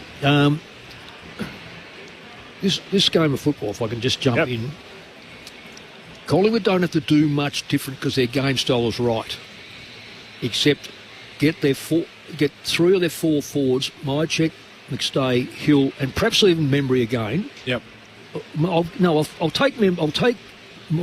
I'll take Membry out. He's kicked 2 goals. I'll throw in there Elliott. Get them engaged in scoring. Jamie Elliott. Yep. Or Hoskin Elliott. No, Jamie Elliott. I know. Has he kicked that 1 goal? He's got 1 goal, 1. He's been super clean. But yeah, I understand that. What I'm saying is, if they get those active. Yep. But Essendon now have learnt the difference between first quarter and second quarter. So if they say, well, we know it, but their next stage is going to be clearances. Yep. because we're getting smashed at clearances. If we can improve our clearance rate by having a good defence there, so in other words, have a 3-1 centre square. Now, what that means is having someone around about 8 o'clock, 6 o'clock and 4 o'clock, then one will go forward, whichever way that ball falls goes forward, and the other two hold their ground. In any other stoppages, make sure that you've got it all covered around you, and Essendon have got a chance then to stop the rot as far as stoppages go. But Collingwood, all they need to do is maintain the way they play. Little taste off the SMS, 0437 774 774. Beck, who's on the south coast of New South Wales, listening from the beach and thinking of all our service personnel and the sacrifices and the reason why we are sitting here enjoying our freedoms. Go the Bombers. Thanks, Beck. Nice to hear from you. From Matt, who's listening on the bullet train from Kyoto to Tokyo. Loving lids and mix expert comments. No sugarcoating. So big fan of yours from Matt, listening all the way from over in Japan. Yeah, from John in the Latrobe Valley, Nick Dacos is driven only by his ego for possessions. What? That's blasphemy. Looking for free kicks and never gives a hand pass near goals. He's a very greedy player, says John from the Latrobe Valley. Not sure on that take, John. From Rob in Greensborough, these two teams have each other's shorts on. 100% agree. You don't like it? No. Collingwood's mainly the white jumper, and they're wearing the black shorts, and Essendon's mainly the black jumper, and they're in the white shorts. You know what colour I think Essendon should have? Red. I wouldn't mind. A bit of a throwback to the 70s and the 80s.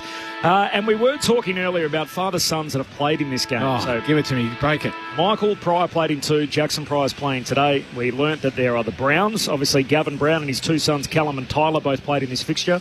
The Kellys. Yep. Craig Kelly, his son Jake played for Essendon. His son Will played for Collingwood.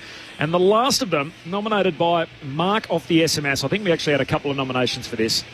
Elwyn Davey and his son Elwyn Jr. So they played, I think Elwyn played last year, so they became the third pairing. So Elwyn Davey Jr. and Senior. Elwyn Davey is still at the club, not playing today, but they were the third pairing. So there's you would never have got that, would you, really? Would never have got it. Only because of the number of games they played. Yeah. Yep. The other nominations we had were Heath and Tony Shaw. Tony wouldn't have got to play in this game. It started after he finished. Jackson Barham and his son of Ricky Barham wouldn't have played together in this game. I think Jackson did play at least one. So thank you for your contributions, and for those of you playing along at home, 0437 774 774, the SMS number. What's going to happen in this second half, gentlemen?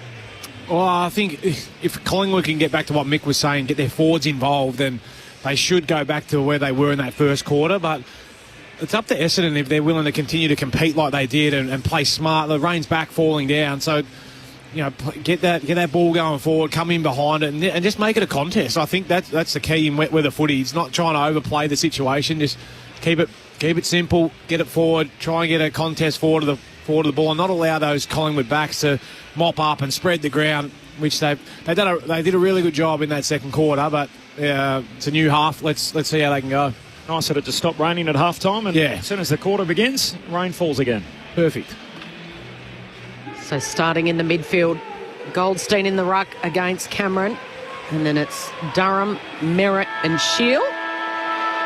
Merritt and Nick Dacos alongside each other, the two captains, Long and side bottom in there as well.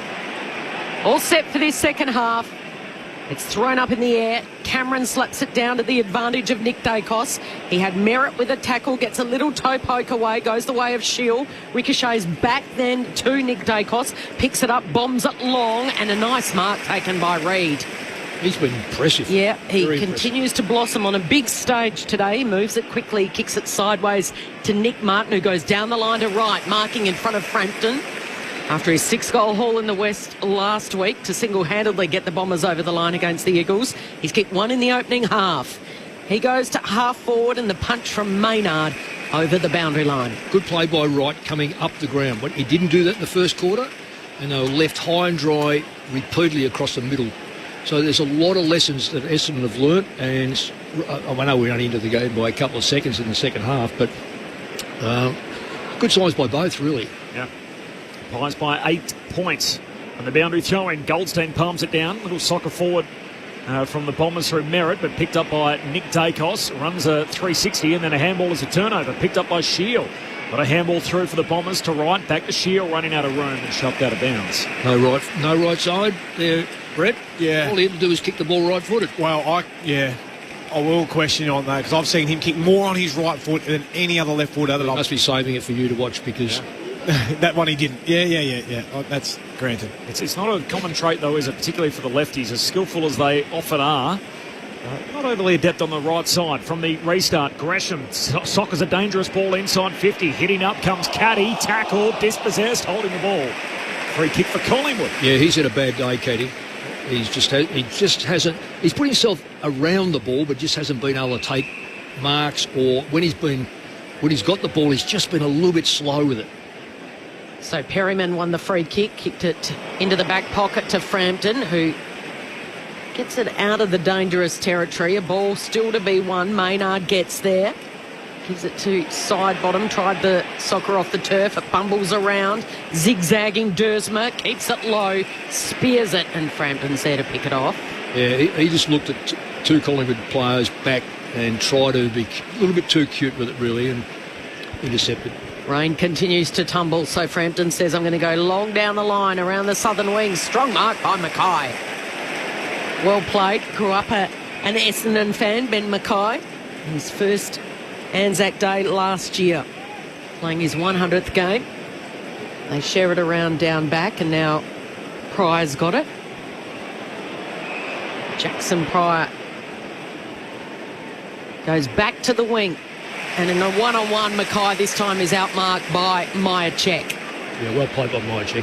But their first instinct is to go backwards, one kick. It just seems to be so predictable now. Myercheck kicks down the wing, finds Lipinski. Hand pass to the smooth-moving Nick Dacos. Kicks inside 50, turnover. And Reid takes the intercept mark. Short kick to Martin. Here go the Bombers. Back through the corridor. Short to Durham. Calling for it long on the wing. There's Merritt, who takes the mark just in front of Myercheck. Wants to keep it moving. Zach Merritt kicks inside the forward 50. Caddy, the target, he's got it. Caddy, his hands around it. And Nate Caddy, his first major involvement here. Well, it's not that he hasn't been involved, like as in, but when he's had it, he hasn't done anything with it.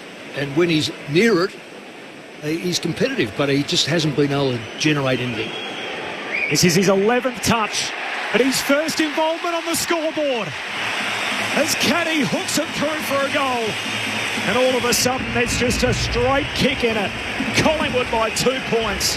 4 minutes gone in the third term. And Nate Caddy with a tone setter early in the second half. ANZAC Day footy on ABC Sport. Yeah, you're right, Mickey. Look, I think what I love about this kid is he'll keep working for you and he wants to compete.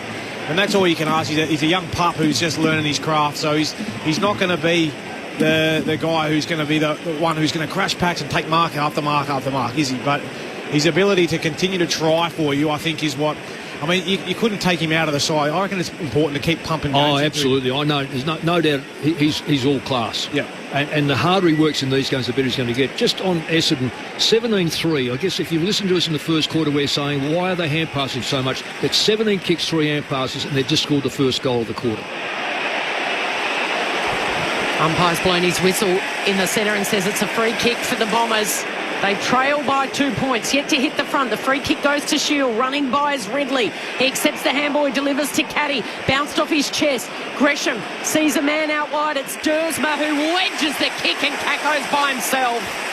And Kako will have a set shot, only 30 metres out on a 45-degree angle. He's going to the city ends. Well, I think you'll find, Mick, that he's playing on Dacos, but not as a defensive player. Dacos has just shown him little to no respect there. He's gone up to pressure the footy and just allowed Kako to run into that open space. Great decision there from Dersma, I think it was, just to pop that onto Kako's chest. Didn't blaze away, found him in that little bit of space. Isaac Kako taking a big deep breath.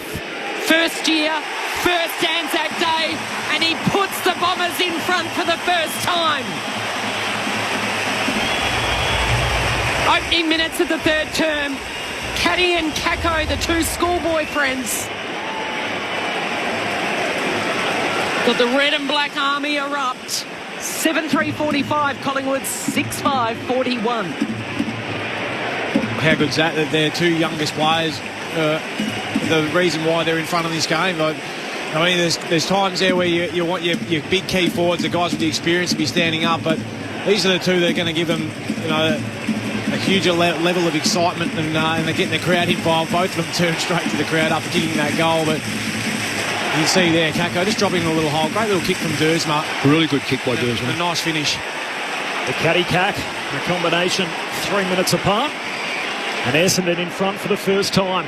Back in the middle, Goldstein pumps it down for the Bombers. Picked up here by Durham. Handball away to Merritt. Kicks inside the forward 50 for the Bombers. Langford out after it. Spoiled away though by Frampton. Collingwood win it as Perryman gives a handball out to Josh Dacos. Handball to Lipinski. Short kick finds Nick Dacos. Marks against the boundary line. 6.5 minutes gone, third term. Essendon by 4 points. That booing wouldn't be coming from Collingwood, would it? Surely not. No, of course not. As Dacos, I'm not sure why the Essendon fans will be going in. As the kick goes down the wing, spelt by Reid. Ridley, handball away to Dersma. He gives it to Perkins. Handball picked off. Here go the Pies. Quaynor sweeping. Polyfarmer hand pass away to Bobby Hill. Kicks inside 50 and Elliott hitting up, marks right on the 50. Pokes the kick over the top and Hill's got it again. Second touch in the chain as he marks against the boundary line right forward pocket. Good work ethic by Hill. Yeah. Well, give the ball, get the ball and go. Don't hang it. You don't have to hang around. Go to space.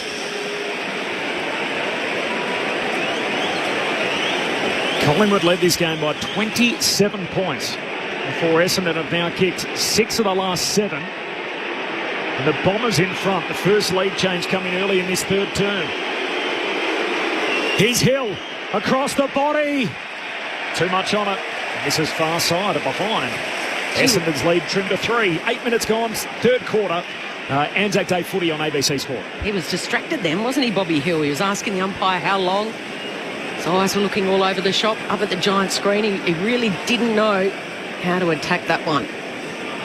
So Roberts goes along. Again, the southern wing. DeGoey. He tried the fend off and he was caught. Umpire says play on. It was Pryor that got in this kick. A high ball. Into the centre it goes. Goldstein sets after Josh Dacos. Gets the handball away. Quick fire. Frampton involved. Spots a loose player further of the field, and that is Lipinski. Oh, and he shanks it. We've seen plenty of that with the wet ball today. It spirals the way of Pryor. He picks it up and just dumps it long, and Darcy Cameron's there. Takes the mark. Now asking the question, Isaac Kako a little bit too close in. Yeah, I thought he was very lucky, Cameron. Yeah. That free kick, because the Essendon player couldn't get near that. That was easy 10 to 15 metres away from the play. You've got to be careful, especially with that umpire down that end. Short kick to Houston. He goes long and strong. McKay's there. Waiting at the back is Bobby Hill from the impossible angle. Bobby Hill with another MCG thrill. No way! In the bow. An Anzac Day special. And now the Pies are back in front. 7-6-48. Essendon 7-3-45. Bobby Hill take a bow. That was impressive, wasn't it, Cal? It was Roman. I mean, he's had a quiet first half. The quietest of first half. Still trying to work out how that ball can go through. It almost defies any sort of logic whatsoever. It's just a brilliant goal. Like, it's just a drop punt that somehow has threaded the needle. Kick it nice and high, Mick, and it'll go back the other way, which is something Dustin Martin was incredible at. Zach Merritt would like his time again. He just sagged off at the wrong time, and it's just fallen straight to Bobby Hill. And I did say take a bow, and that's exactly what he actually did. He heard you, Cal. He turned to the crowd and he took the bow. Lead swings on the last couple of goals in the game, so side bottom tackled by Shield and we'll have a ball up in the middle. Do you like the bow leads? Love it. Yeah, you're welcome. First Anzac Day goal for him. 0 goals, 3 coming into the day in his 2 previous meetings. Free kick in the middle is going Collingwood's way. Well, he's getting a free kick out of that. Side one, mate. That's it. Yeah, okay.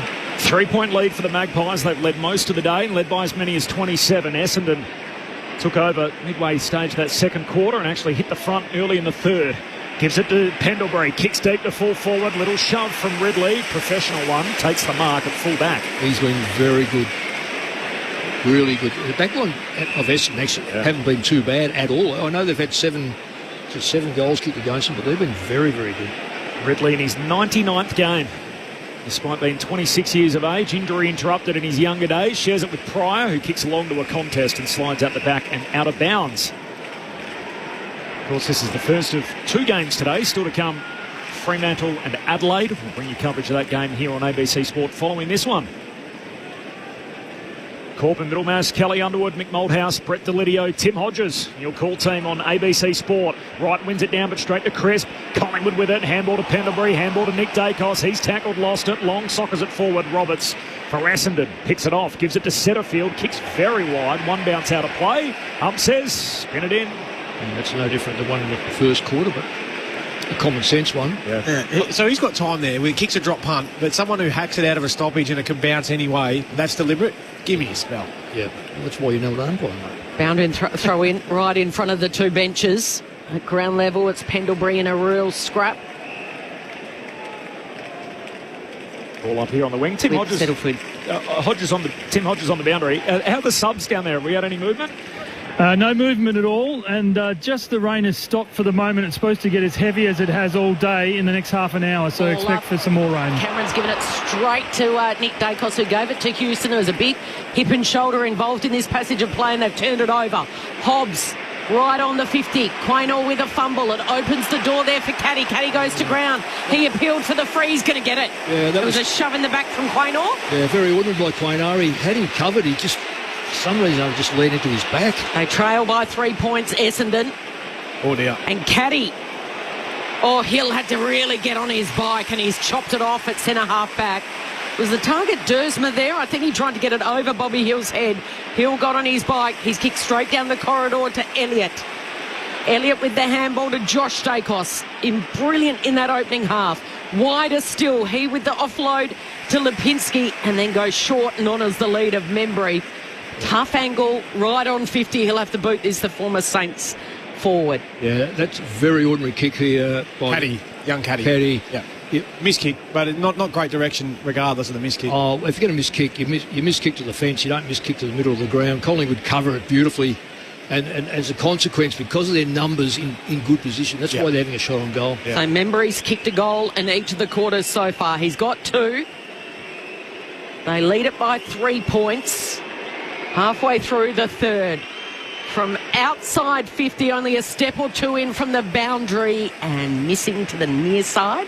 A miss kick off the boot of Tim Membry, although it was a pretty fair effort. So Collingwood now by 4. They led by as much as 27. Kako, a goal a few moments ago, made the Bombers hit the front for the very first time, and now Collingwood by 4. So this is where Essendon, their first kick out should be play on and get the ball to the wing. And then you start over again. Redmond to Mackay in the back pocket. Long kick down the wing. There's a shove for free kick. It's going Essendon's way. Hodgie on the boundary. Mick, did you ever have this, the Essendon bench? I think there's just been so much rain that one of the phones aren't working. So both clubs have actually been granted, it looks like a mobile phone to be able to use to communicate with the coach's box. So it's definitely you can see the amount of technicians around the back of the bench that are trying to work to fix it, but it's clearly just the amount of rain has knocked it out. No, I've had a few break on time to time, but, how? but not through the water. I guess I was crying after a loss. Boundary throw in right, wins the hit out for Essendon. Collingwood win the footy. De Goey, handball away to Long, kicks inside 50, bouncing ball unkind for Membry, still might work out for the Pies. McStade collects, centre half forward, handball to Long, runs back onto his right side, gives a handball away to Pendlebury. Pendlebury off a step, perfect vision, hits up Crisp, great execution. And Jack Crisp has got it right on 50. And I think he might take advantage of the stand rule here as he's just bringing the umpire into play and saying, look, make sure Zach Merritt doesn't move. He's on the mark. In the end, Crisp decides to lay it up. Kicks to full forward. Right, getting back. Swats it through. Elliott on the goal line. Elliott goal. Wright tried to punch it through for a rush behind, and Elliott came charging out after it. Great game awareness. And soccer through his second. And that hurts from an Essendon perspective. The Pies by 10. 16 gone in the third term. 8-7-55 Collingwood. Essendon 7-3-45. Anzac Day footy on ABC Sport. And they just didn't see it out, did they, Mick? There was 80% of the job done. Good spoil from Wright to get through, but McGrath just sort of fell asleep on Elliott, or didn't turn his head. Was it McGrath? No, may not have been. Pryor on the line. Pryor on the line.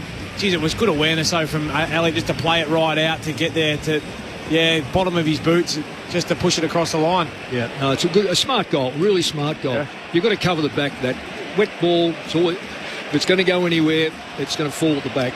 So Essendon kicked the first two of this third term to take the lead.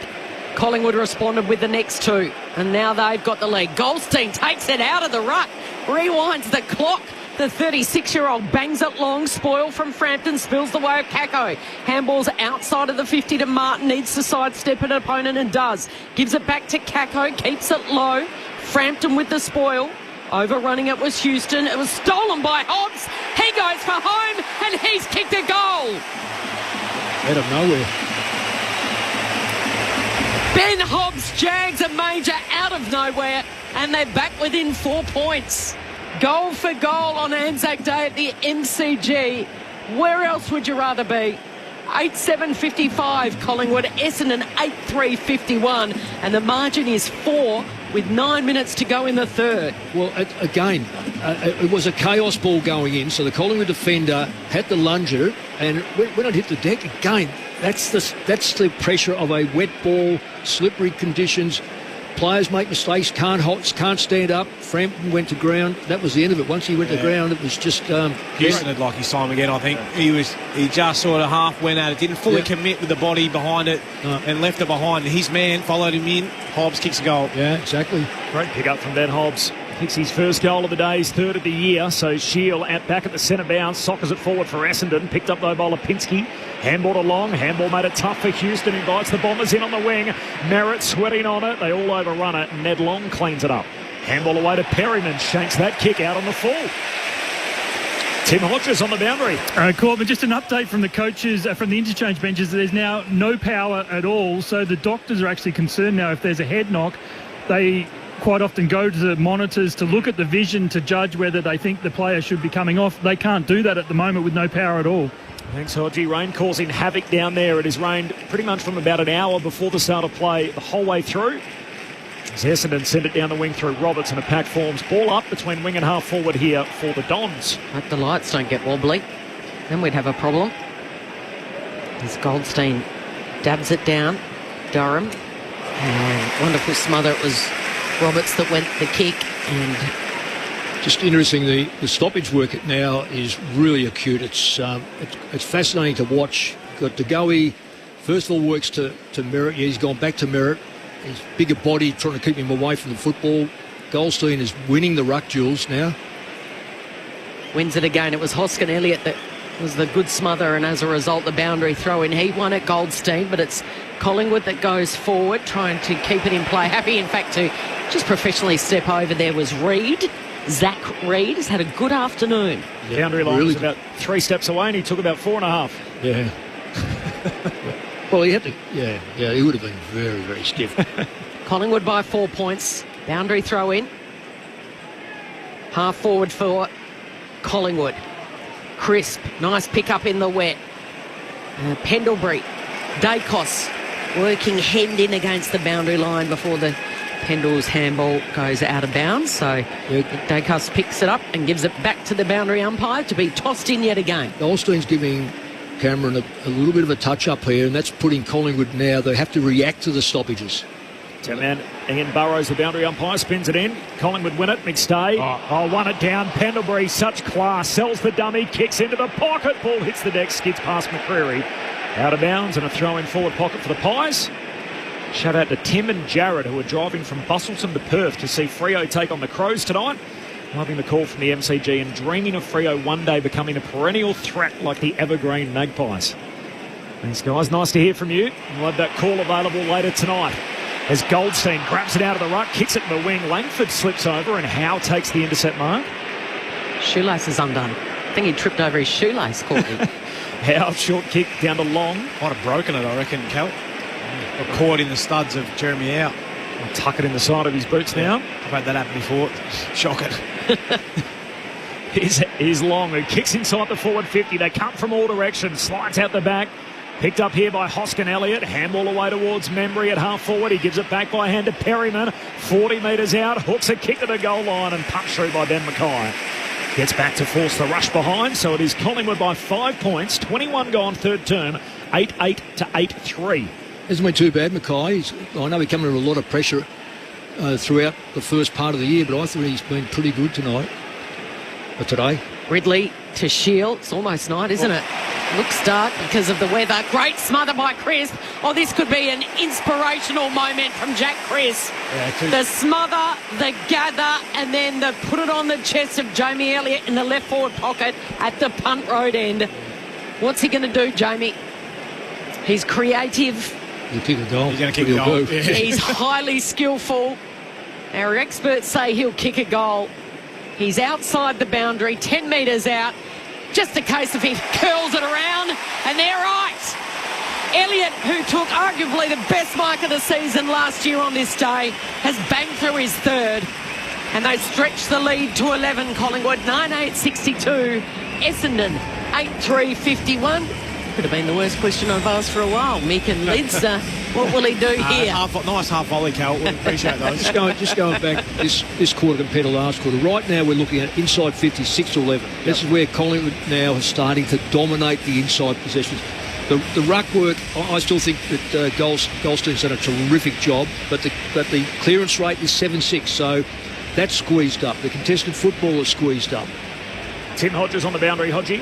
I'm not sure, guys. Did you see anything with Daniel McStay? He came to the bench, spoke to the doctors, and the doctors have taken him straight down to the room. So Lockie Sullivan is starting the process to get into this game if required, which certainly seems like it, the way McStay, his body language walking down the stairs to the Collingwood rooms. Pies by 11. Anzac Day footy on ABC Sport. Collingwood win it as Pendlebury gets a handball away to Hill. Clever. Touches it away towards Nick Dacos. Runs onto it. Kicks to the goal square mark.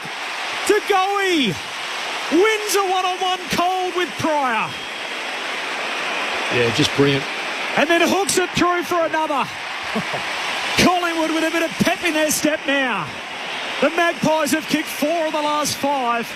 And all of a sudden, it's good old Collingwood who leads it by 17 points. 24 gone in the third. The Pies 10-8-68. Essendon 8-3-51. Anzac Day footy on ABC Sport. Well, that was clever. You go back to the centre square. Bobby Hill just knocking it forward to keep the ball moving. Nick Dacos on the end of it. I think it's the third or fourth time I've seen him break the back of the square and almost have that running shot.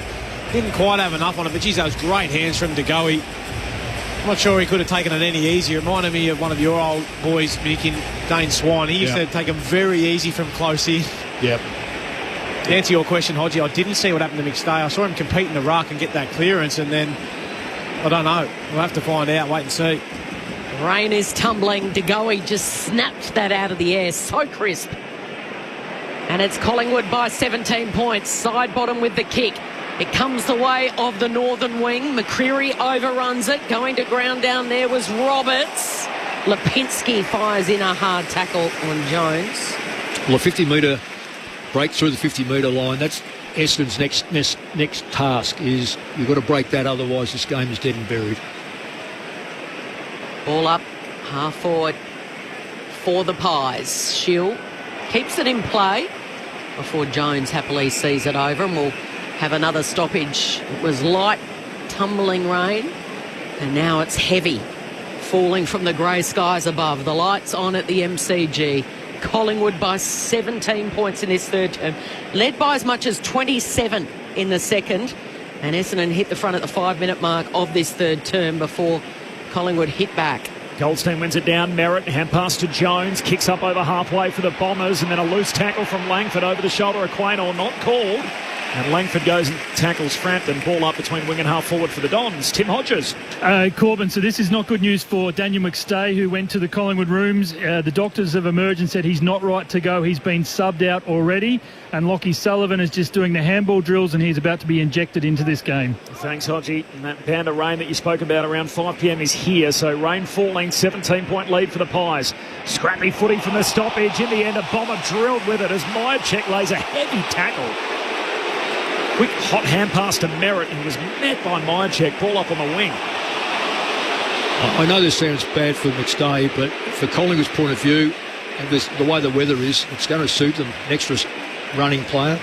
From the ball up, side bottom, hand pass away towards Lipinski, takes a bit of ground, kicks down to half forward, Bombers in the box seat, Mackay spills the mark, Reid mops it up though, handball away to Roberts, hooks a kick down the wing for Essendon, hands on it, Cameron, and so many have dropped those overhead today, just the sticky mitts as he marks on the wing, 4 to go before three-quarter time, Collingwood by 17, ANZAC Day footy on ABC Sport. He could go short to Josh Dacos, in the end he does do that. What an afternoon Josh Dacos has had. 12.5 metres. 24 disposals. Same. For Josh Dacos. Lipinski. Nick wanted it. Lipinski ignores him. Nick's not happy. Now he goes there. He says, I've got to give it to the captain. So, what does the little master do? Yeah, he creates, doesn't he? Skillful, saw long all by himself inside 50. And hit him up on the chest. He's a great link player, Pat Lipinski, isn't he? I love what he adds to this Collingwood side. He does a lot of the grunt work up and back from a half-forward flank, but he just connects. Yeah, I think he's an important cog in this machine. So Ned Long, 45-degree angle. He'll step just inside 50 to the punt road end with the set shot. Got it. It's coming back. That could just about be the knee buckler at the MCG. Ned Long straight and accurate, and Collingwood back out by 23. 11-8-74, Essendon 8-3-51. Yeah, it was great play from Dale. He was left out there by himself, Dacos, wasn't he? He didn't have to do too much. He just stood there and waited for Lipinski to feed it to him, and sure enough, and then he finds a free target, and everyone sort of sagged off Long and just, well, what's he doing there? Yeah. Brett, through history, good sides sides can come at them, but they come back. Essendon, second quarter was outstanding, no question. And early this quarter, they weren't bad. But all the little things that make a good side can fall away very quickly. No one stands on Dacos. No one stands on Long. Easy contest in the wing here. Playing the full 120, isn't it? Well, it is. And you know that in that 120, the opposition will get hold of you at some stage. Pies by 23 points. Cameron palms it down. There's Nick Dacos running out of the middle. Hits up to goalie. Just lands short of him, trying to take the sprawling mark. Sits up here for McGrath off the back flank. Kicks Essendon down the southern wing. They're queuing up, and Cameron marks. Gee, the Pies are running on top of the ground at the moment. Gives it to Josh Dacos. Short kick to Crisp.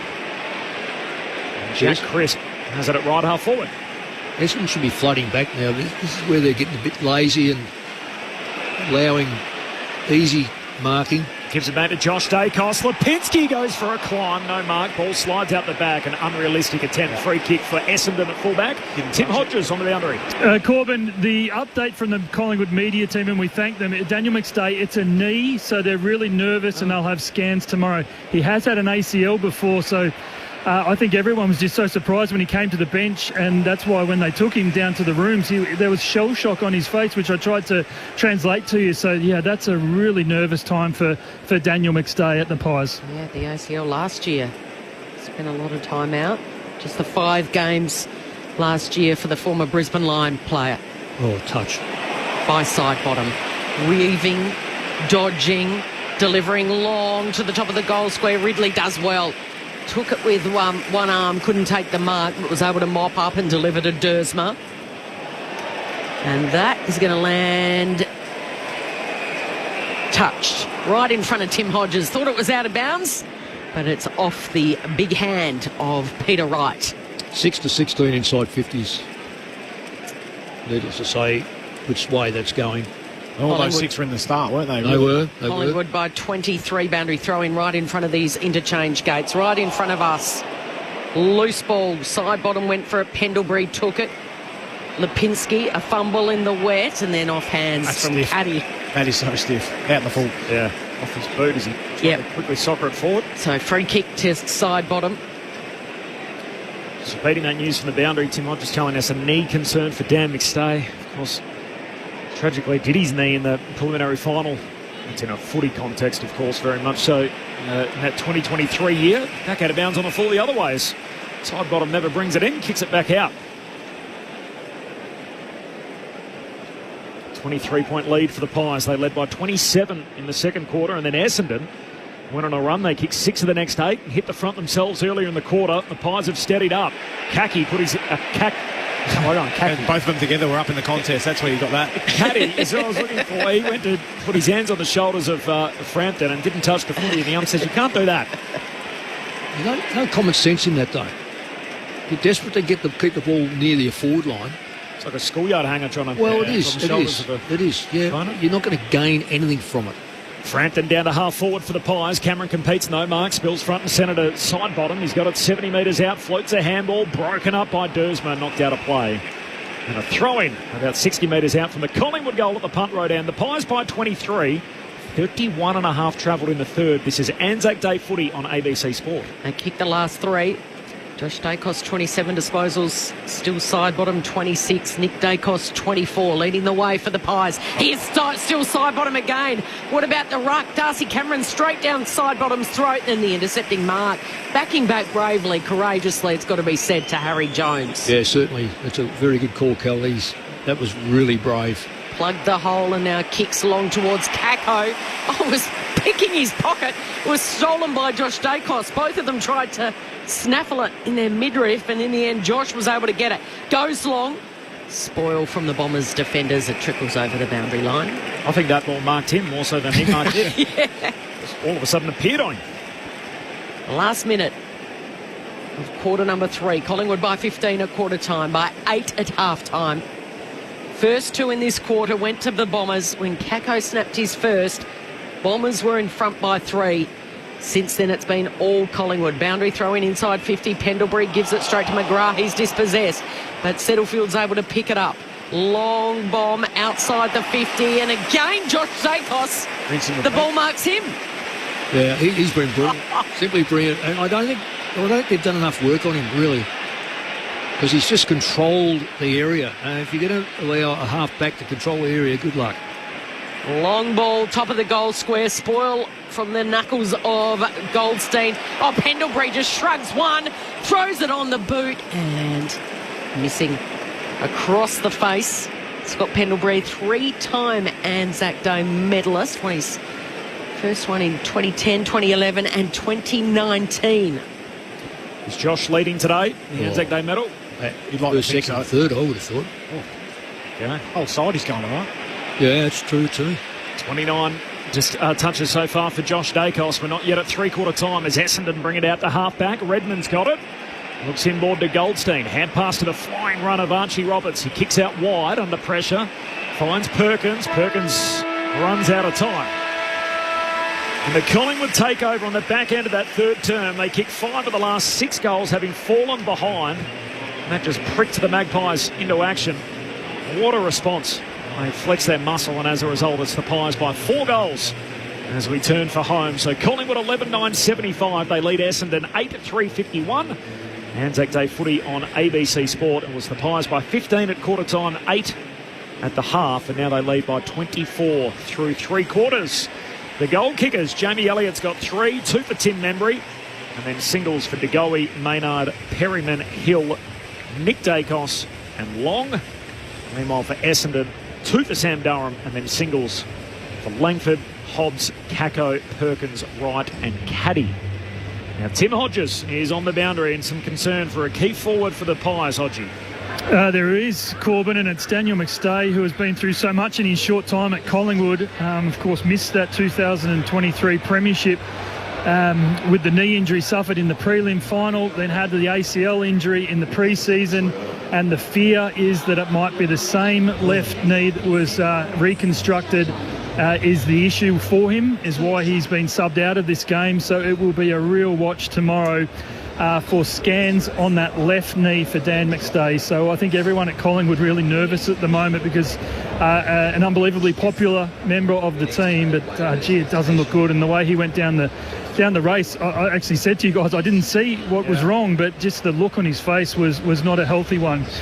Complete confusion down here. I've never seen that. Just goes to show how much rain we have had in the last couple of hours, how much standing water there is. It's taken out all the power in the interchanges. It's taken out the phone lines as well. So both clubs were granted one mobile phone each that they could communicate with the coach's box. So, there's technicians running around all over the place at the moment trying to solve it and get the power back for the doctors as well as the communication. So, issues are plenty here. Now, the Bombers still haven't put their sub into the game. It's Jai Menzies.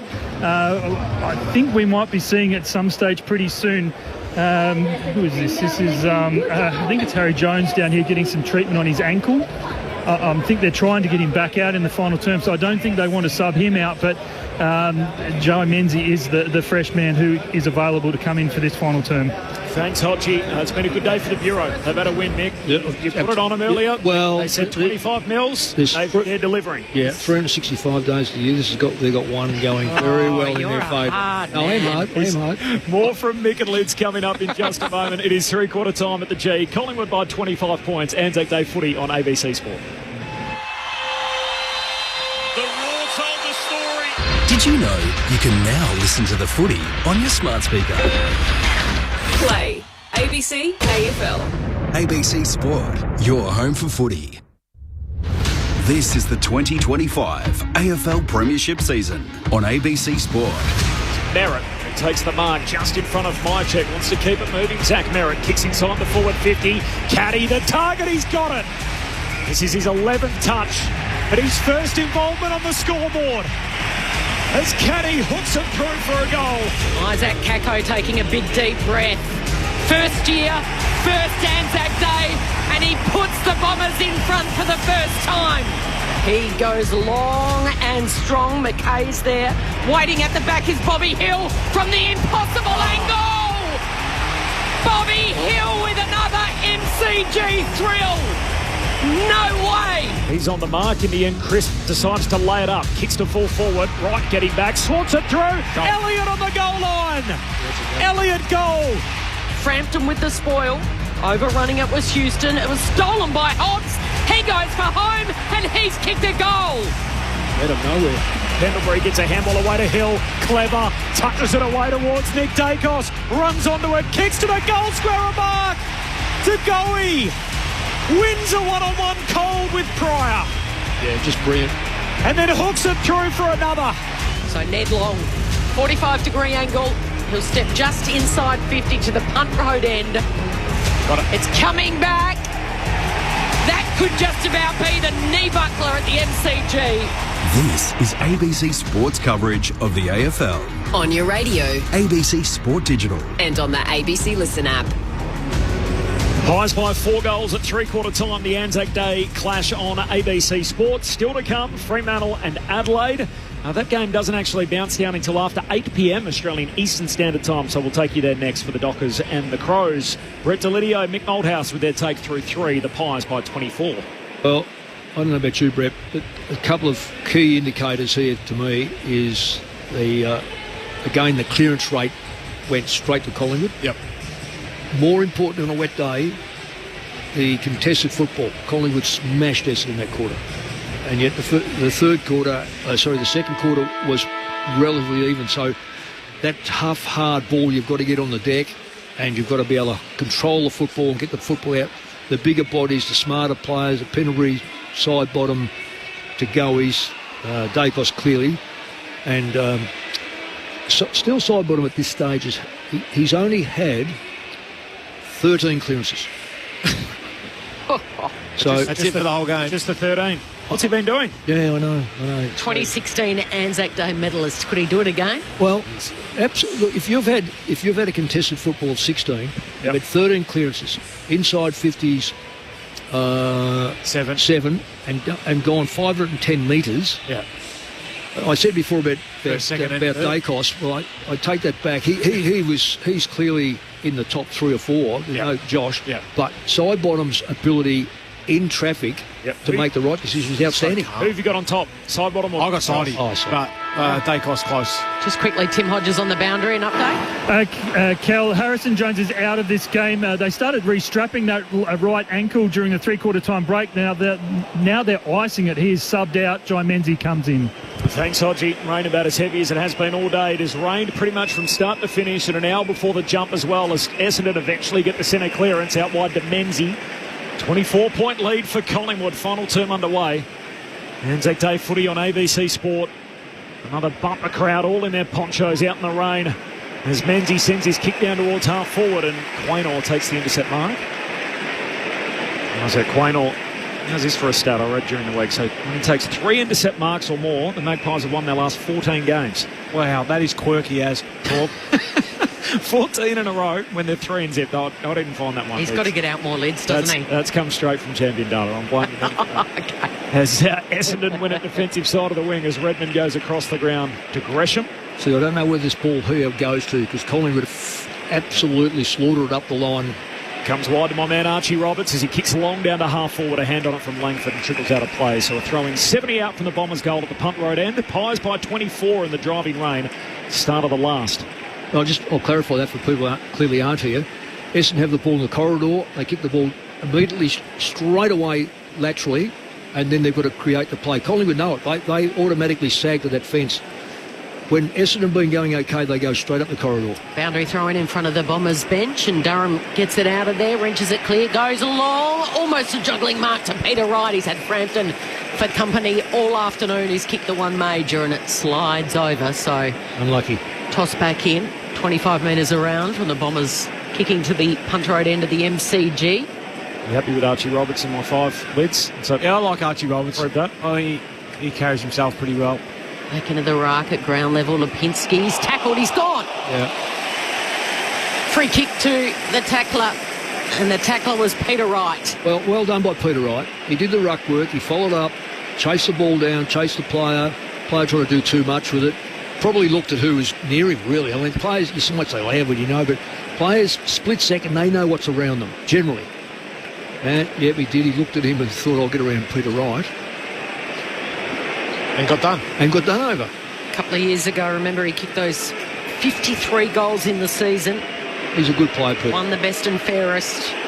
Back in for his first game last week in the West. Booted 6, lining up for his second. And he's a lovely set shot. And they've got the first of the last term, and they're back within 18 points, and there's still a long way to go. There is, Cal, you're right. I'm happy for Peter Wright. Then beautiful set shot, as you mentioned, always has been. He's probably out of their best 22, I reckon, early on in this season. I reckon he went downhill when he got 3 weeks or whatever he got for that report. Last year. Yep. When he got that, he never played another good game after that. I reckon it really knocked him about mentally. Yeah. He's a better player than not being in the side, let me tell you. He's 100%. A very good player. 100%. Collingwood 11-9-75, Essendon 9-3-57, opening minutes of the final term. I think Merritt's forward pocket too, moment. This game's still on.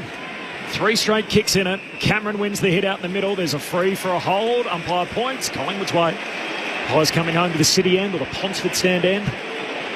The young phenom, Nick Dacos, is going to take it. Short kick finds Pendlebury. Nick's going to get it back. Handball from the veteran Pendlebury. I wonder how many times that's happened. Gives a handball away to Josh. They're under pressure, though, as Menzies chases him out on that wing. Kick from Josh Dacos comes wide, finds Elliott. That's 55 out against the boundary line. He's got 3 today, Jamie Elliott. So good having dual-sided players, isn't it? When they get into trouble, they can just wheel onto their left. Yeah. Elliott kicks to full forward. Carries everyone onto the chest of Cameron. And all the Bombers ran underneath it. And Darcy Cameron marks 15 out just left of centre. Yeah, no one's... big Goldstein, not his fault. Just Essendon players just got sucked into the ball, all of them. And as a consequence... I mean, that's what you expect anyway, get up there and see if you can punch the ball clear, particularly the way Essendon backline played. I think they've played pretty good football, generally. Just made a horrible mistake. Yeah. 3 of them. Darcy Cameron, the boy from Albany, in a contract year. Played his first game with the Swans.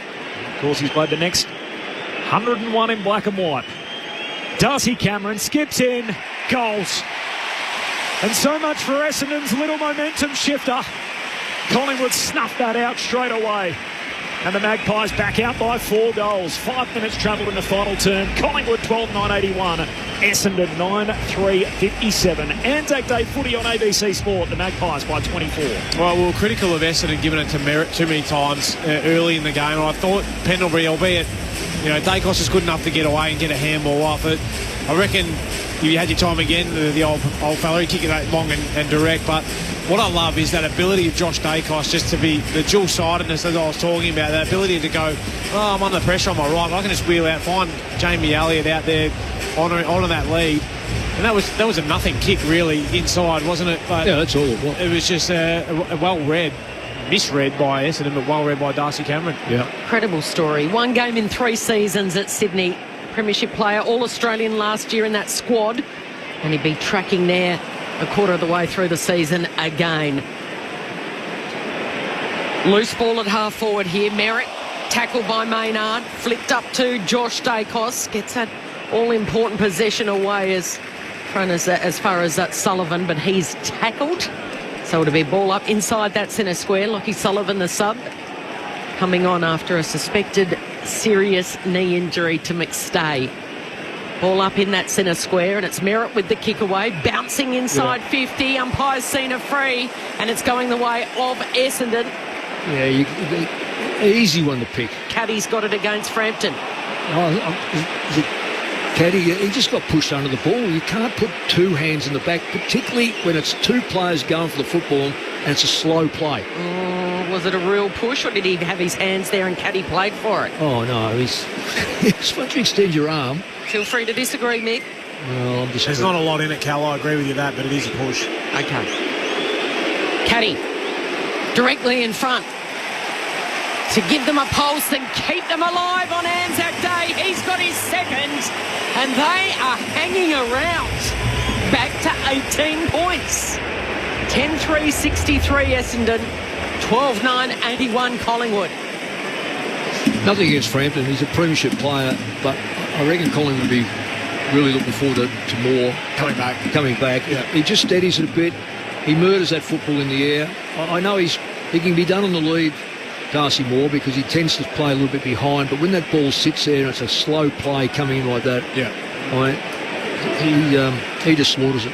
And so he came in from the Kinnis a couple of weeks ago, Billy Frampton, but he's better off with Moore in the team, isn't he? Because he's the key here, and you've got to act the key, but he needs support around him. Jeremy Howe's a very good support. Yeah, Howe plays a little bigger. They didn't really bring in a proper like-for-like replacement for Moore. And there's a free kick back in the middle. It's going Essendon's way, so Hobbs is going to get it. Here we go, centre square infringement. Handball away to Durham. Kicks inside 50. There's Jeremy Howe. Right on cue. Takes the intercept mark at centre half back. Collingwood by 3 goals. And the Bombers got another run in them. 8 minutes gone, final term. In the rain here at the G. Gives it off to Perryman. Kicks down the wing and knocked out of bounds by Dersma. On the boundary throwing. Anzac Day footy on ABC Sport. How have you seen Perryman, Brett? How do I see him? How have you seen him today? Serviceable. Yeah. Former teammate, Brett? Former teammate. Yeah, spoke very highly of him pre-game. I love it. He's honest. Honest as a day's long. Goldstein palms it straight down the throat of Hobbs, but he's tackled by Lipinski, so another stoppage. Would you reckon, Mick? A bit better than that? I'm thinking he should be better than what he plays. Okay. Ball up right in front of the benches. Umpires see something. Free kick going to Essendon. So it was against Lipinski.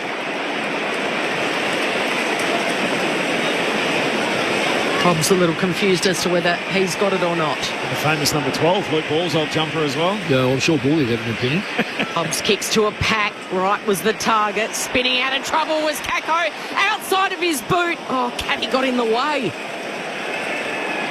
And he's saying it hit underneath my knee, so it's not about out of bounds on the full. What's he had today? Let's have a look. So boundary throw in after it went off 11. the shin. Yep. A knee, rather, of Caddy. 11 for Perryman, 15 for Caddy. It's kicked a couple of goals. Boundary throw in.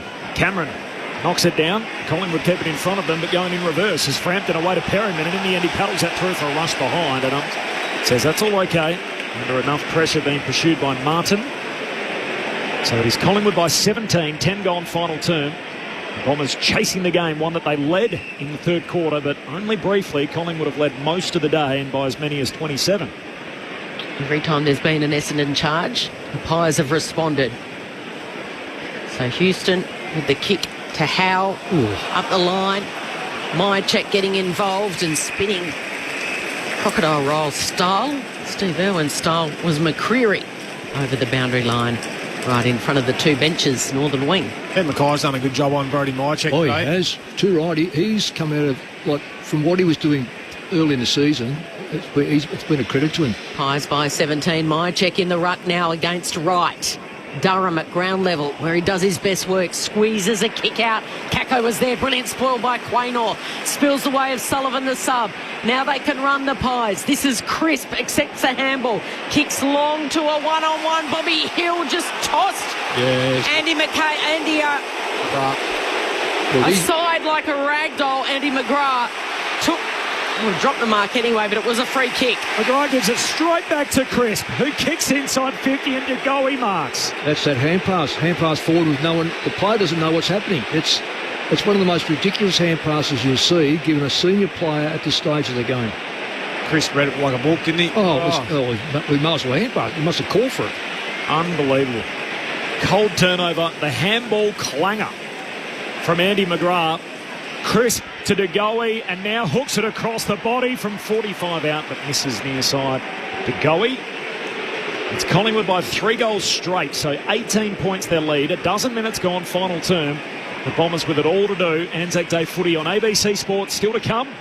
Fremantle and Adelaide will take you there later tonight. The bounce down of that game just after 8 o'clock Eastern. So Andy McGrath, after that error, is going to take the kick in duties. Goes along looking for Wright, couldn't take it. Little handball goes to Maynard. He goes the kick into the pocket, but it's beats DeGoey and his opponent. Collingwood by 18 points. 12 gone in the last term. They led by 15 at quarter time, 8 at half time, and 24 at three-quarter time. They're edging closer to goal here. Oh, Hill again tried something special. Why not? He tried it up the other end the last quarter and it paid off with a spectacular goal in the right forward pocket. This time he went the volley from the boundary throw in. It was flicked over his way and he misses. So it'll be flicked in again right in front of the goals. Forward 50 stoppage for the Magpies, comes down in front of Elliott, picked up by Ridley. He's tackled. Here's Bobby Hill, hooks it over his shoulder. Bobby Hill, too much curve, through for a behind. Geez, fun to call Bobby Hill, isn't he? There's something, a thrill a minute. Always something happening with Bobby Hill around the footy. Not even his proper name. Collingwood by 19 points, 13 gone final term. He was born Ian Hill, but he loved Bob the Builder so much that his grandfather just started calling him Bobby, or Bob after Bob the Builder. And now he wants to be known as Bobby. Bit of frustrations with the umpiring here. A free kick going the way of the Bombers, and Dersma will take it. Standing to mark is side bottom. The free was against Hoskin Elliott. Dersma goes towards right. All the big boys, key players were there. Perryman with a crucial little handball, but it spills the way of Dersma. He gets the handball to Pryor, assesses the options, looking for Langford. Strong mark in front of Houston. Now he's a long way out. He's the attacking side of the northern wing. Dersma rushes past, accepts the handball, drives it long. Wasn't a great kick, and Howe says, that's easy pickings. That is horrible play by Essendon. Langford's a senior player. He turns, he has players streaming inside the front 50, all clear, and he elects to hold it and give it to a player who has it on the wrong side of his body to kick it. Josh Dacos brings it out of defence. Contest kick to the wing, and Dersma gets himself up, takes the intercept mark. Lays a handball back to Archie Roberts, ordinarily a good user, has to handball off his non-preferred side, puts Martin under a little bit of pressure, picked up by De Goey. He lost it as he goes to ground. Now Roberts has got it a second time, got to cough it up or he's caught holding the ball. Side bottom's kick smothered, great work Dersma, still there to be one on the wing. Putting his head over it was Perryman, was he ripped off it? I said no. Essendon get it out, away to Merritt, who takes a couple of bounces, kicks it deep to full forward, down there Caddy, spoiled away by Howe. And the Pies can work it out of defence, and Pendlebury, beautiful deft touch on the kick to Sullivan. And they can go. Little Sullivan gliding across the midfield. He takes a bounce. He hits uphill, wheels around. That looks promising on the build-up. An uncontested mark taken by Jamie Elliott. And Elliott's going to go back and back himself in for a fourth goal in this Anzac Day clash. Outside 50. There's the difference in delivery inside the forward line. Collingwood, perfect. Essendon really did muck it up. So skillful in the wet. The rain still tumbling down. Still trying to work it out. 4 umpires missed Harry Perryman, just been thrown off the footy. So Jamie Elliott, he's a big-time player. He only shows up when there's 80,000 plus at the MCG. He's shown up today. Elliott's booted 4. And Collingwood by 25 with 10 minutes to play. 13-11-89. Essendon 10-4-64.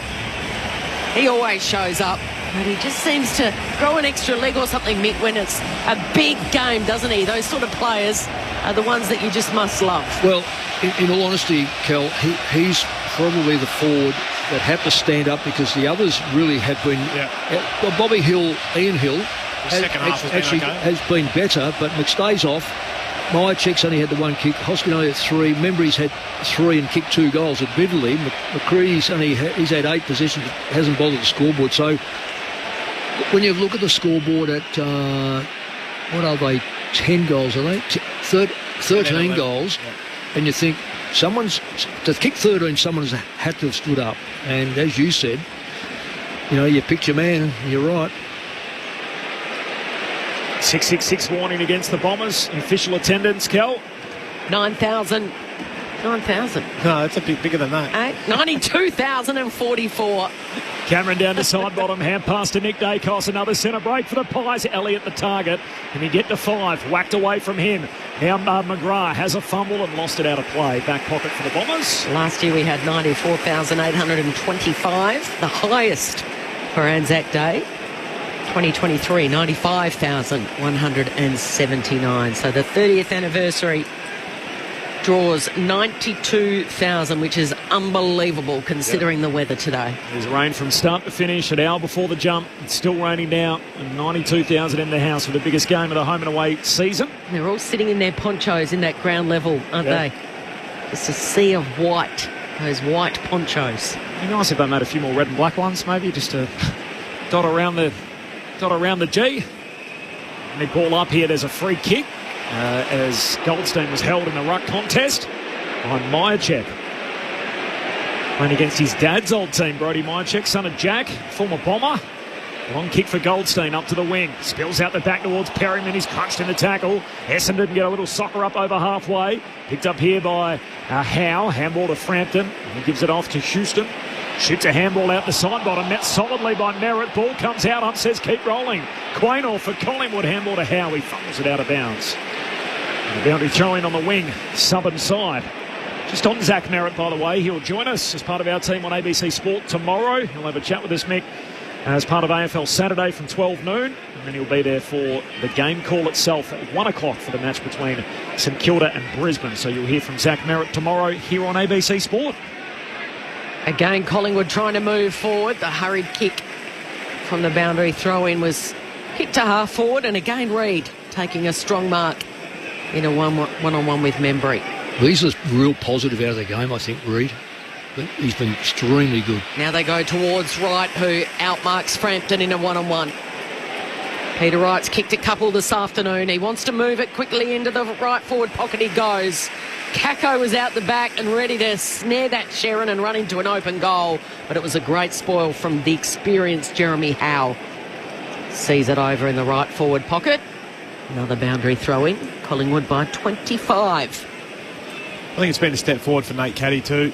I've liked what I've seen from him. 16 disposals, 2 goals, 1. Competed reasonably well. A few errors, but expect Boundary that. throw-in went over the heads of the ruck, and guess who's there? Josh Dacos to side bottom. Who's going to win the medal? I suspect it might be one of those two. And spoil. Desperate stuff from Jones over the boundary. Might be Elliott. Might make a late play. He could. Lockie Schultz got it a couple of weeks What ago have we got? with just 2 goals or 3 goals and 18 touches. 8 minutes to go. The judges will be frantically looking at the stats, sussing it out. Goldstein palms it down towards Hobbs, who's tackled ball up on the wing. Who's your pick, Mick, at this point in time? I'm going 14 clearances side bottom. You can't pick your favourite player. You've got to pick the best on ground. I'm going for side bottom, best on ground. I reckon he's best on ground. I thought Dacos was early, but I think when you analyse a game like this where it's stationary for a long time at boundary throws, etc. Love it. Bombers from the stoppage. Mackay sends a high up and under down the wing. Punched away by Frampton. Loose footy on the wing. Onto it side bottom. Handball away towards Sullivan. He's met solidly. Lost it. And Essendon win it back. Here's McGrath. Essendon's number 1. Kicks inside 50. All right. And Caddy sharing it between the two of them. And in the end, paid him out in front. And he beats out his own teammate Caddy to pick it from right. And he'll have a shot at right half forward for the Bombers. Well, I know right would make the distance. Caddy might just drop it just in at best. What do you reckon? Yeah, well, Pete would be the set shot for mine here, but... Yeah, it's a fair result because he was in front. A smaller, younger man, Nate Caddy, for his third. He misses out to the right. Do you know what, Mick? I'm starting to think maybe every 4 years Essendon wins ANZAC Day. Maybe that wasn't a sound theory. Well, look, I can't blame your optimism, but... it was really clutching at straw. 21 minutes into the final term, Collingwood by 24 points. Hodgie's yelling out at me saying 2020 didn't happen. Don't worry about the fine print. It just neatly fit into 4-year cycles. Hodgie's frozen on the seat down there, is he? Goldstein with the spoil on the wing. Here's Hobbs, tackled by Quaynor. Another solid day from him today. DeGoey gets the handball, only as far as Perkins. High ball inside 50, no one's home. Jeremy Howe marks uncontested. Isn't he brilliant, Jeremy Howe? Yeah. You just know he's going to drop it off at the right time, He's not a massively big player, but he just... 6'2", just maybe 6'3". Yeah, but he plays tall, doesn't he? He goes quickly to Crisp. So does that bloke. Crisp. Was it him or Elliott? Elliott flew. Yeah. Couldn't take the mark, and now the rebound through the Bombers. Dersma inside 50 right in front, waiting at the back is Caddy. No one's near him. Oh, he takes an eternity to pick it up, opens the door, and then he goes to dribble kick it into the post. Smacks it into the bottom of the post after the pressure came late from Houston. And the youngster learning on the biggest stage of all. It's kick 2-3. That's what impresses me the most. It is one of the biggest games he's played in. Yep. He's a good player. There's no doubt about his ability. Pies by 23 points. He's going to be... look, as he gets stronger, he's just going to be a focal point that's... I mean, he's got daring in him. He's a good kick. Pretty aggressive. Perryman goes long off half-back down the line. It's punched out of bounds, so boundary throwing on halfway. Just repeating the news from earlier today, Hodgie, concerning Collingwood and the man subbed out. Corbin, yes, it's Daniel McStay. It's, I mean, we hope it's not the worst, but I think the club is bracing for the worst with the left knee. That's the same knee he wrecked in the pre-season of last year. I still haven't seen him. He remains in the Collingwood room, so that's the reason why he was subbed out of this game. Boundary throw in to Goey, handball away to Long. They found one there, gives a 1-2 with Sullivan. Long kicks inside 50, climb from Elliott, out the back, picked up by Hoskin. Elliott, he goes! And as the song says, they know how to play the game. This team is a wagon. It'll be 6 straight for the Magpies. And 24 gone in the final term. Collingwood by 29 points. 14-11-95. They lead Essendon 10-6-66. ANZAC Day footy on ABC Sport. Well, that's about the difference in the team. So I reckon 5 or 6 goals. Essendon at the best would be 5 or 6 goals short of Collingwood. Nothing to be. It's not a. They haven't thrown it in. Their skill level's been okay. They haven't been able to control. I think their backline. I know they've had 14 goals kicked against in a wet day, which is probably a little bit of a worry, but I thought their backline players have been pretty sound. They've done it with a 37-year-old ruckman, and their forward line probably hasn't had enough chances. 41 inside 50s, yeah. Well, even that hasn't gone in there quickly enough on my reckoning, and as a consequence, you're watching Collingwood with a lead of 5 goals. Running away with it in these final minutes. Long's taken it out of the centre. He strives forward and he hits up Elliott, and Elliott is making a late play for best on ground. He's kicked 4. He's going to line up for his 5th. Yeah, I spoke about Lipinski earlier. Ned Long has become that player as well. It's just an important cog in the machine of, another big-bodied mid who allows the other boys to get to work. But come out the front of the stoppage there. Tell you what, Jamie Elliott, he loves a big stage, doesn't he? Chance for a little handbag here. His PB is 6. From 25 metres out, he snaps and he's got a handful. He raises his arms, he turns to the Magpie Army and he says, bring it. Let's go, let's celebrate together. Biggest lead of the afternoon, 35 points. 15-11-101 Essendon, 10-6-66 in front of 92,044 with less than 5 minutes to play. He's had a good day, Nick. 5 goals, 1. In fact, Lids, let's just get down to Tim Hodges. Got a little update there on Dan McStay. Kelly, I just reported before we hadn't seen him. He's just emerged after that Elliott goal.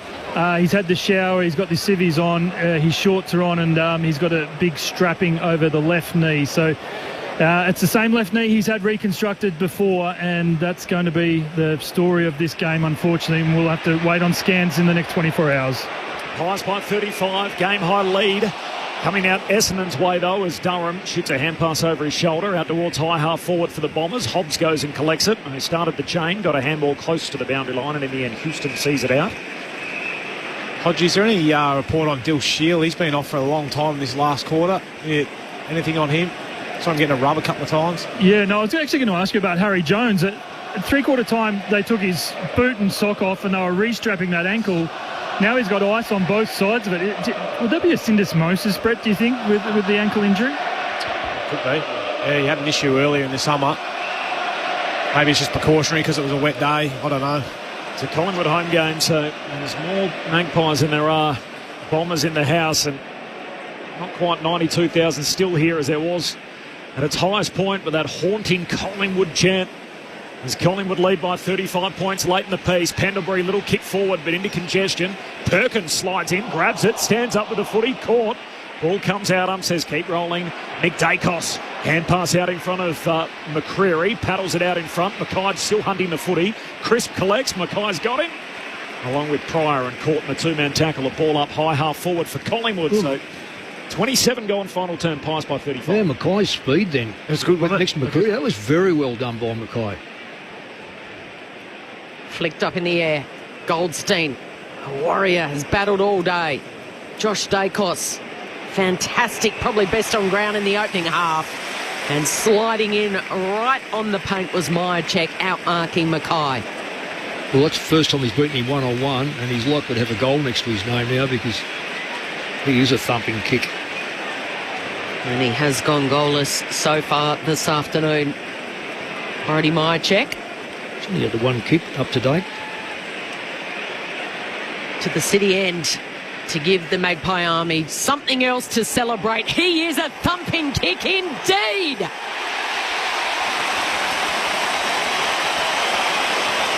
The cheer says it all. Adding the exclamation mark on ANZAC Day. It's rattled out to a whopping 41-point lead.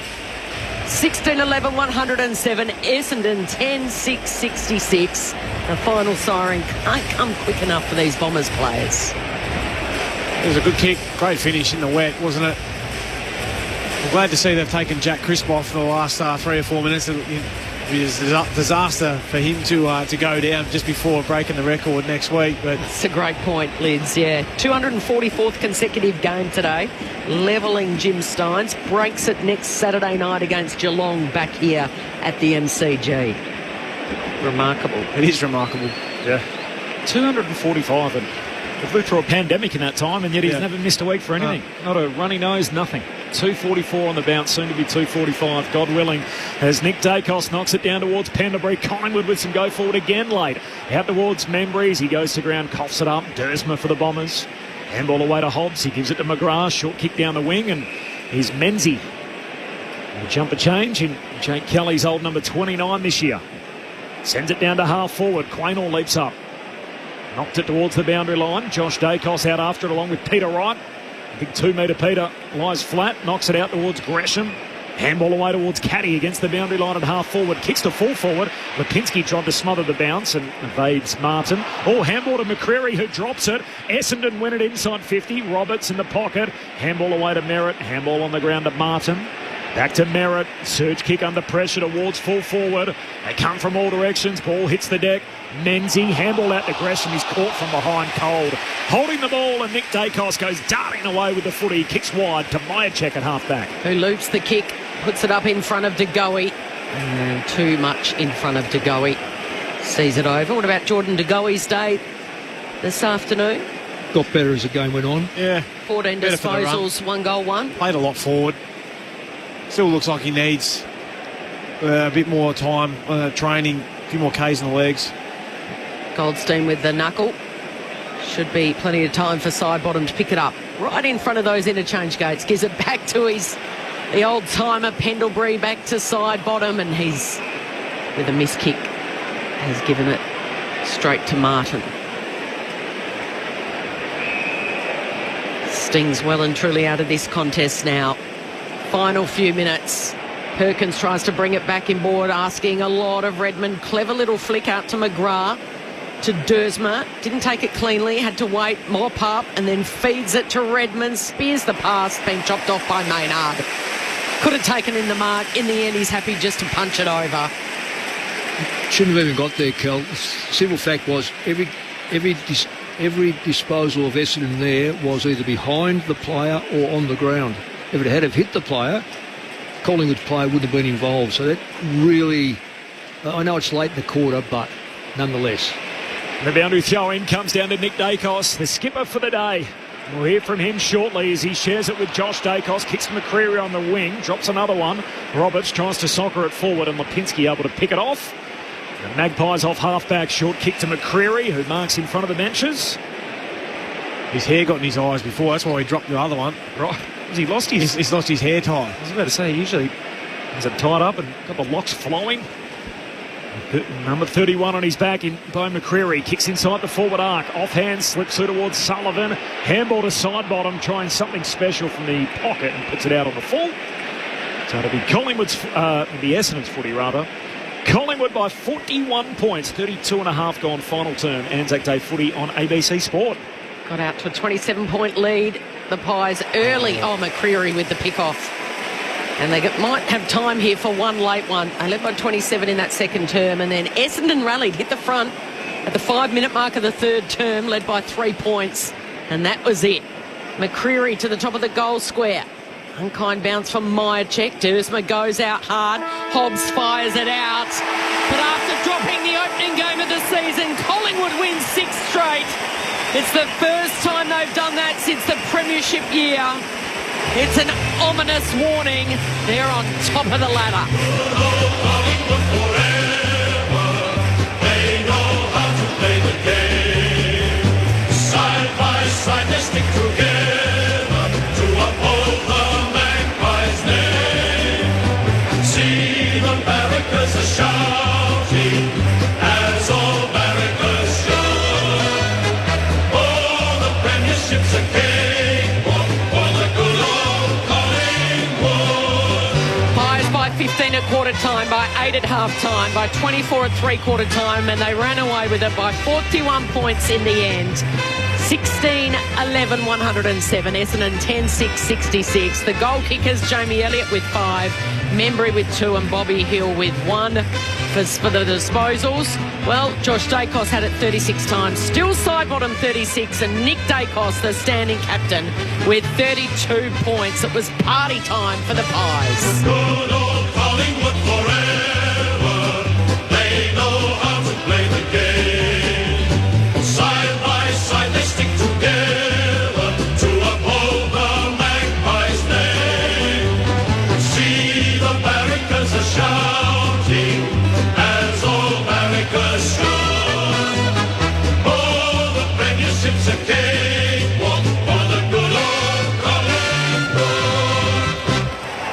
I said it at the start of the day, they averaged 66 points per game against. Yeah. And they cough up 66 points, and ordinarily they're going to kick a lot more than that. Today they did so. 16-11-107 Collingwood. They beat Essendon 10-6-66. Since 1999, it is the best start on record that we've seen defensively. So a team to average 66 against through the first, now it was 6 rounds, it's now 7 rounds to start the season. So they're a defensive juggernaut. They are a wagon, and this Collingwood football team, as Kel said, have now won 6 in a row. They've lauded it over the Bombers on this day. So the last 19 clashes, Collingwood have won 14 of them. Essendon only 4, and there's been the one draw, obviously, from last year. So it's been Collingwood's day. It was again in front of 92,000. And 44 the official attendance here on Anzac Day. So the last time they won 6 in a row was, as I mentioned, 2023, their premiership year. That year they won 8 in a row from round 5 to 12, which included a 13-point Anzac Day win. Just on the medal, which will be presented shortly, I'm keen to get your picks before it's announced. Absolutely. The Anzac Day medal is awarded to the player that demonstrates skill, courage, self-sacrifice, teamwork and fair play. So they're the 5 categories. Yeah, I don't think that comes into it too much. Okay. I reckon it just goes to the best player. And who was that? Sidebottom, in my opinion. You cut 15 clearances out of 35 touches, and 22 of those touches contested. He didn't kick it at his best today, but still had 600 metres gained. Only the 3 score involvements, which surprised me. He did a lot of work down back and grunt work inside, but goodness me, well, that's a complete game. Who do you like, Nick? Oh, I think Sidebottom. Jamie Elliott with his 5 goals is pretty special too. Yeah. Josh Dacos early was tremendous. Nick Dacos no slouch either, mind you, 31 still. And 600 metres. Yeah. You know, it's hard to keep him down. Pendlebury was very good. Pendlebury clean. They could probably have the best 5 players, and which probably, when you look at the score lines, 27 shots to 16, it says a lot. 9 years since still Sidebottom won his first one. The voting panel: Abby Holmes, Nathan Buckley, Chris Johnson and Gavin Wanganeen. Would you please Here's welcome Beck Madden. the President of the Victorian Returned and Services League, Dr. Robert Webster OAM, to present the Anzac Day medal to the player whose conduct and play during the best exemplifies the Anzac spirit, skill, courage in adversity, self-sacrifice, teamwork and fair play. The winner of the Anzac Day medal is Steele Sidebottom of the Collingwood Football Club. All over it leads, 35 disposal, 15 clearances, 6 centre bounce clearances, 14 ground balls in the wet, 7 inside 50s and 4 tackles. His second Anzac Day medal. Nick Malthouse, Brett Delidio, your pick, puts that honoured medal around his neck. I don't think it was hard in the end, really, when you look at those stats. He gave it all. First of all, thanks to the Bombers. We're both very lucky to be able to represent the whole AFL on this day, and couldn't think of 2 better clubs to do it. Thanks for everyone for turning out. Such a special day, one that we all look forward to, and go the Pies.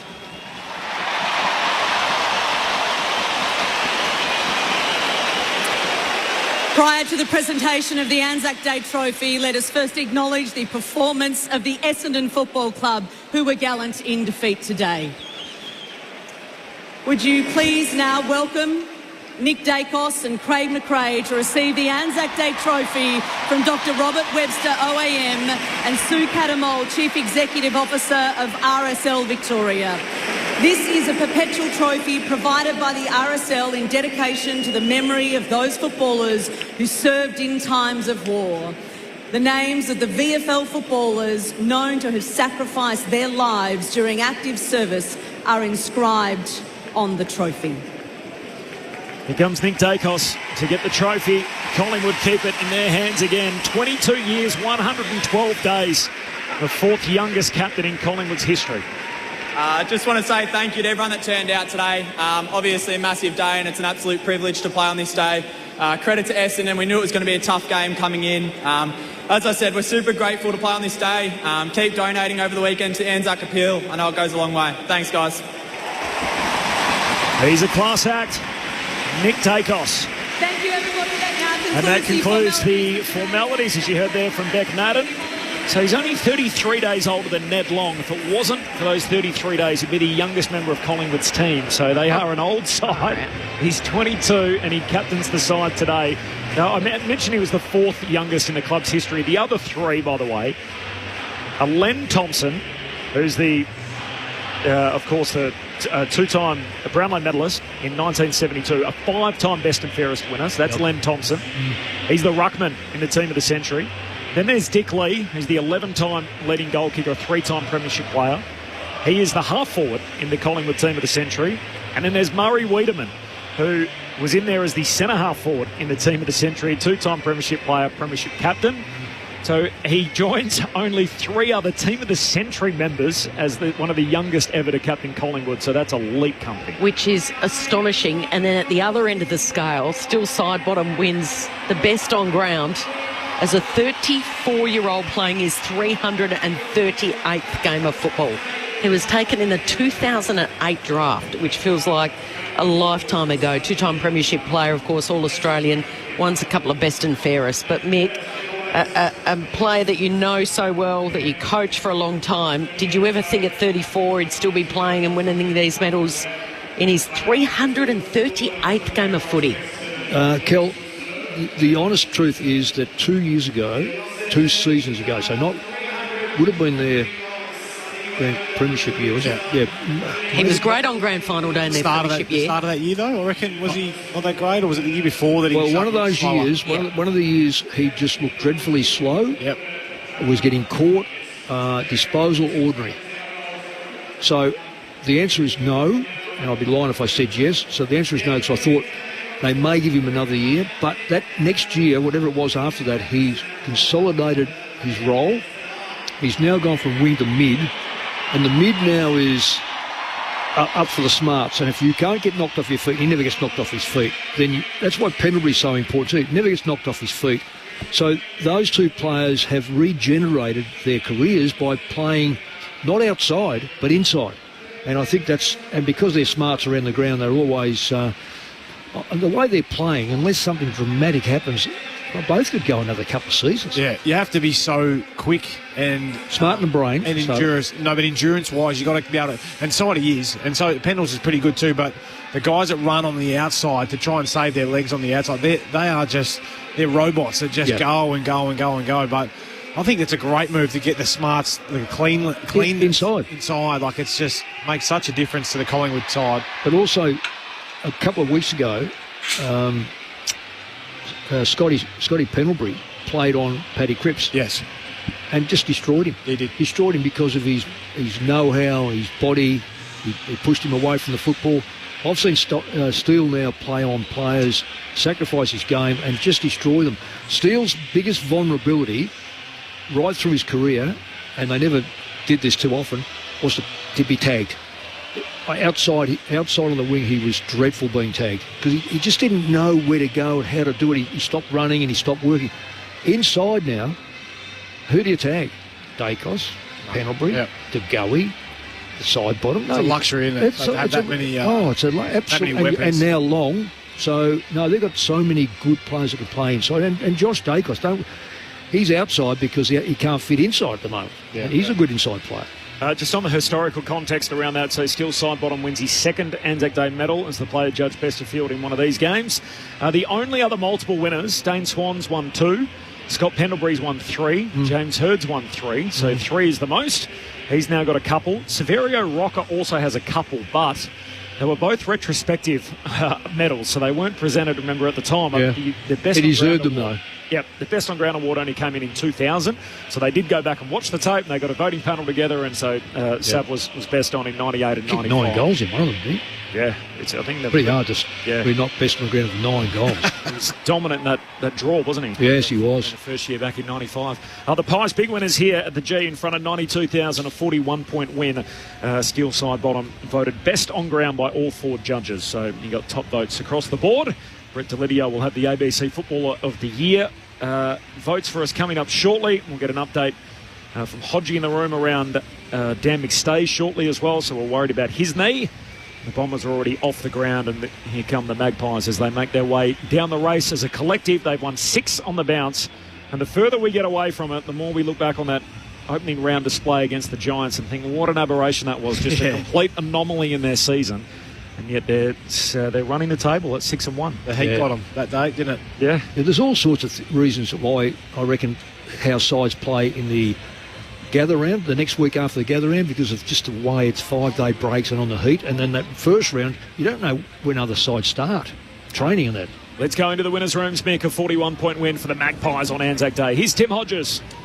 Corbin, as you'd imagine, with the biggest home and away game of the year, the rooms are jam-packed. So you'll hear, as soon as I see the Collingwood players come through, and that's still Sidebottom leading them in now.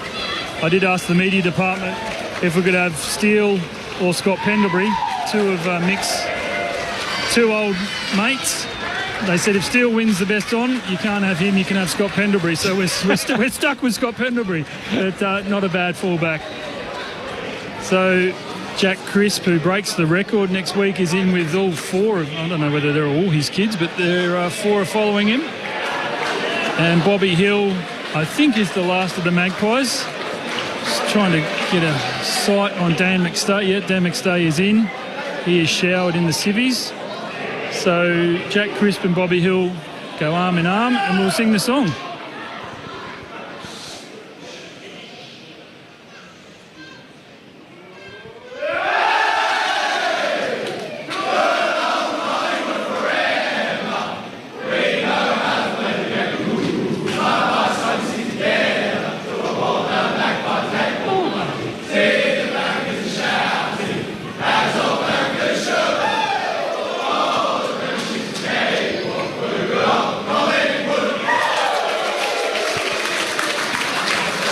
Now, if you're listening really hard there, you would have heard Craig McRae singing good old Collingwood to his little girl, Maggie, who he's holding. Of course, she was born on Grand Final Day in 2023, so she's loving it down here. I'll have Pendles with you very soon, guys. Thanks, Hodgie. And we'll get further news on Dan McStay coming up in a few moments' time as well. So a 41-point win for Collingwood over Essendon. So the Pies led by 15 at quarter time, by 8 at the half.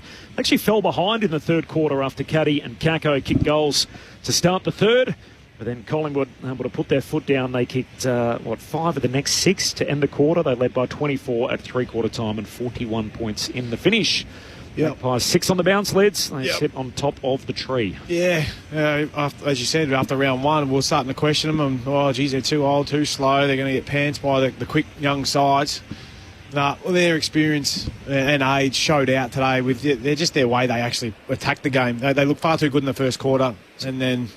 8 30-year-olds is a lot, and yet when you look through the 8, there's probably 7 of them where you wouldn't even question their place in the tank. Like, it's not even like, are they possibly over the hill? It's amazing what they're able to do with these guys at an advanced age. Well, that's exactly right, and that seems like, and this is a question I'm keen to ask Pendles, is how they manage them just week to week. I don't know exactly what they're doing, and get him to speak through it, because I think in my mind, I'm like, I'm not that much older than Pendles. I think I'll still be playing this game, but geez, But remember what I said to you? I spoke to him a couple of days ago, and he made total sense. Great. I want to get to hear it from the horse's mouth. Well, let him talk about pre-seasons and why the shorter pre-seasons now is not aiding the young people, but it's a collective now, the ones he's done. It'd be very good for you to ask that question and see whether he gives the same answer to me, because it was probably, I don't say it was in confidence, but we're in a sort of just, having a bit of a chat about football in general, and about, I just get annoyed at pre-seasons where coaches can't work the new system. They can't work a new system in because they don't have their players. But anyway, that's another issue. Geelong versus Collingwood next week will be interesting. The real worry to me about the competition right now, if you ever look at the ladder, they're going to play. This is the top sides. They're going to play West Coast. They're going to play North Melbourne. They're going to play Richmond, and it's going to be ugly. And it's going to distance the top sides from the bottom sides even further. And we've gone 8. This is the 7th or 8th round. There's probably 10 sides now that will fight out 8, but that could dissolve very quickly. It could, particularly with a couple of clubs that may not. The Saints now, if they lose 2 or 3 games over the next 4 games, it's just going to pile pressure on the Saints. Would you put the Blues in there? I haven't got the Blues anywhere near there. In the bottom half of it, you think the Blues are a good... No, sorry, I haven't got them in anywhere near the top 8. No, me either, but I'm asking, are they in that bottom rung? I wouldn't have thought they're in the bottom side, because when you've got a Curnow and you've got Mackay coming back, and they've got De Koning, and Cripps, Walsh and Walsh and these sort of players, and they've got Weeder in the back half. No, you can't dismiss Carlton winning a few big games, but whether they can do it, because I read in the paper today someone said, I should have a crack at him, but it was Gary Lyon said, the top 5 are the ones which you win with. You don't win with your top 5 these days. You win with your bottom 5. Your bottom 5, because who was the bottom 5 Collingwood players today? One of them left the ground. Yep. And then, even the others contributed. We'll come back to that. Collingwood by 41 points. They win again in season and on Anzac Day. Let's go into the winners' rooms. Tim Hodges. Corbin, the Collingwood legend, Scott Pendlebury, has been good enough to come over and join us. Scott, that was a day for it. A fair bit of rain out there. Was that the wettest game of footy you've played for some time? Oh, for a while, absolutely. It sort of just didn't downpour, but it just sort of rained from start to finish. But, some passages of play and that out. We're still, the ground's in such good condition. We're still able to play a little bit of dry weather footy at times. But, it's a good hard slog. 6 straight wins now, and to win on the biggest stage in home and away footy, everything's going really well for your footy club. Yeah, we're in a good space at the moment. Obviously, as you said, 6 in a row, and just trying to ride the wave of footy that you get caught in, and not get too high, not get too low, and just enjoy these wins, and the challenges keep coming. You ride the wave of the roller coaster. Can I ask you, do you know anything about Daniel McStay? He came off with that left knee injury, the same knee he had the ACL in last year. Do you know any more? Because I think everyone on the bench was really nervous. Yeah, I think everyone is a bit nervous. We're not sure, and he said he feels okay. I don't know whether you just say that in his position, but we'll rally around him, give him our full support, and hopefully it's something minor and he's not out for too long. Fingers crossed. I've got a guy upstairs who's desperately wants to speak to you, Scott. His name is Mick Malthouse. Pendles has got the cans on, Mick. G'day, Scotty. Well done. Another one. Your partner in crime. You gave him half of them, and he's ended up now breathing down your neck for the number of bests on the ground in the Anzac Day games. He played really well today. His clearance work, I think he ended up with 15, was phenomenal. And it is.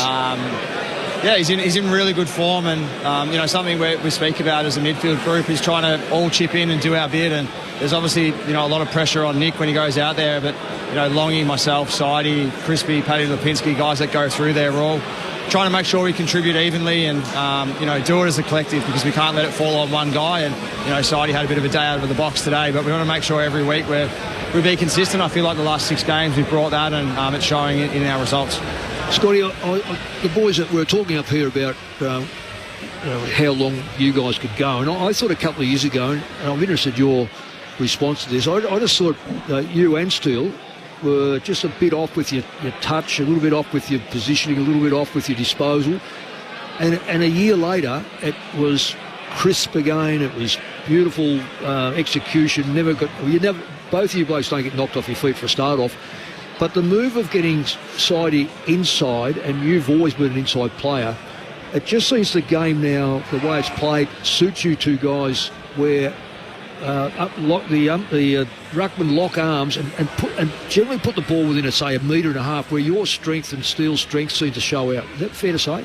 Yeah, well, I think getting Sidey back into the midfield, I think Sidey's greatest strength, but at times his greatest weakness is he's so flexible, and coaches can put him wherever they want him. They can put him at a wing, they can put him half back, they can wherever they want. But his best football has been when he's matured. He's played as an inside mid, so I think getting him inside, and then Crispy's gone out to a wing with his running ability. So those two will swap spots, and as I said, I feel like the game as a midfield these days, if you're all in sync and you know which way everyone's going to move, you can sort of move half a step before anyone realises it, and you can get time and space. And the skill these days through the midfield with guys with their hands and feet is phenomenal. And we're all trying to bring our strengths and enjoy playing with each other. I know you can't play 100 minutes of football without the opposition at least at some stage poking your head up, but during that third quarter, when they had a run at you, the third quarter, when they had a run at you and got in front, was there anything said? Was there anything done to change things that looked like Essendon had a little bit of momentum?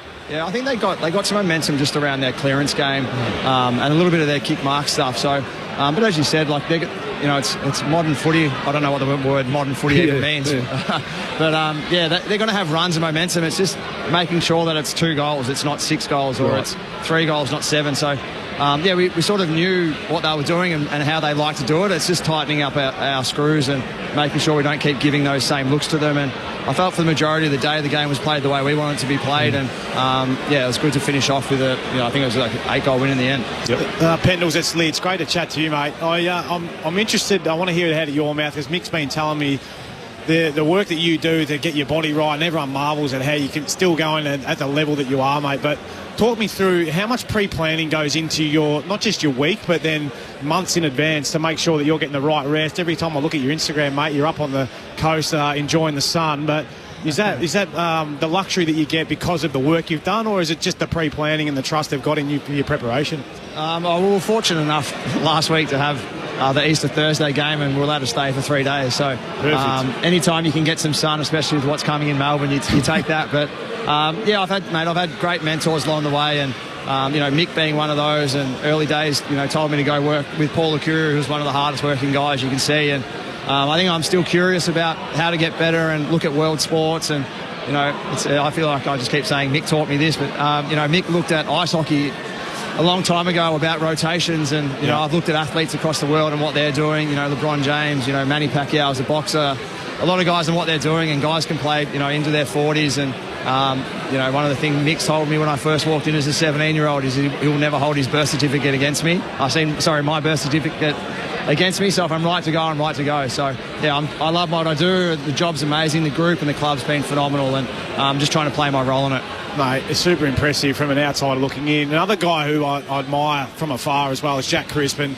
He's going to break the record next week, mate. How good and how much do you respect what he's able to do, not only to consistently play for that many games in a row, but at the level that he's been able to do it as well? Yeah, he's been phenomenal, and you're right. I think it's the level he's been able to do, 244 of them so far, and he's been on the countdown. I reckon for the last 100, he's counted everyone down. He makes sure he never misses, and it's phenomenal, and it's incredible. To have an AFL career with 244 games is phenomenal. To do it in a row is just nuts. So we'll rally around him and make sure he has a good week, but I don't think we'll really need to, because he'll make sure he lets everyone know. Hey, Scotty, it's Kelly Underwood upstairs. You mentioned Manny Pacquiao. He's 46 years of age. LeBron's 40. And we talk about Jack Crispin, his record, which is absolutely incredible. Today, you gained 410. Boomer's record is 432. You've got 22 to go, 23 to pass it. If you play in 3 or 4 finals this year, you'll probably play 20 if you make the grand final. I'm saying if everything's going well. You're going to be 3 or 4 short of this record for next year. He's going 3 or 4 years, Kelly. He's not worrying about 3 or 4 games. You'll go round, won't you? You've looked into that. I have. Because I thought the Collingwood fans would be interested in it. I mean, you could seriously... are you going to rest it all this year, or do you think... Me and Fly have definitely spoke about, managing myself and, guys through the season. So there might be times later in the year where, I have a rest or I don't travel or something like that. And, I'm still very much in the mind frame of whatever we need to do to win a premiership. It's not about trying to chase a record for me. And, if we can chase, I said a premiership, but if we can chase getting into finals, we've ticked off 6 games. Traditionally, you need to win 13 or 14. We want to get to finals. So that's the aim. And, look, if I'm playing good footy and, they want me to go on, and, I feel like I can go on, I'd love to, but there's a lot of work to go between now and then. Okay, so you don't go to sleep at night rehearsing 4-3-2, 4-3-2, 4-3-2. No. It sounds like you do, though, Kelly. Scott Pendlebury with us on ABC Sport. Scott, really appreciate all your time. Just lastly before you go, so the other end of the age scale tonight, the second youngest man in the team was Nick Dacos. He's 33 days older than Ned Long, and he captained the side tonight. What was it like playing under someone like Nick Dacos, who becomes the 4th youngest man in the club's history to captain the side? Oh, it's pretty easy, to be honest. He's got leadership sort of written all over him, and he spoke really well. And it was an awesome moment. I think everyone sort of took it in when he led us up the race, and it was pretty special for Nick to go out there. But he slammed home in the first goal too. Yeah, he did. So it was a fitting start for him, and. I think he's got a long serving of captaincy coming up eventually. But, as I was saying earlier, that we've got a great group of leaders at this football club, and Nick's turn today, and hopefully we get the skipper back next week, though, for Geelong. Yeah, I was about to say, you've got 8 guys that are over 30, so you've got plenty of on-field leadership already. It'd be a great team to come in and try and lead from that point of view. But is he vocal? You mentioned he gave a speech. Can you take us inside, I guess, the nature of what he said? Well, he can certainly call for the footy. I'll give you the hot tip. So he's vocal when he needs to be around the footy. But no, he's very very natural, very himself. He didn't look overawed. Very comfortable in those shoes. We'll let you go and get dry. I appreciate your time. Cheers, guys. Thank you. Scott Pendlebury, always great to have him with us, and particularly on such a big day, the 3-time ANZAC Day medalist. And, of course, Collingwood, not just Collingwood, but league great, Scott Pendlebury. What a day again for the Magpies. They win 6 on the bounce, and they win by 41 points over the Bombers. He'll break that record, won't he? Yep. That's incredible. He's got no thoughts about retirement, because he loves his job. He calls it his job. He explores the world to stay in front of any fatigue, any ageing, anything he can pinch to make himself better. So he wants to be better every year. It may not happen, but it's the goal to be better. He's highly competitive, and when you're that close, he could probably smell this club winning. They won 2 years ago. Real chance of winning today, this year. When you look at it, the older players, I think you might have said, or Corby might have said, the older players, none of them are showing age. They're all up and about. Sidebombers won today. Pendlebury's in the top 5. Howe is he's the best backline player today for Collingwood. I don't know if he's the best backline player on the ground, but he was certainly for Collingwood. So they're 30-years, Mick. Jamie Elliott, kick 5. He's kick 32. 5. He could go around 2 or 3. Yeah, well, let's say he could go around next year anyway. Pendlebury, 37, we've just touched on. Sidebottom, 34, we've spoken about. The AFL's Iron Man, Jack Crisp, 31. Well, the way he's going, he didn't get a lot of the football, but he's played on the wing. It's a hard day, a little wet, I reckon. But he's still up and about. 30. Jeremy Howe, 34, who we spoke about. Brody Mychek, 32. Now because he's a key centre forward, they get smashed every week. He started late though. That's he. Yeah, he has started late. But if there's anyone, he could be it. He could be it. But let me just say this: if Denwick stays on his knee, Mychek's important for the next couple of years. There's 2 more, the 30-year-old brigade, the 8 of them. Tim Membry at 30. Yeah, well, he's just hanging on. And the other one's Will Hoskin-Elliott. He's on the dip. They can't all be up. So, but 5 or 6 of them. Pretty that's good, unbelievable. Absolute safe as houses. Yeah, and then you can throw in who they're going to recruit or get over the next couple of seasons, maybe to replace. Geelong used it right. Lockie Henderson, bit stiff. I don't think he played in the premiership, but he got replaced by De Koning. They win a premiership. Last year, a couple went out. This year, a couple of players aren't around. So but their strength is the team underneath coming through. Collingwood's the same here. They've got, as you said, Brett, young Long now 11-11, 22 possessions, had a few clearances, inside 50s, score involvements. He now comes in and becomes another player that Lipinski the same. If it's not Hoskin-Elliott getting a game because they get a few back, he steps up. Yeah. Mick Malthouse and Brett Delidio on ABC Sport, Corbin Middlemass and Kelly Underwood in the box. We've got all our team downstairs, so Ben Cameron's lurking around in the Bombers rooms. We'll catch up with one of the Dons in just a moment. Tim Hodges, who we've heard from already, and the concern for Dan McStay coming out of the game. So it's a left knee injury. He was subbed out before three-quarter time and, of course, has had that surgically repaired in the past after tearing his ACL in the preliminary final of 2023. Collingwood by 41 points after falling behind early in the third term. Now, a little forward promote. So coming up tomorrow on AFL Saturday on ABC Sport with myself, Corbin Middlemass, Mick Malthouse, and it's not Luke Ball tomorrow. Adam Ramanauskas will be in the chair with us. The coach of the Collingwood Football Club is going to join us tomorrow on AFL Saturday. So we'll hear from Craig McRae, which would be great. I think there's only 3 living Collingwood Premiership coaches with us on planet Earth. One of them is Lee Matthews. The other 2 will be having a chat tomorrow, Mick Malthouse and Craig McRae. Also, Zach Merritt will stop by for a chat as well. So we'll have a chat to Zach, who's going to work the game with us. So he'll be in the experts chair. First go, or has he done a couple? He did one a couple of years ago with Brendan Goddard, and of course they're great mates. And how'd that go? Well, it was West Coast Carlton, and I think the Blues won by about 120 points. So Beach would have switched off then halfway through the third. Imagine being a current player trying to comment on that, which made it very tough for Zach. So I'm hoping the game lives up to it. St Kilda Brisbane, and he can give us a few insights as to what it's like running around on the green stuff. All right, let's go into the Bombers' rooms. Ben Cameron's downstairs. Ben. Thanks, Corb. Down here in the Essendon rooms with Jordan Ridley. What are your immediate reflections on that match? Yeah, obviously disappointing. Felt like we had our chances. Probably run at the pump a bit early, but I thought we held up reasonably well. And the tide started to turn a bit in the second and third. But, ultimately we just couldn't string it together in the last quarter. We had Mick Malthouse and Brett Delidio up in the commentary box, and they were really big at quarter time about you guys needing to adjust and get the kick to handball ratio better. And it felt like you did that in the second term when you guys got back into the match. What was spoken about, if anything? Oh, that was certainly the exact thing we talked about, really. It's a wet day, so territory's gold. I think it was time to take it off the line if we're wide open, but if not, just getting the ball forward's a good result. What about in the second half, when Collingwood were able to gain the ascendancy and kick 10 goals to 5 in the second half, which the gap in the game? What do you think allowed them to do that? I think they were just a bit cleaner going forward. I think they were able to play a bit of a forward half game and really train out the front and put our backs under a bit of pressure, which made it hard. But, I don't think we did a lot wrong. They're a very good team. They certainly are that. What about for you? I mean, you've been cruelled by injuries in recent years. How nice is it to get a little bit of continuity together and play some football? Yeah, it's been great.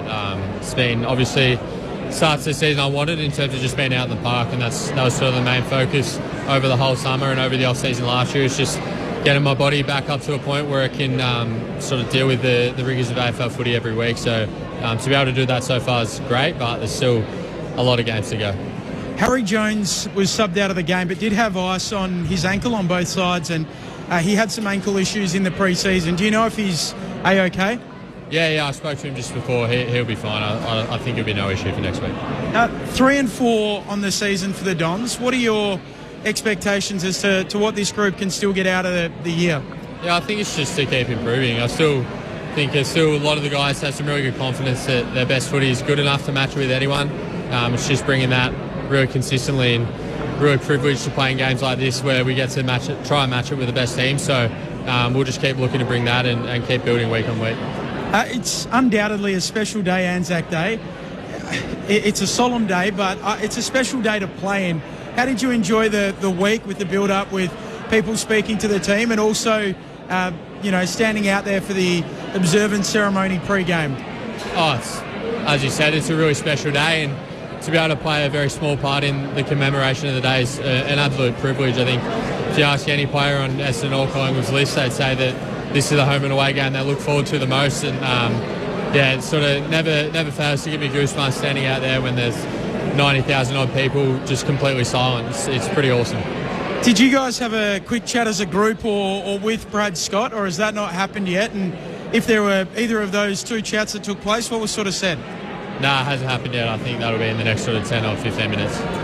Appreciate your time. Best of luck for the remainder of the year, Jordan. Thank you. And thanks to the Bombers as well for that access in defeat. Jordan Ridley from the Dons there after game number 99. Short week for Essendon, even shorter week for North Melbourne, so they play Thursday night under the roof at Docklands. The Roos haven't even played yet, and they've still got to go to Adelaide and come back and play the Bombers next Thursday. So Jordan Ridley there. Oh, it's all wrong. It is. All that is so wrong. Yep. I did an article in the West, and one of your colleagues, Mark Duffield, texted me back and said, add on this, and this.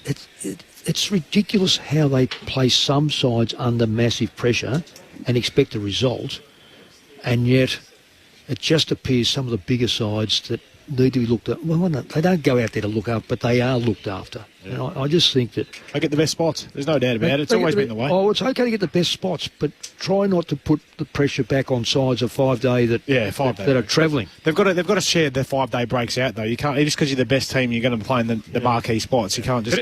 Because the game's over, by halfway through this year, we're going to be going, really, probably 7th, 8th, 9th and 10th might fight it out, but the top 6 will be done. I don't think you want that. Do you think Scott? We praised Scott Pendlebury, and absolutely we should for his durability. Do you think the fact he's played here has had something to do with it?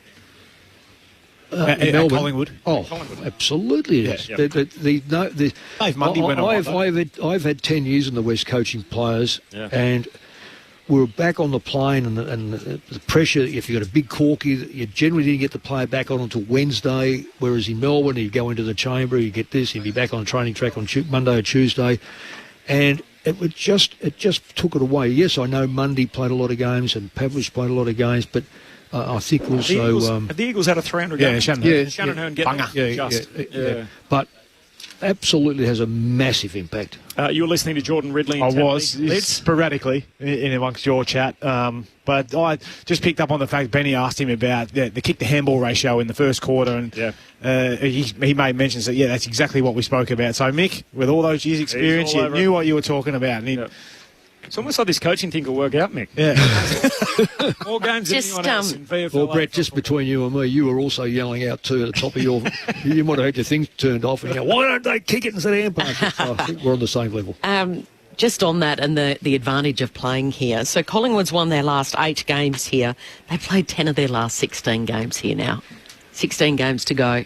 They're on top of the ladder. 10 of their last 16 are here. And people blame Collingwood for that, and yet a lot of the times they're here as the away team playing against some other club that's hoping to gain the high attendance and the ticket sales and everything else that goes along with it. So they're there to... They make money for not just them, but for the whole competition and the other teams. And ask 17 other teams who they want to play. Why they get shoved up to opening round? We want to play Collingwood. We want to play Collingwood. So they get a big crowd. Travel 3 more times. They go to Perth to play Freo in a couple of weeks. Who's that? Collingwood. Right. Oh. And then they go to Carrara to play the Suns in round 18. In the school holidays. Yep. Of course. And then Adelaide Oval to play the Crows in round 23. 3 more trips. Okay. Perth, Gold Coast and Adelaide. See, that's another thing that annoys the hell out of me when people say, Melbourne... Now, I've coached on both sides of the continent.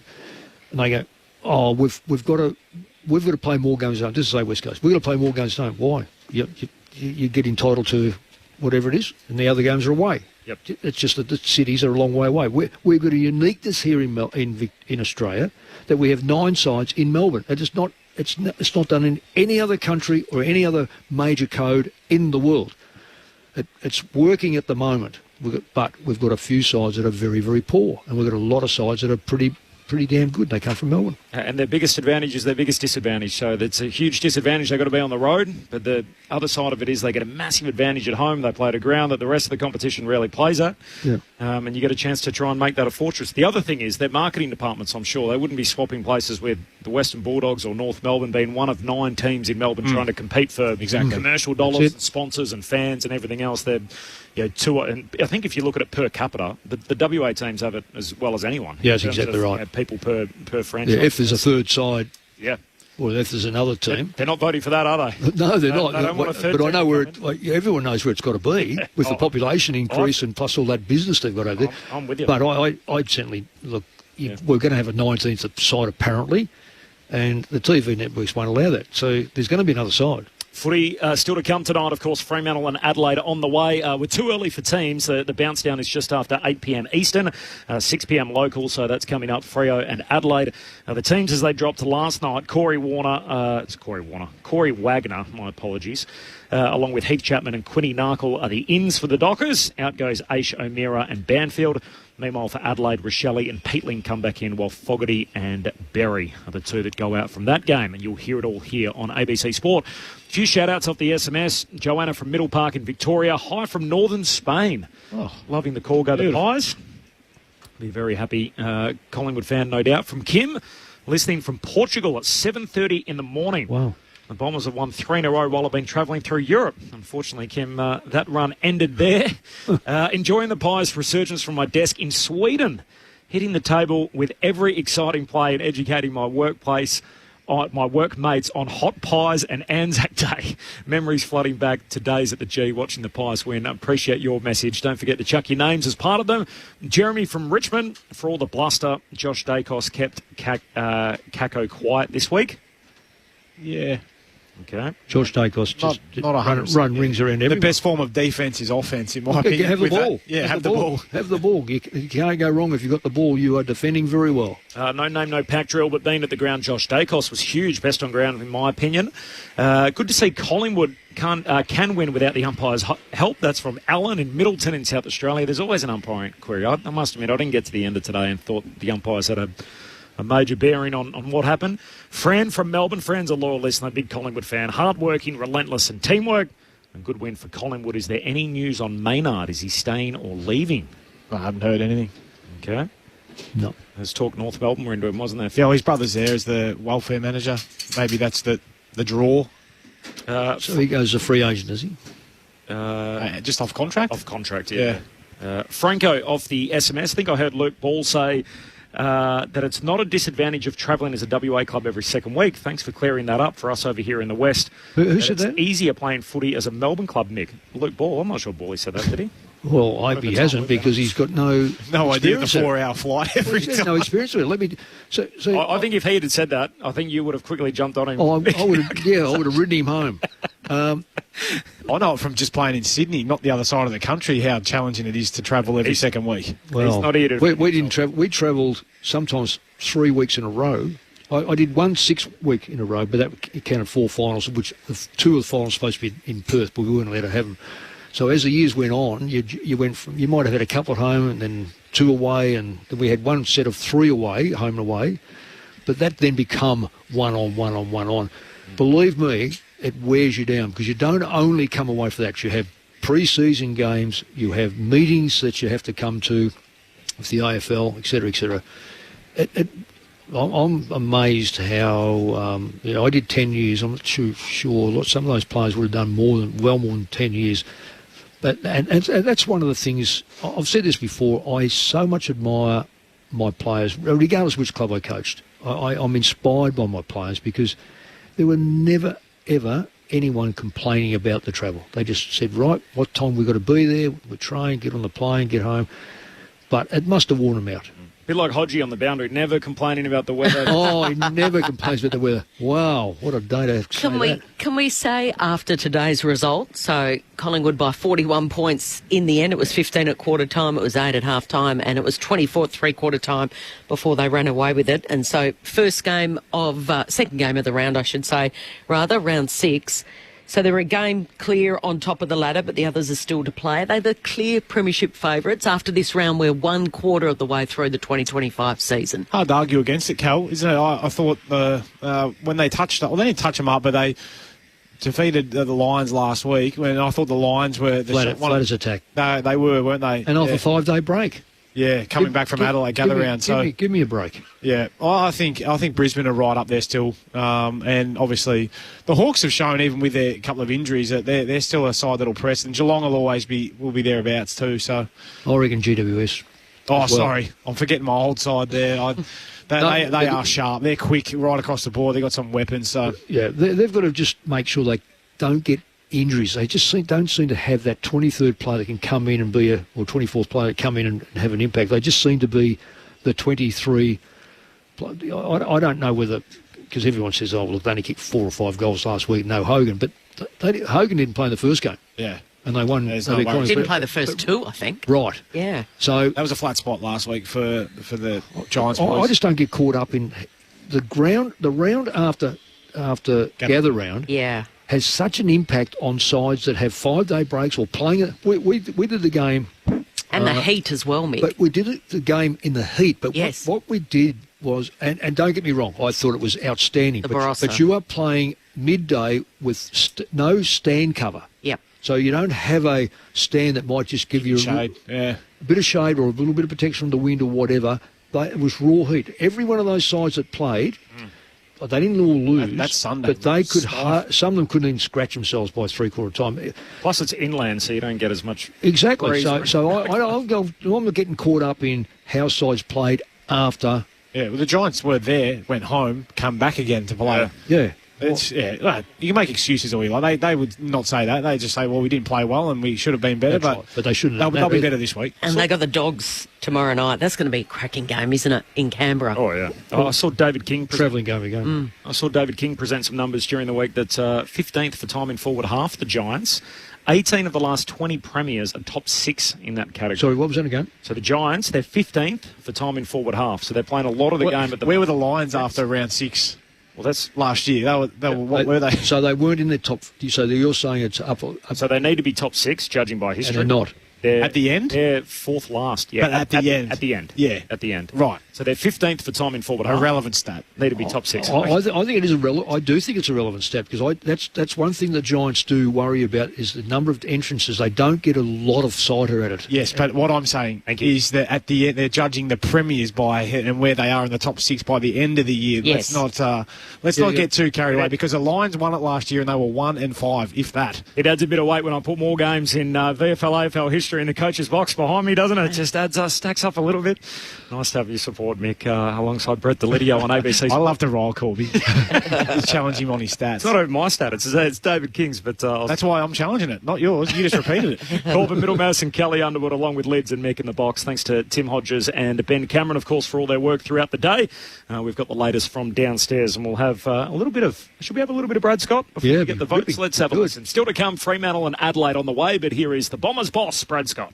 Brad, you get in front early in the third quarter and then they kick 10 of the next 12. Where do you think it went wrong after early in the third?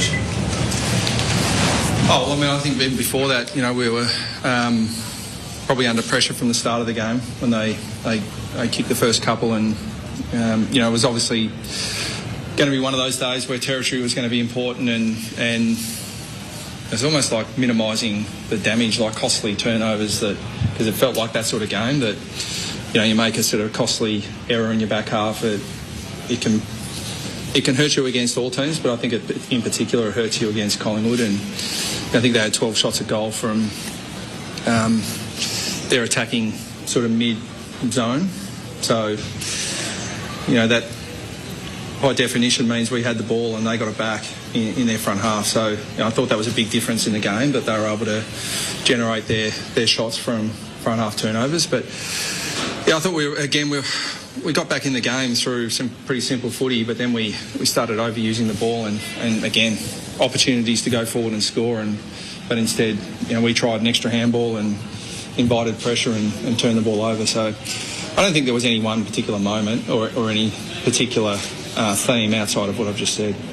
Is today's results sort of a pretty accurate reflection of where the two sides are? I mean, greater experience on their part, perhaps greater talent overall, and that surety of ball use and stuff, just the ability not to make those big errors in big moments? Yeah, I think that's accurate at the moment. But I've got I think there's a lot of really good signs for us going forward. Conceded a lot of inside 50s, but Zach Reid looked like one of the better players on the ground. Andy McGrath's job on Bobby Hill, Norm Smith medalist, really dangerous player, particularly in these conditions. A lot of really good signs, but I'd agree with the conclusion there that just a bit of their class and that elder statesman, Pendlebury side bottom were real influential, and our midfield's been a real strength of ours, but we probably lowered our colours today to their 4 or 5 versus our 4 or 5. Even though a lot worked of what we did, that's the challenge of playing really good teams. I thought, while again some of their players had influence, we were able to limit a fair bit of that. So overall, but the weight of numbers, they wore us down. So looking ahead from a development point of view, would you agree that it's skilled young players are probably at a premium to come onto this list? There's just a bit of I don't want to sound hurtful or whatever, but there's a bit of a vanilla look about quite a bit of the list. Does it need more skill, do you think, to be competitive with the Collingwood? Yeah, I'll let our recruiters know. Would a coach like more skill? Yeah, we would. But our job as coaches is to develop the talent that we have.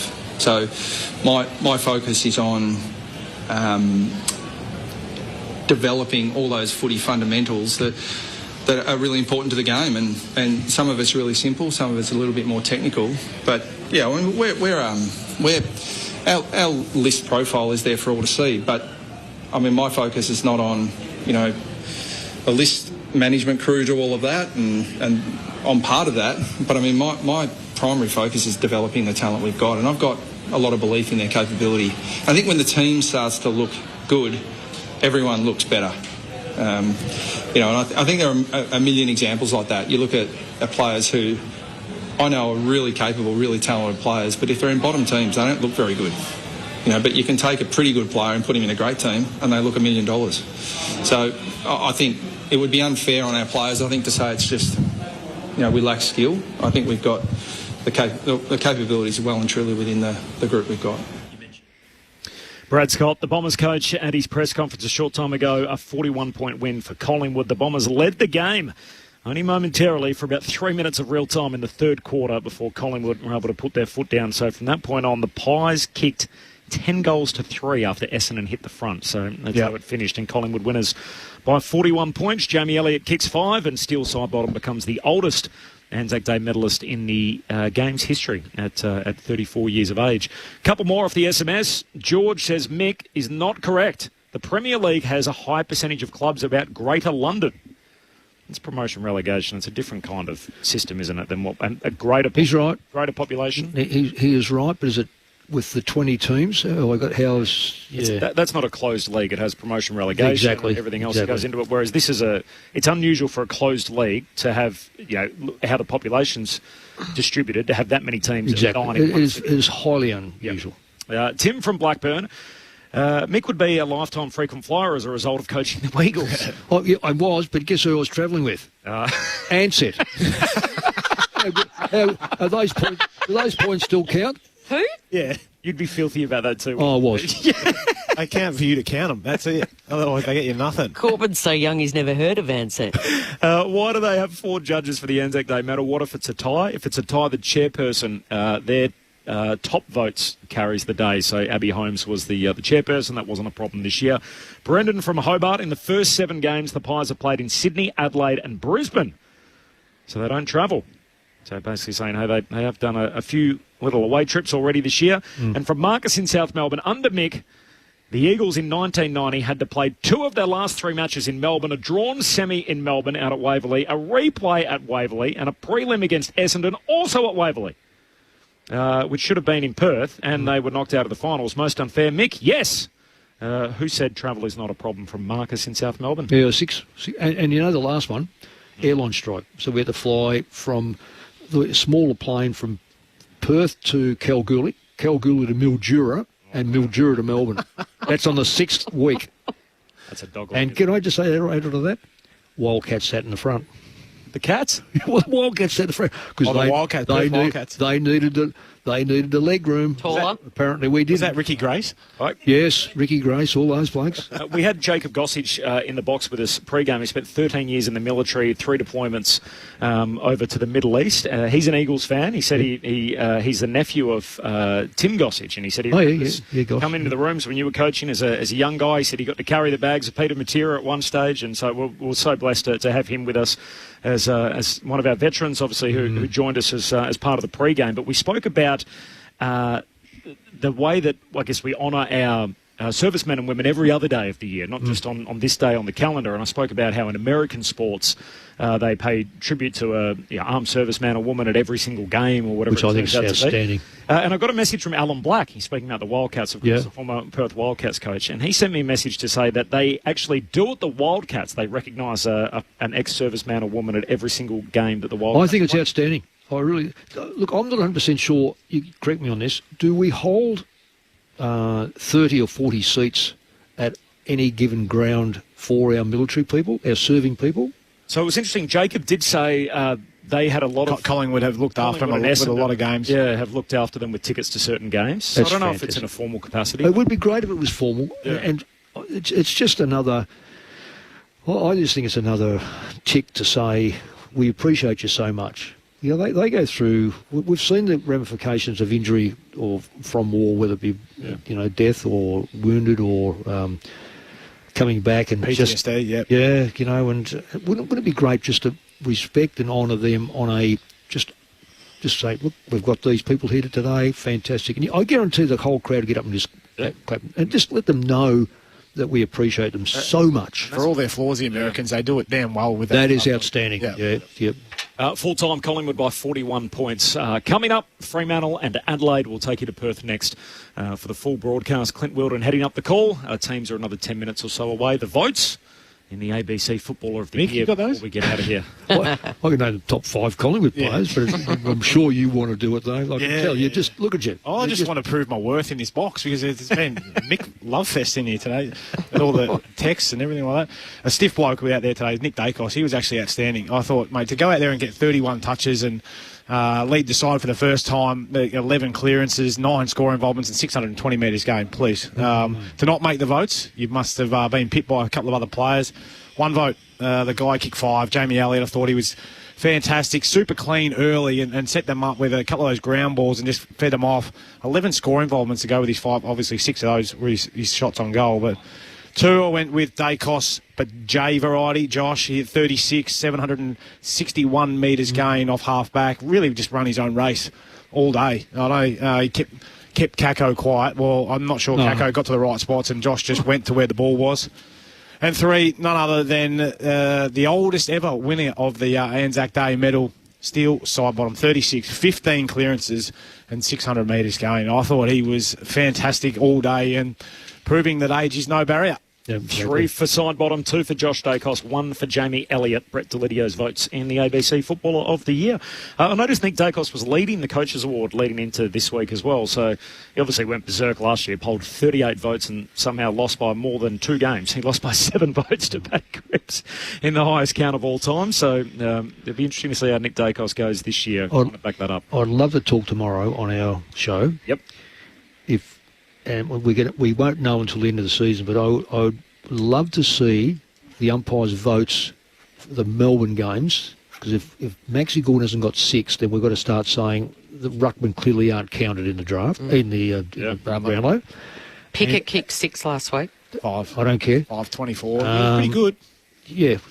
Max got him over the line in that last quarter. Max won it for him. Yeah. And Bolter won it for Richmond. Now, whether the impact of that, all the bits and pieces, whether umpires read that and look at him and we don't want to give him votes. He was clearly the best player, won the game for Richmond, and I'll be interested to see whether they get votes. It's worth talking about tomorrow, whether we think that umpires are influenced by media or influenced by showiness. I don't know. Can you ask Craig McRae tomorrow how much of the game plan revolves around getting Nick Dacos involved and how much they try and help him influence the game? Write that down. Benny will write that down. Hey, Lids, we love having you part of it always, and particularly last night into today. Big 24 hours here at the MCG. And mate, an honour to be a part of it, to be honest, and I'm very appreciative of being here to celebrate such a special day, the last 2 days. Mick, it's always a joy to have you in the box, and particularly I know how much this day means to you, so thanks heaps for your company again today. And Corby, we had a good time during the week. Been a big week for you, Mick. Just a quiet glass of red tonight. Well, I'll tell you what, you might open a couple of those bottles you showed me before on your little... bottles? Oh, goodness. Oh, okay, then. I'm coming. What's your address? To the rest of the crew, thanks to Tim Hodges downstairs, to Ben Cameron, our EP, to the cult figure Adam Jones back in the studio, to Damien Peck as well on socials doing a great job, to Stuart Hollywood Baker, and to you, Kelly, as well. Of course, there's no show without punch, as they say in the classics. Thanks, Corby. Thanks to Kelly Underwood. Memorable as always. The Pies by 41 after falling behind in the third term. The footy is not done. Coming up from Perth Stadium, Fremantle and Adelaide. It's on deck next.